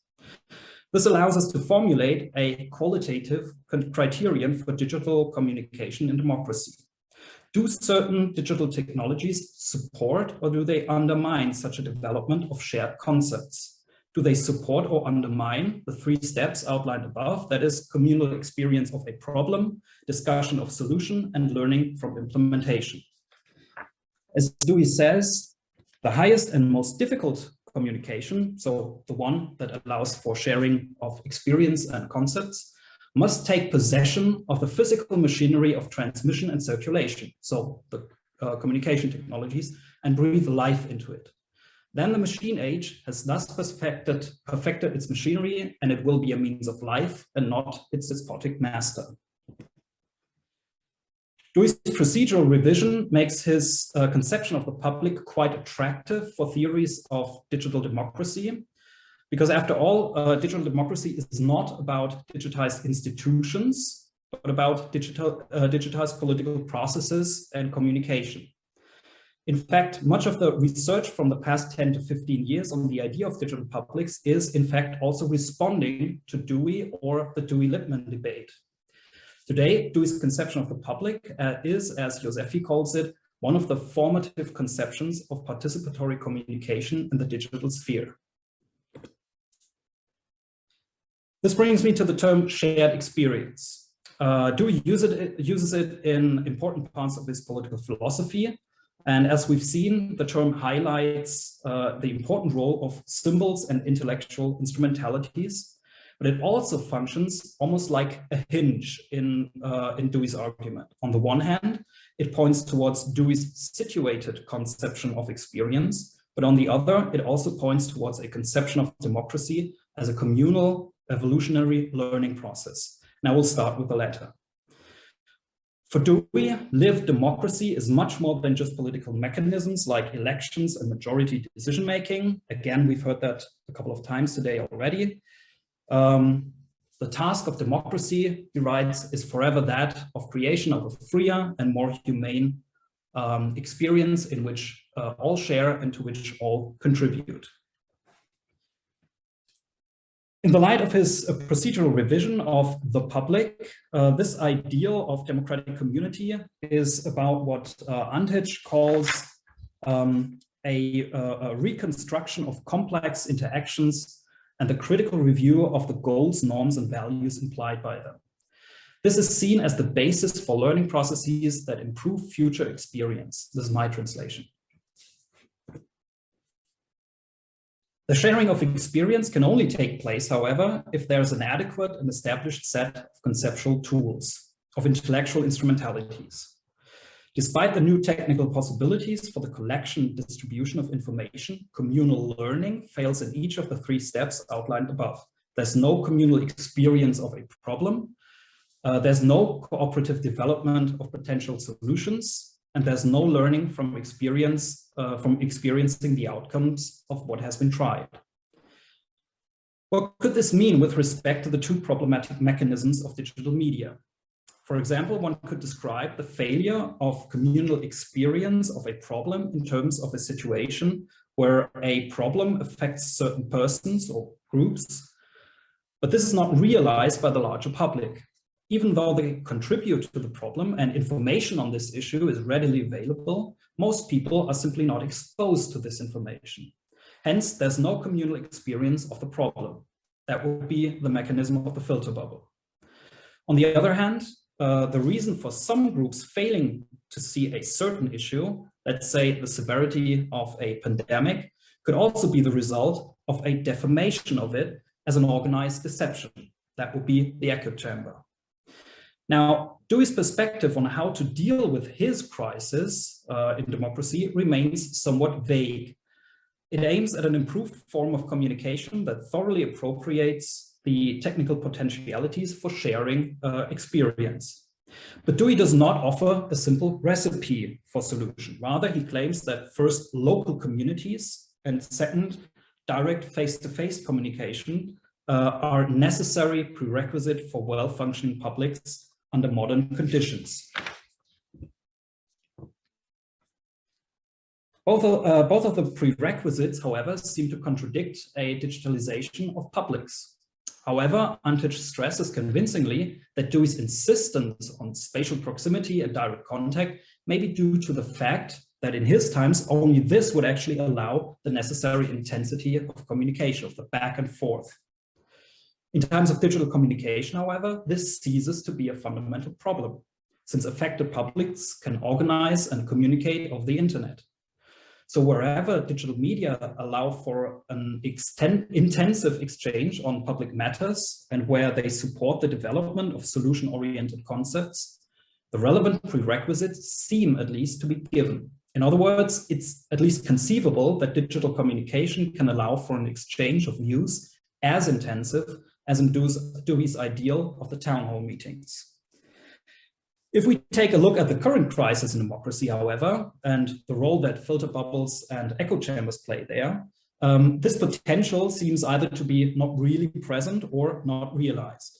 In any case, social media and online journalisms do not lack intensive communication. What they lack is the development of shared conceptions that support communal learning. This seems to support a claim that one can currently hear more often. That is, that we would be needing different kinds of social media, a different kind of online journalism.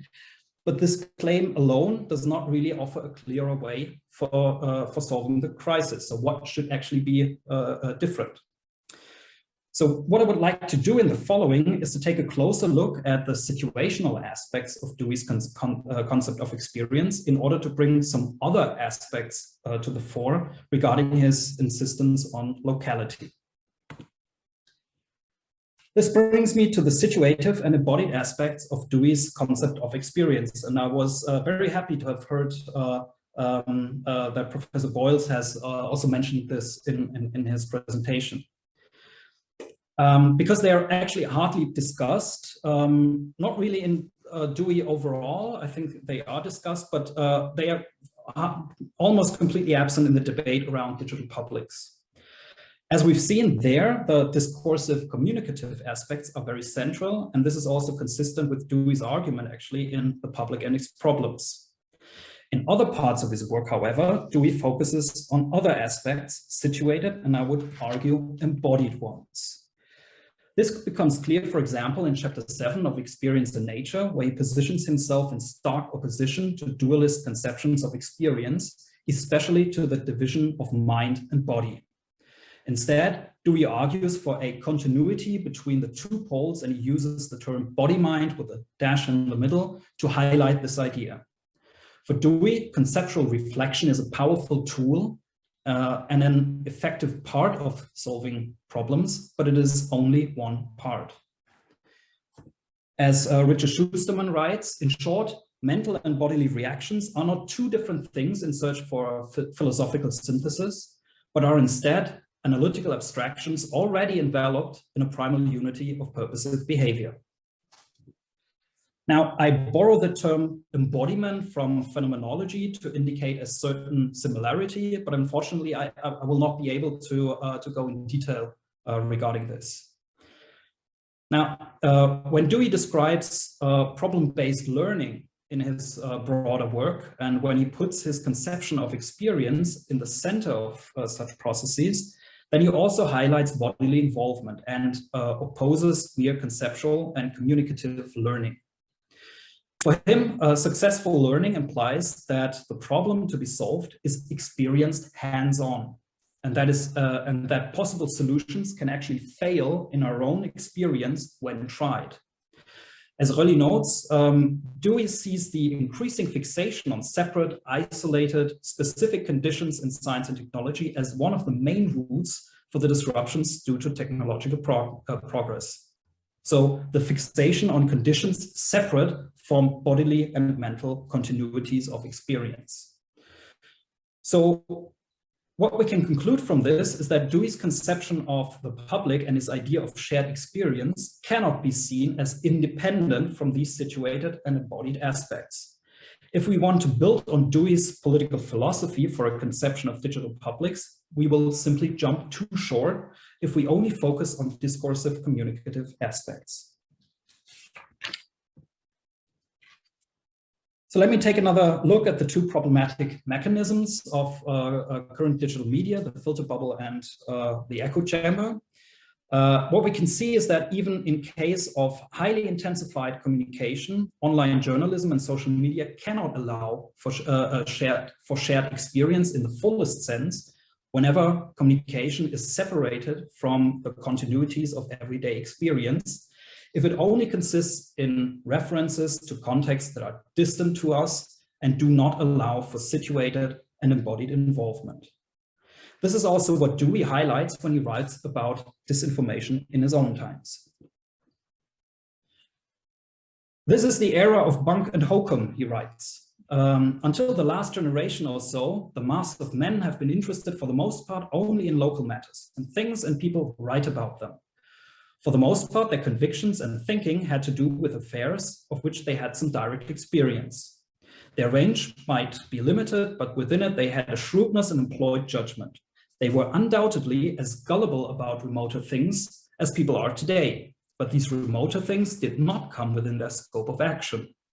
At the same time, it has become an object for some men to influence the beliefs of the masses hold.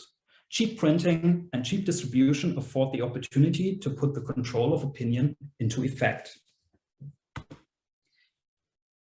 What can we conclude from this is that today's dominant forms of political communication on the internet are problematic because they tend towards a sharing, towards sharing distant and qualitatively restricted forms of experience. After all, the filter bubble turns a pluralism of relevant perspectives into an individualized stream based on what one has consumed in the past. Here, locality is just one factor among many, and it has to compete with our emotional responsiveness to controversial opinions and to trigger words.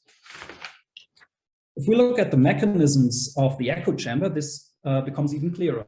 As we can see, trust in reported narratives can be undermined systematically On the one hand, the local contexts of our lives seem, on the other hand, local contexts of our lives seem much more robust. When you can see the dead being brought to refrigerated trucks in New York's back alleys, it becomes much harder to claim that COVID-19 was no more dangerous than the flu. As Jacobson claims, this was the experience that in the end forced then President Trump to change the country's health policies. Mere narratives can be reinterpreted very quickly. They can be questioned or defamed as a lie. Communication about local contexts, however, fits together with other experiences people make, or it doesn't. Now let's take stock. Where do we stand? Doesn't it follow now from Dewey that indeed digital media are the problem? I think not really, because what follows from this is not a sweeping criticism of digital media, but rather the requirement to not only technically support intensive digital communication, but also an anchoring in local contexts that allow making connections with situated and embodied forms of experience. For most, this implies the strengthening and appreciation of certain forms of local journalism, but also to help bring together those who live close by in order to discuss local matters. What Dewey's proposal for his contemporary crisis points towards is the idea to use digital communication integrated in situative and embodied experiences, not decoupled and abstracted from them. But I think what we can also conclude is that it seems misguided to expect ending the era of digital bunk and hokum by implementing technical filters for mis- and disinformation in order to hide it from public view. This will not lead to something like shared experience. Instead, we should raise the Deweyan question and think about how to make use of digital technologies to make bunk and hokum fail in the light of local embodied experience. Thank you very much. Thanks a lot. And after the other two presentations, before we open the general discussion, I will ask whether there is any clarification question to be addressed to Sebastian at this point. Is there anything in need of short explanation? Okay, if not, I am happy to open the discussion that will involve these three papers that we have just heard, plus the keynote by Professor Sartkamp. So we have four topics to be discussed, and I believe we have about 45 minutes until the planned end of today's conference. Okay, so there's already the first question. Leonarda, is that okay? See, yes, good evening to everybody. And my question is for Herman. And firstly, I want to thank you. I want to say thank you because you offered us a wide and picture of the future of philosophy that I agree completely. And actually, I think if there is a future for philosophy, it can come from co-working with sciences, and especially empirical sciences. And at the same time, I think that empirical sciences can have important contribution from philosophy. But this is not a common idea among scientists, I think. So my question to Herman is this: what do you think, in particular, what do you think about the relation between science and history? Generally, scientists work in the present, and they don't think that their knowledge and their work is an historical enterprise at the same time. In particular, I found suggestions in this field of reflections from Ian Hacking, you know, who spoke about these relations, because very influenced by authors like Foucault, like Sartre, also Jean-Paul Sartre, and finally also Thomas Kuhn, sorry. So what do you think about? Sure, thank you for the question and the comment. I think I have found a little different sense of scientist in history. I did work in laboratories in molecular genetics with major researchers. There was only discussion of history in the sense of how it related to the particular research that was going on.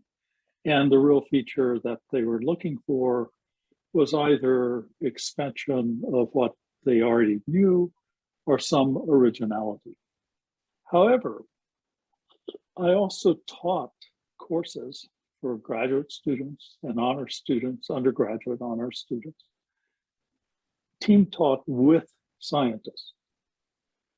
In those courses, not in the laboratories, but in the courses, there was an incredible elaboration of the history of the subject we were working on. And it was just simply a kind of a wonderful and enlightening feature that we could collaborate. And we actually brought in a historian and had a visiting distinguished professor who was a historian who dealt with history of genetics and things of that nature. So in terms of the teaching and in terms of the types of understanding that at least the scientists I have worked with, history turns out to be very important.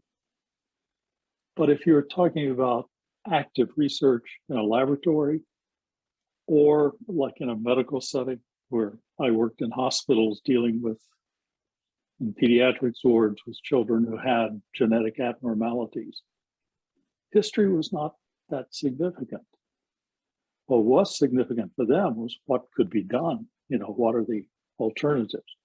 However, and once again, in teaching medical students, when I worked with the molecular genetics or the medical geneticists, history turned out to be very important to them for the medical students to learn as they advanced in their progress. So I think you have a kind of a division. One, what goes on in laboratory, and this is simple-minded, but there's a division between just extending what we know and then originality, which is dramatic. And then the teaching and learning process in which history becomes extremely important. Thank you. Good. Okay, thanks a lot. So we have a line already. So I would like to give floor now to Adam. Hi there, thanks very much. I've quite enjoyed all the talks that I was able to attend. I had a bunch of things written down regarding the keynote, but I think I'll put those aside and just concentrate on something that came up in the last talk that I find more perhaps manageable to discuss. So the notion of filter bubbles, echo chambers, it seems to me that there's a bit of a pejorative use of these terms in this conversation, and maybe more globally. But I think that we should also admit that these aren't intrinsically bad things. For instance, I consider that it's possible that sometimes these things are echo chambers, filter bubbles, are just sort of mechanisms to immunize people, as it were, from destructive forms of informational warfare. So like consider Orwell's 1984, the propaganda cannot be easily avoided. Everywhere you turn, everywhere you look, there's a poster. Everywhere you turn around, there's a screen telling you more propaganda. And it's the propaganda's effectiveness really depends on this, it's achieving a sort of absolute saturation, you know. So in this regard, I'm curious what you think about echo chambers and filter bubbles within the context of aggressive informational warfare, and also the notion of disinformation. I find this notion to be absolutely useless because as we've seen proven in our day-to-day lives, I mean, I've seen, maybe it's my echo chamber, but yesterday's disinformation is today's truth, and today's truth is tomorrow's disinformation. And so we use these terms, but I don't think it really tracks what's occurring here. And I should also say, just as a comment on that, that this is precisely the reason why we should, or why this provides a ground for giving us, it should give us pause rather, to respond to these sorts of issues like echo chambers and so forth through the use of censorship. Because once censorship occurs and disinformation and all this, we're going to limit access to truth potentially. So anyway, these are my comments, and maybe there's a question in there. All right, I'll try to respond to the question that I think I've heard somewhere. You started out with saying, like, I'm not sure if it's a pejorative term. I think it is in the way that I used it, because it's actually used as an explanation to a puzzle that people observed. And I think that's something that I would at least intuitively say, yes, that's something we can observe. And that is that information that has been deliberately spread for a certain political reason gains weird traction. And I think from this background, the two terms they cannot be neutral, because they address this, and it is seen as an issue. And because it is seen as an issue, these are what you said, pejorative terms, or I would say, like, they inherently describe a problem. And then the question is, so how do we deal with it? And I think the idea that you say, well, yeah, but maybe we can also use it to immunize us from propaganda. Actually, when you look at the paper from Nguyen that I used for the presentation, he's discussing this in very much detail, because it says, well, it's how do we know which side we're on? Are we on the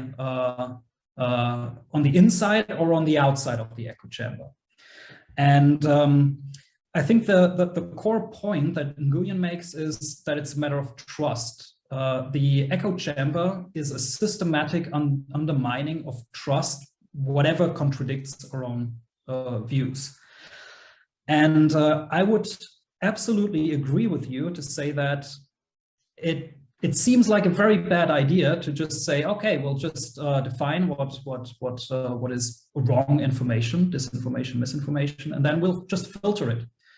And I mean, this actually happens, and I've just seen, like, today, this morning in the news, that there was a local project that we're trying to do something like that. And yes, I think this opens the door for censorship. And I think it will not work too. It's not going to solve the problem, because all it does is remove some perspectives and some statements, but it will not get to the point where we actually can, what Dewey would say, create communal shared concepts that try to solve the issues that we actually have. And I think that's part of the point that I was trying to get across, is that as soon as you're dealing with local problems, like I can discuss with my brother all day long about national politics and about the Green Party and whatever. But when we're dealing and discussing about how do I get to the kindergarten, taking the bike. Does it work? Is it functional? All of a sudden, we can agree that it doesn't work and that it needs to change. And then all of the discussion gets a little bit to the back, and we're actually dealing with issues that we can see that are local, that we can say, look, I'm having this problem, and they say, oh yeah, I see, I'm having the same thing, but I'm driving a car and I also am not happy with getting to work. And then all of a sudden you sort of have something to discuss that actually has at least the possibility to get a solution perspective. And I think this is the idea that I was trying to sort of put into words.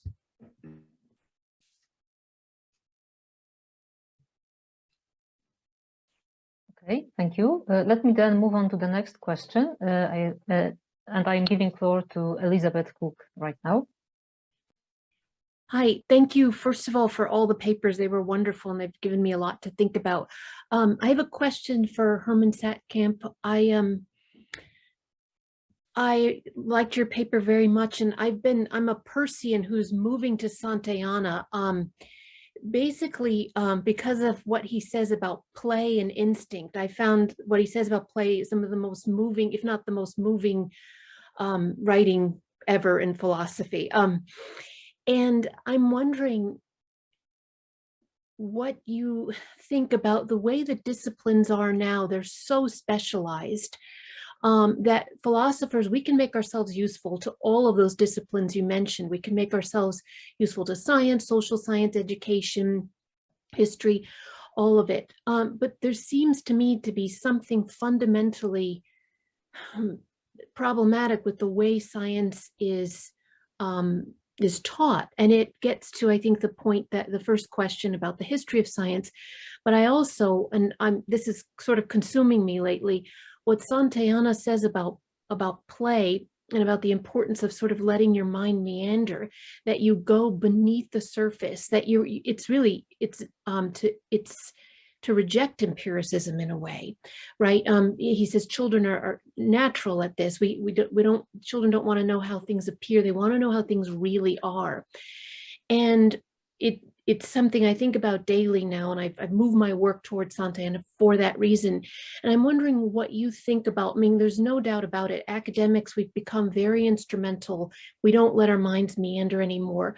But what a detriment to even just the discipline of, say chemistry or biology, because when you look at some of the greats, the so-called greats in science, as some of the biographies like Walter Isaacson on Leonardo da Vinci or Ben Franklin, they didn't make those distinctions. Back in those days, you meandered from one discipline to another, and you didn't have to worry about what department you were in. And so I wonder if you had some thoughts on that. Sure. I think that, you're absolutely right, that the isolation of departments is a significant problem in terms of the collaborative programs that I'm recommending. I would emphasize, though, that it's not just the sciences that have that isolation. Philosophy is isolated, sociology is isolated, anthropology, music, art, all the departments divided in the university, engineering, and the different departments within engineering. At the very same time, there is different collaborative work going on within departments. And the sciences are better at it than philosophers have been. The scientific research that I've been a part of publishing often has 15, 20 people involved in a team effort. So what I have found, frankly, is that the sciences are more open to collaboration than philosophers, sometimes historians, sometimes other people in the liberal arts are open. So I've just been very fortunate that in 3, 4, 5, the 5 positions in universities I've held in 5 different universities, the scientists have come to me. I've asked for collaboration and work, and we taught courses together. So I think we are kind of, I don't want to say afraid, but we are reluctant to reach out. Whereas if the scientists and people in other fields, music, art, which are just wonderful fields to collaborate with. You want to talk about play? Talk to someone in music. Talk to someone in art about the play and the discovery that comes through that type of structure that Santayana talks about. But my sense has been is that we're the ones who've been more reluctant to collaborate with others. Philosophers like to publish papers with their name on it. Scientists publish papers with 10, 15 people's names on it. Sociologists, anthropologists move more in that direction as well. So my sense, and I may be wrong, my sense is that we can do this together. And if we as philosophers start reaching out, we'll find this far more welcoming than we thought we might.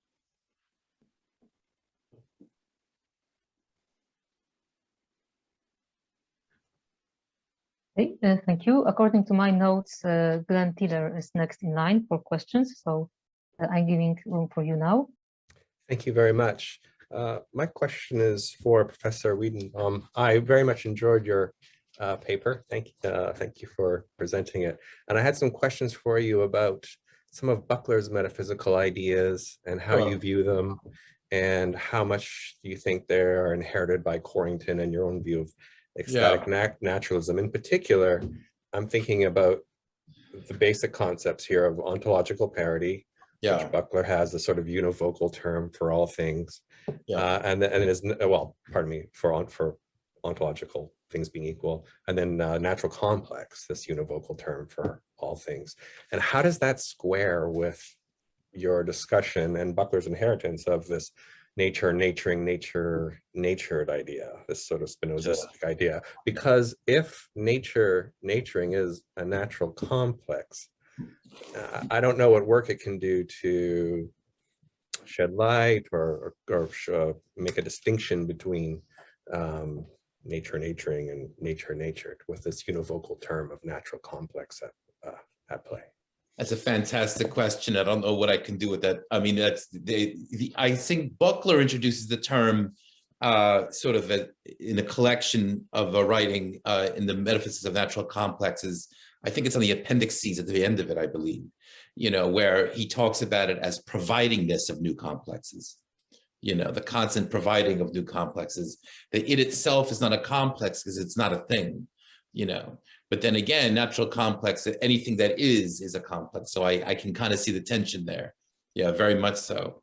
I'm only dipping my feet a little bit. I mean, I've read through the Metaphysics of Natural Complexes, but I have a lot more to delve through in terms of mastering it. I understand it the most through Corrington's appropriation of it.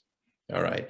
And of course, ontological, I think one interesting place to examine Buckler's idea of ontological parity is an essay he wrote critiquing Whitehead. So Buckler and Whitehead are kind of like, I think Buckler is influenced by Whitehead, but of course he was a critic of Whitehead as well. And Whitehead's notion of that finally the fundamental unit of all that is the actual occasion, each of which is formed by its relation to other occasions, and et cetera.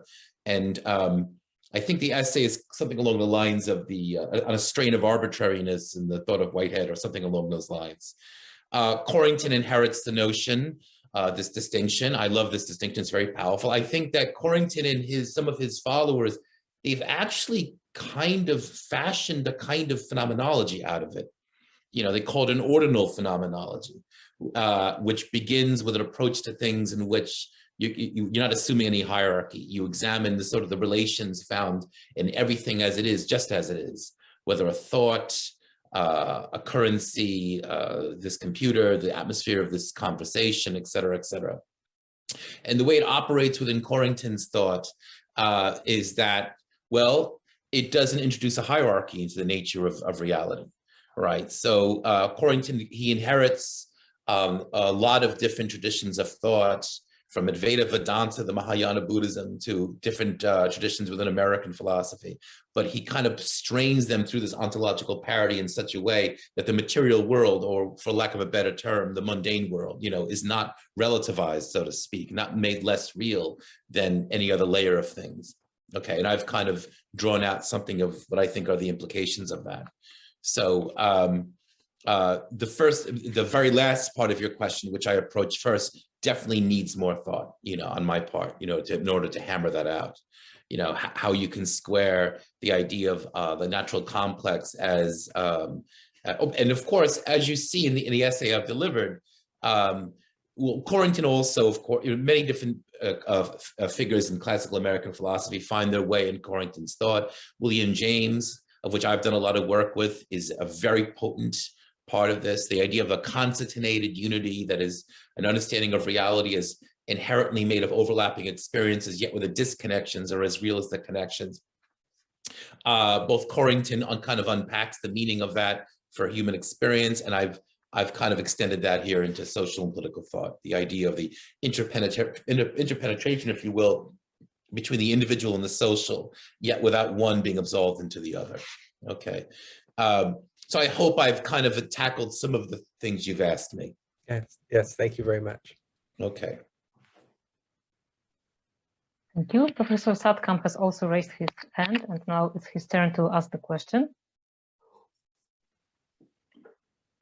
This is really for Sebastian. One personal comment.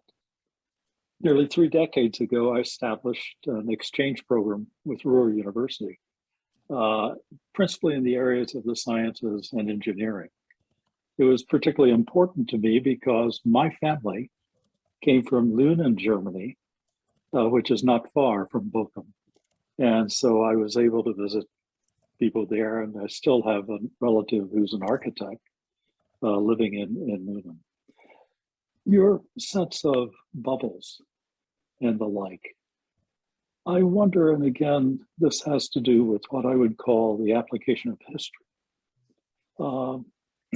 Think of what it was like before we had the internet. There were clearly bubbles, very isolated regions where the only information came from the local radio, television, or the newspaper. And there were very difficult issues as to how you would break through misinformation that was very prominent in communities.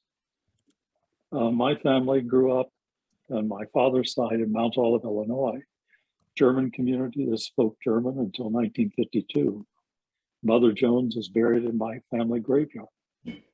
And so the whole sense of what was going on there was an information bubble. My mother's family grew up in a Quaker village called Frensville, and the whole communication there was isolated. Historically, how could we learn from the isolations that had previously occurred? And how would that help us deal with the information bubbles and misinformation that occurs?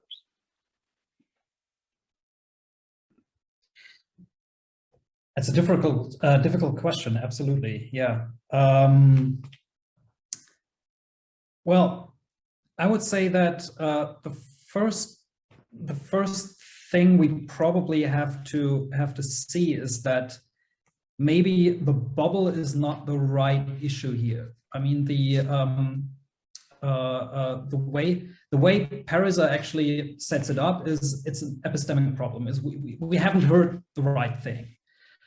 But I think when it comes to disinformation or propaganda, basically, we're dealing with something else, and it works differently. It's not that people just don't see the real thing; they only see the wrong thing. It's that there is a structural undermining to believe the one thing, to believe like what we could say, okay, the right thing. and instead believe the wrong thing. Now, of course, as I've pointed out earlier, the question is always, and Nguyen is very aware of that, where he says like, yeah, but how do we know whether we're in the inside and the outside? And he's very skeptical that we can find like very good marks of it. And in the end, he comes out with saying like, okay, the main point is that we need structures of trust to people with different opinions. And then sort of, and he plays that out with extreme right-wing type of worldviews. And what I found very, very interesting in his argument is that he says, well, we shouldn't underestimate. It's not like, oh, we just burst the bubble and then everything's gone. Or we take away the echo chamber and everything's gone. We have solved the problem, so to speak. But what he says, like, we shouldn't underestimate what it means to change the worldview.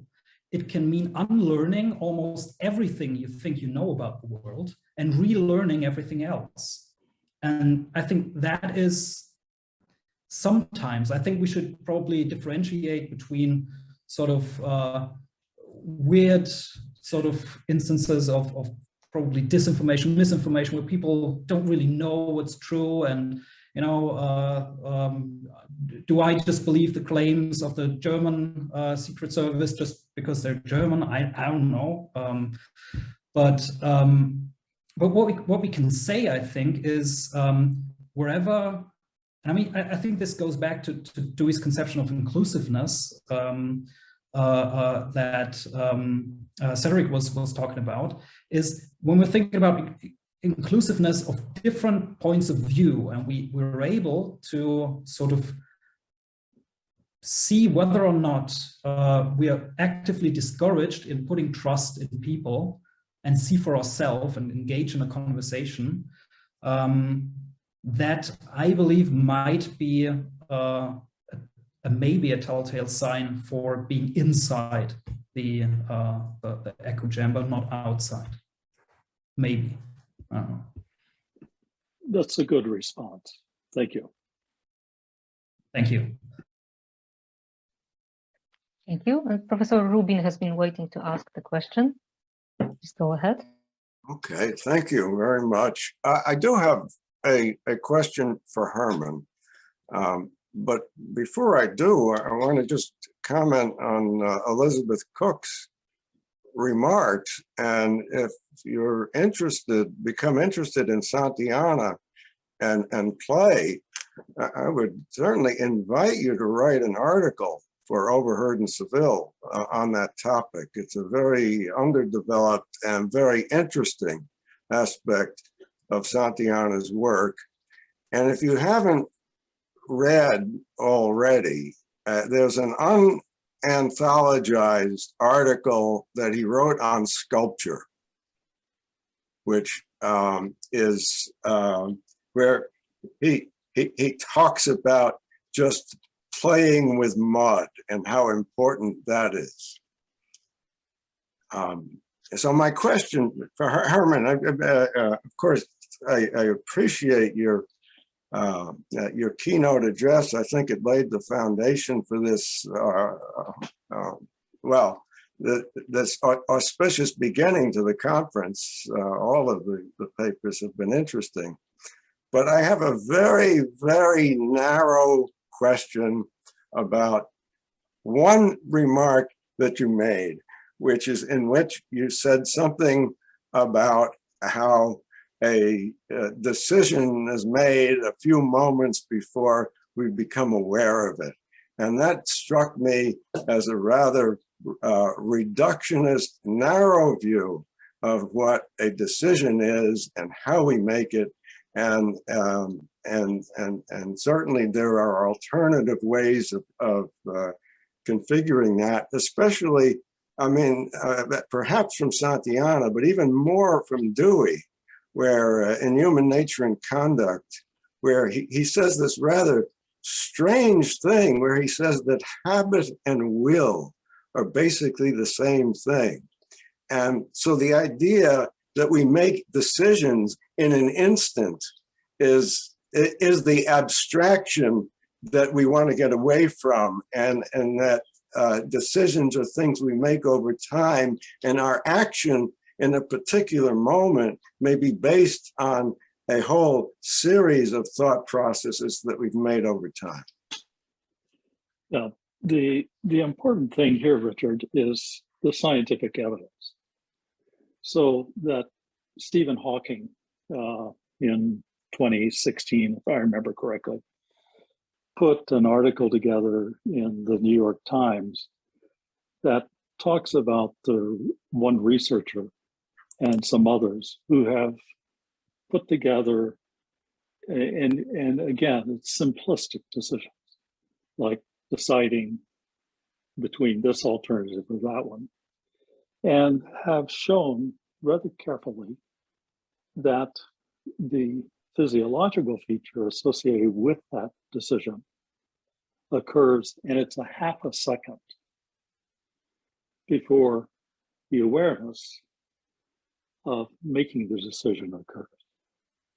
Now that's very much like Santayana saying that consciousness is a reflection of the physical being. That doesn't mean that it's reductive at all. It simply means that it's an after effect of certain physical structures that occur. And if we are able to develop, and I think my children or grandchildren will have a much better sense of this than I do. But if we are able to develop something which enables us to know what the other person is thinking, we now in a very limited way can know what a person is seeing. I mean, the exact image. We can know what the person is seeing just by looking at what's going on within, if you put it in the simplest way, the brain, our nervous system, and the like. Then you don't have to necessarily say that it's reductive. But it is, as with Santayana's view, the awareness of it is an after effect of the physical structures. And it may well be that some people will take that as a reduction, but it could be, I mean, the only example that I can come up with right now would be like the temperature of the body, which is not located in a particular place, but is a general characteristic. And consciousness, awareness of what's happening, could be something like that, which is a reflection. At the very same time, I think you're right. If in point of fact, we can actually know what the person is thinking or seeing, and also know when they become aware of something, that raises the question of what are they simply material circumstances or something else? In this case, I think Dewey actually, better than perhaps Santayana, has the view that these are integrated in some way and are not to be separated. Well, I would have a response, but it would be too long for this session. And I appreciate some of what you said, but let me make a remark on something other people were saying about having, the technology to read other people's minds. I think that using Santayana, or extrapolating from him, I would say that if we had such technology, that doesn't mean that we would understand them. That if we had that, because we now have language, we now have gestures, we have ways of understanding what other people are saying and thinking. And if it was a more direct connection, we would still need our imagination to, and so whatever was transmitted to us, we would have to assimilate it in order to be able to appreciate it and understand it. So the technology alone would not be an instant communication.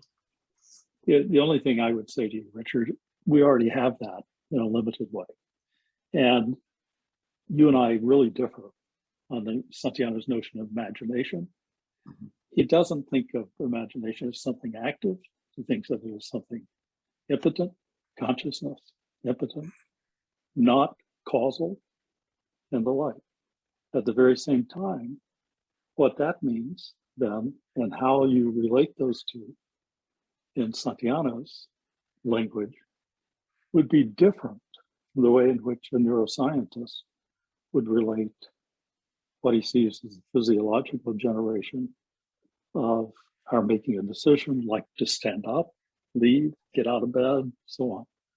And the awareness that we have done that already. So.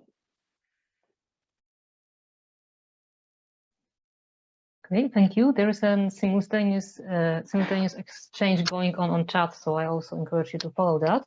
And I can see two more raised hands. I think this will be the last two questions. So that the first one goes to Sebastian and then Cedric. Thank you. I actually have a question for Cedric. Let me first say that I think that the idea to sort of try to systematize Dewey through the idea of human growth, I think seems very, very plausible to me. I think I think that especially the inclusiveness of habits, I think is a very, very interesting thing. You've mentioned that the way you read bad habits is actually, I have 2 points. One is more a comment and one then is a question. So when you said bad habits, you read as mere routine, basically. I'm not entirely sure if I agree. I think the way I read the bad habit part in Dewey is more that it's something dysfunctional, but it's still actively motivating. So we're still sort of motivated to keep doing it, although we see that it doesn't really lead to something that in the larger context, as you said, or detrimental to growth, basically, if we put it in your terms. We could see it as detrimental to human growth, but we still sort of keep doing it. And I think that the point is that the way that I read Dewey is that there are many routines that are perfectly well and that are very, very functional for us because they keep us from worrying about the stuff all the time. I don't need to worry about the routine of brushing my teeth in the morning because it just works. And the less I think about it, the better it is. So that's just a comment. What I was wondering is the way I've read much of what you said about growth was more in Enlightenment terms. To me, for Dewey, this whole thing about intelligent habit, intelligent action was all about sort of his way of Enlightenment thinking. I'm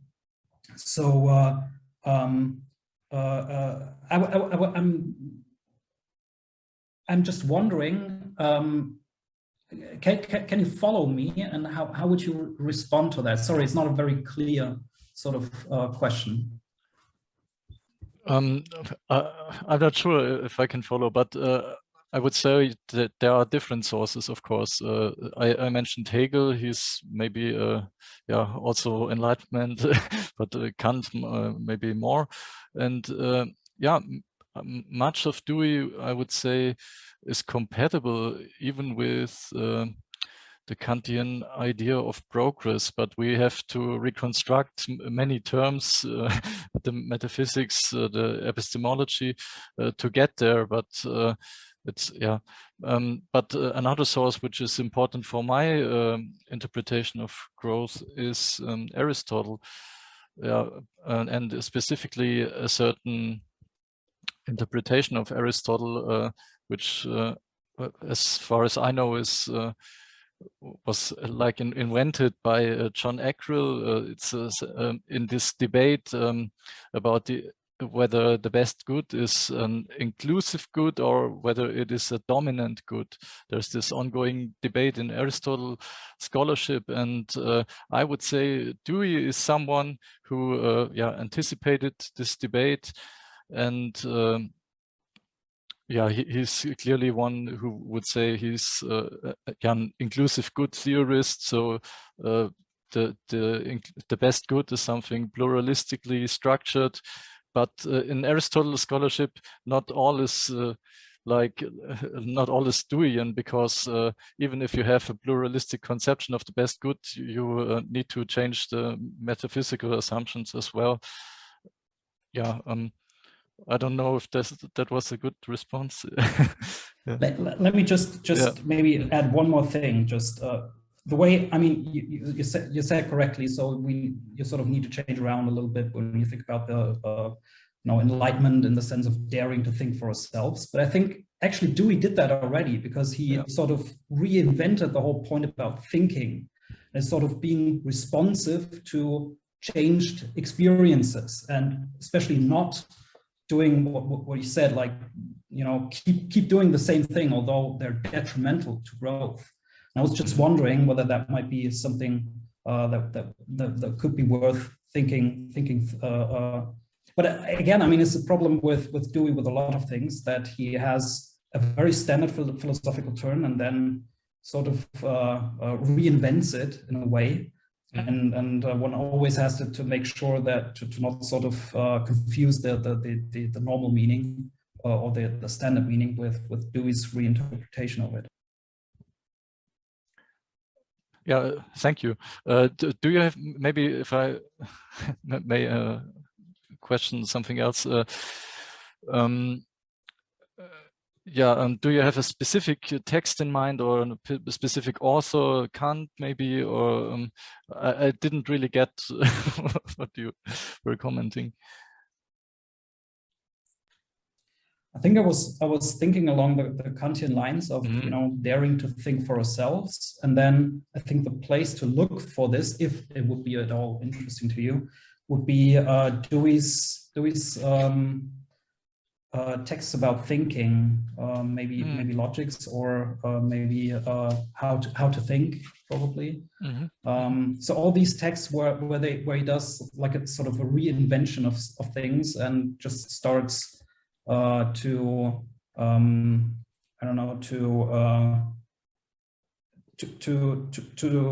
say, like, thinking is problem-based thinking. We only think when we're confronted with problems, one of the quotes from him.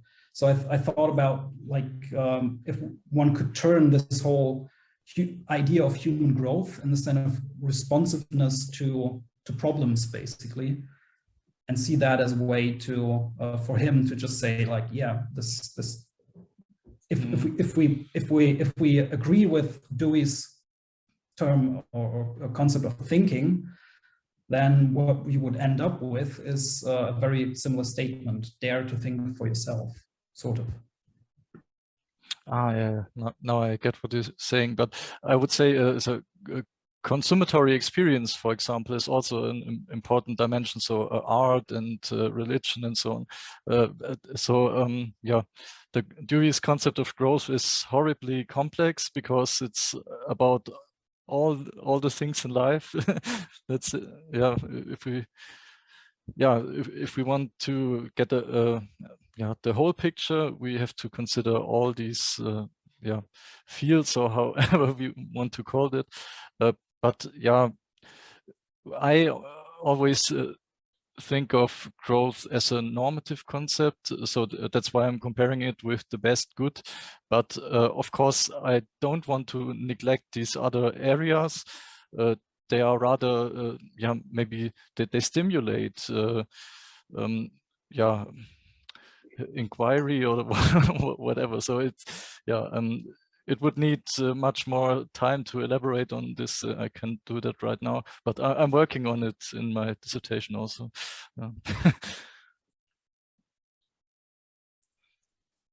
Okay, and Cedric, did you want to ask your question as well? Because you raised your hand before. Yeah, I forgot that. But yeah, I have a question to yeah, Sebastian actually, and I just wanted to know whether in the debate about echo chambers and filter bubbles, do they consider moral virtue? Because I thought maybe the concept of virtue is yeah, something that might immunize people against yeah, bad information, because it changes our way to yeah, treat information and how the information yeah, translates into our action. And that's a very important aspect, I think. And another point is that especially Dewey thought about like higher order virtues, for example, this open-mindedness, or also yeah, the ability for critical self-scrutiny, which is also emphasized by Michelle Moody Adams in her writing on moral progress. So that would be interesting. Thanks. Interesting question. I'm not sure. I haven't come across it, to be honest. And I think part of the issue is that it's mostly seen as a, well, the way Dewey is read is mostly through the Dewey-Lippmann debate and the public and its problems. And I think for a Dewey text, it has for one of the later works texts, I think it has a very, very clear focus and an odd sort of, let's call it a blind eye to all the embodiment sort of things that I mentioned, that he talks about in, I don't know, Experience in Nature, which was published like during, it also belongs to the later works 1, I think it is. So I think what the debate is mostly informed by the Dewey-Lippmann debate and the public and its problems. And I think moral virtues are not really discussed in there, at least not that I would know of right now. What is discussed, however, and what I found interesting when you mention it, is that I talked about Nguyen and how he says like that it's hard to know whether we are inside and outside of the echo chamber.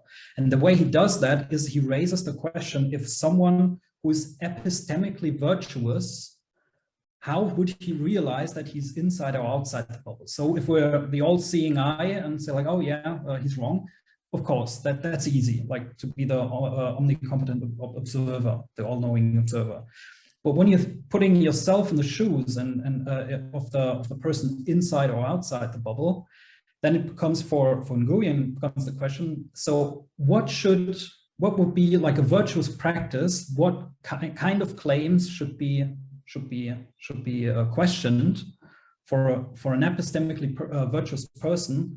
Could they be blamed for being in an echo chamber? That's basically the question that he raises. And he ends up with, well, it's really, really hard to know that you're in an echo chamber. And the only way out that he comes in the end are these trust relationships with people outside the bubble, so to speak, or outside, that's a wrong analogy, outside the echo chamber in this case. So there you have this interesting connection, I think, to virtue. Okay, thank you. And I think that the great way to conclude this panel and today's part of the conference would be with the last question from Professor Satkamp. So I'm giving you this contribution. Thank you. A very quick comment for Elizabeth. In terms of Santayana's notion of play, one can think of art, music. I should have mentioned theater. Edward Albee and I were good friends for a period of years. And I would bring him into a university and the students would be putting on one of his plays. The last week of the rehearsal, he would come in and alter it, change it, have them play with the theatrical production itself. And there was a sense of joy. Students were just terribly engaged, and Albee was himself. And my final comment would be for everyone, just to say thank you for being a part of this. Kasia, it's really wonderful that you were able to organize this. One of the incredible things about the new features that we have now is we don't have to come together in person, although that's missed, I think, in many ways. But here we are, something of an international group, able to have a conversation, perhaps in our own bubble, Sebastian. And perhaps, you know, in this bubble, though, we have different perspectives, different tides going in different directions, and yet we have a common interest. And so I want to thank everyone for that, particularly in these very difficult times going on in Warsaw, Poland, and of course, for the Ukrainians. Thank you very much. Thanks, Herman. Thank you, Herman. Thank you. Bye. Bye. Yes, Till tomorrow. Bye to all. Till tomorrow. And Bye. Sebastian, for your great presentations. Thank you, everybody, for the discussion. And I want to thank Urszula for her chairing this session, for her support. And I hope to see My pleasure. Thank you. I hope to see as many of you as possible tomorrow and after tomorrow during the following sessions of our conference. And now I think we all deserve some rest and a good meal, perhaps. So see you tomorrow. Bye-bye. Bye. Bye-bye. Bye-bye.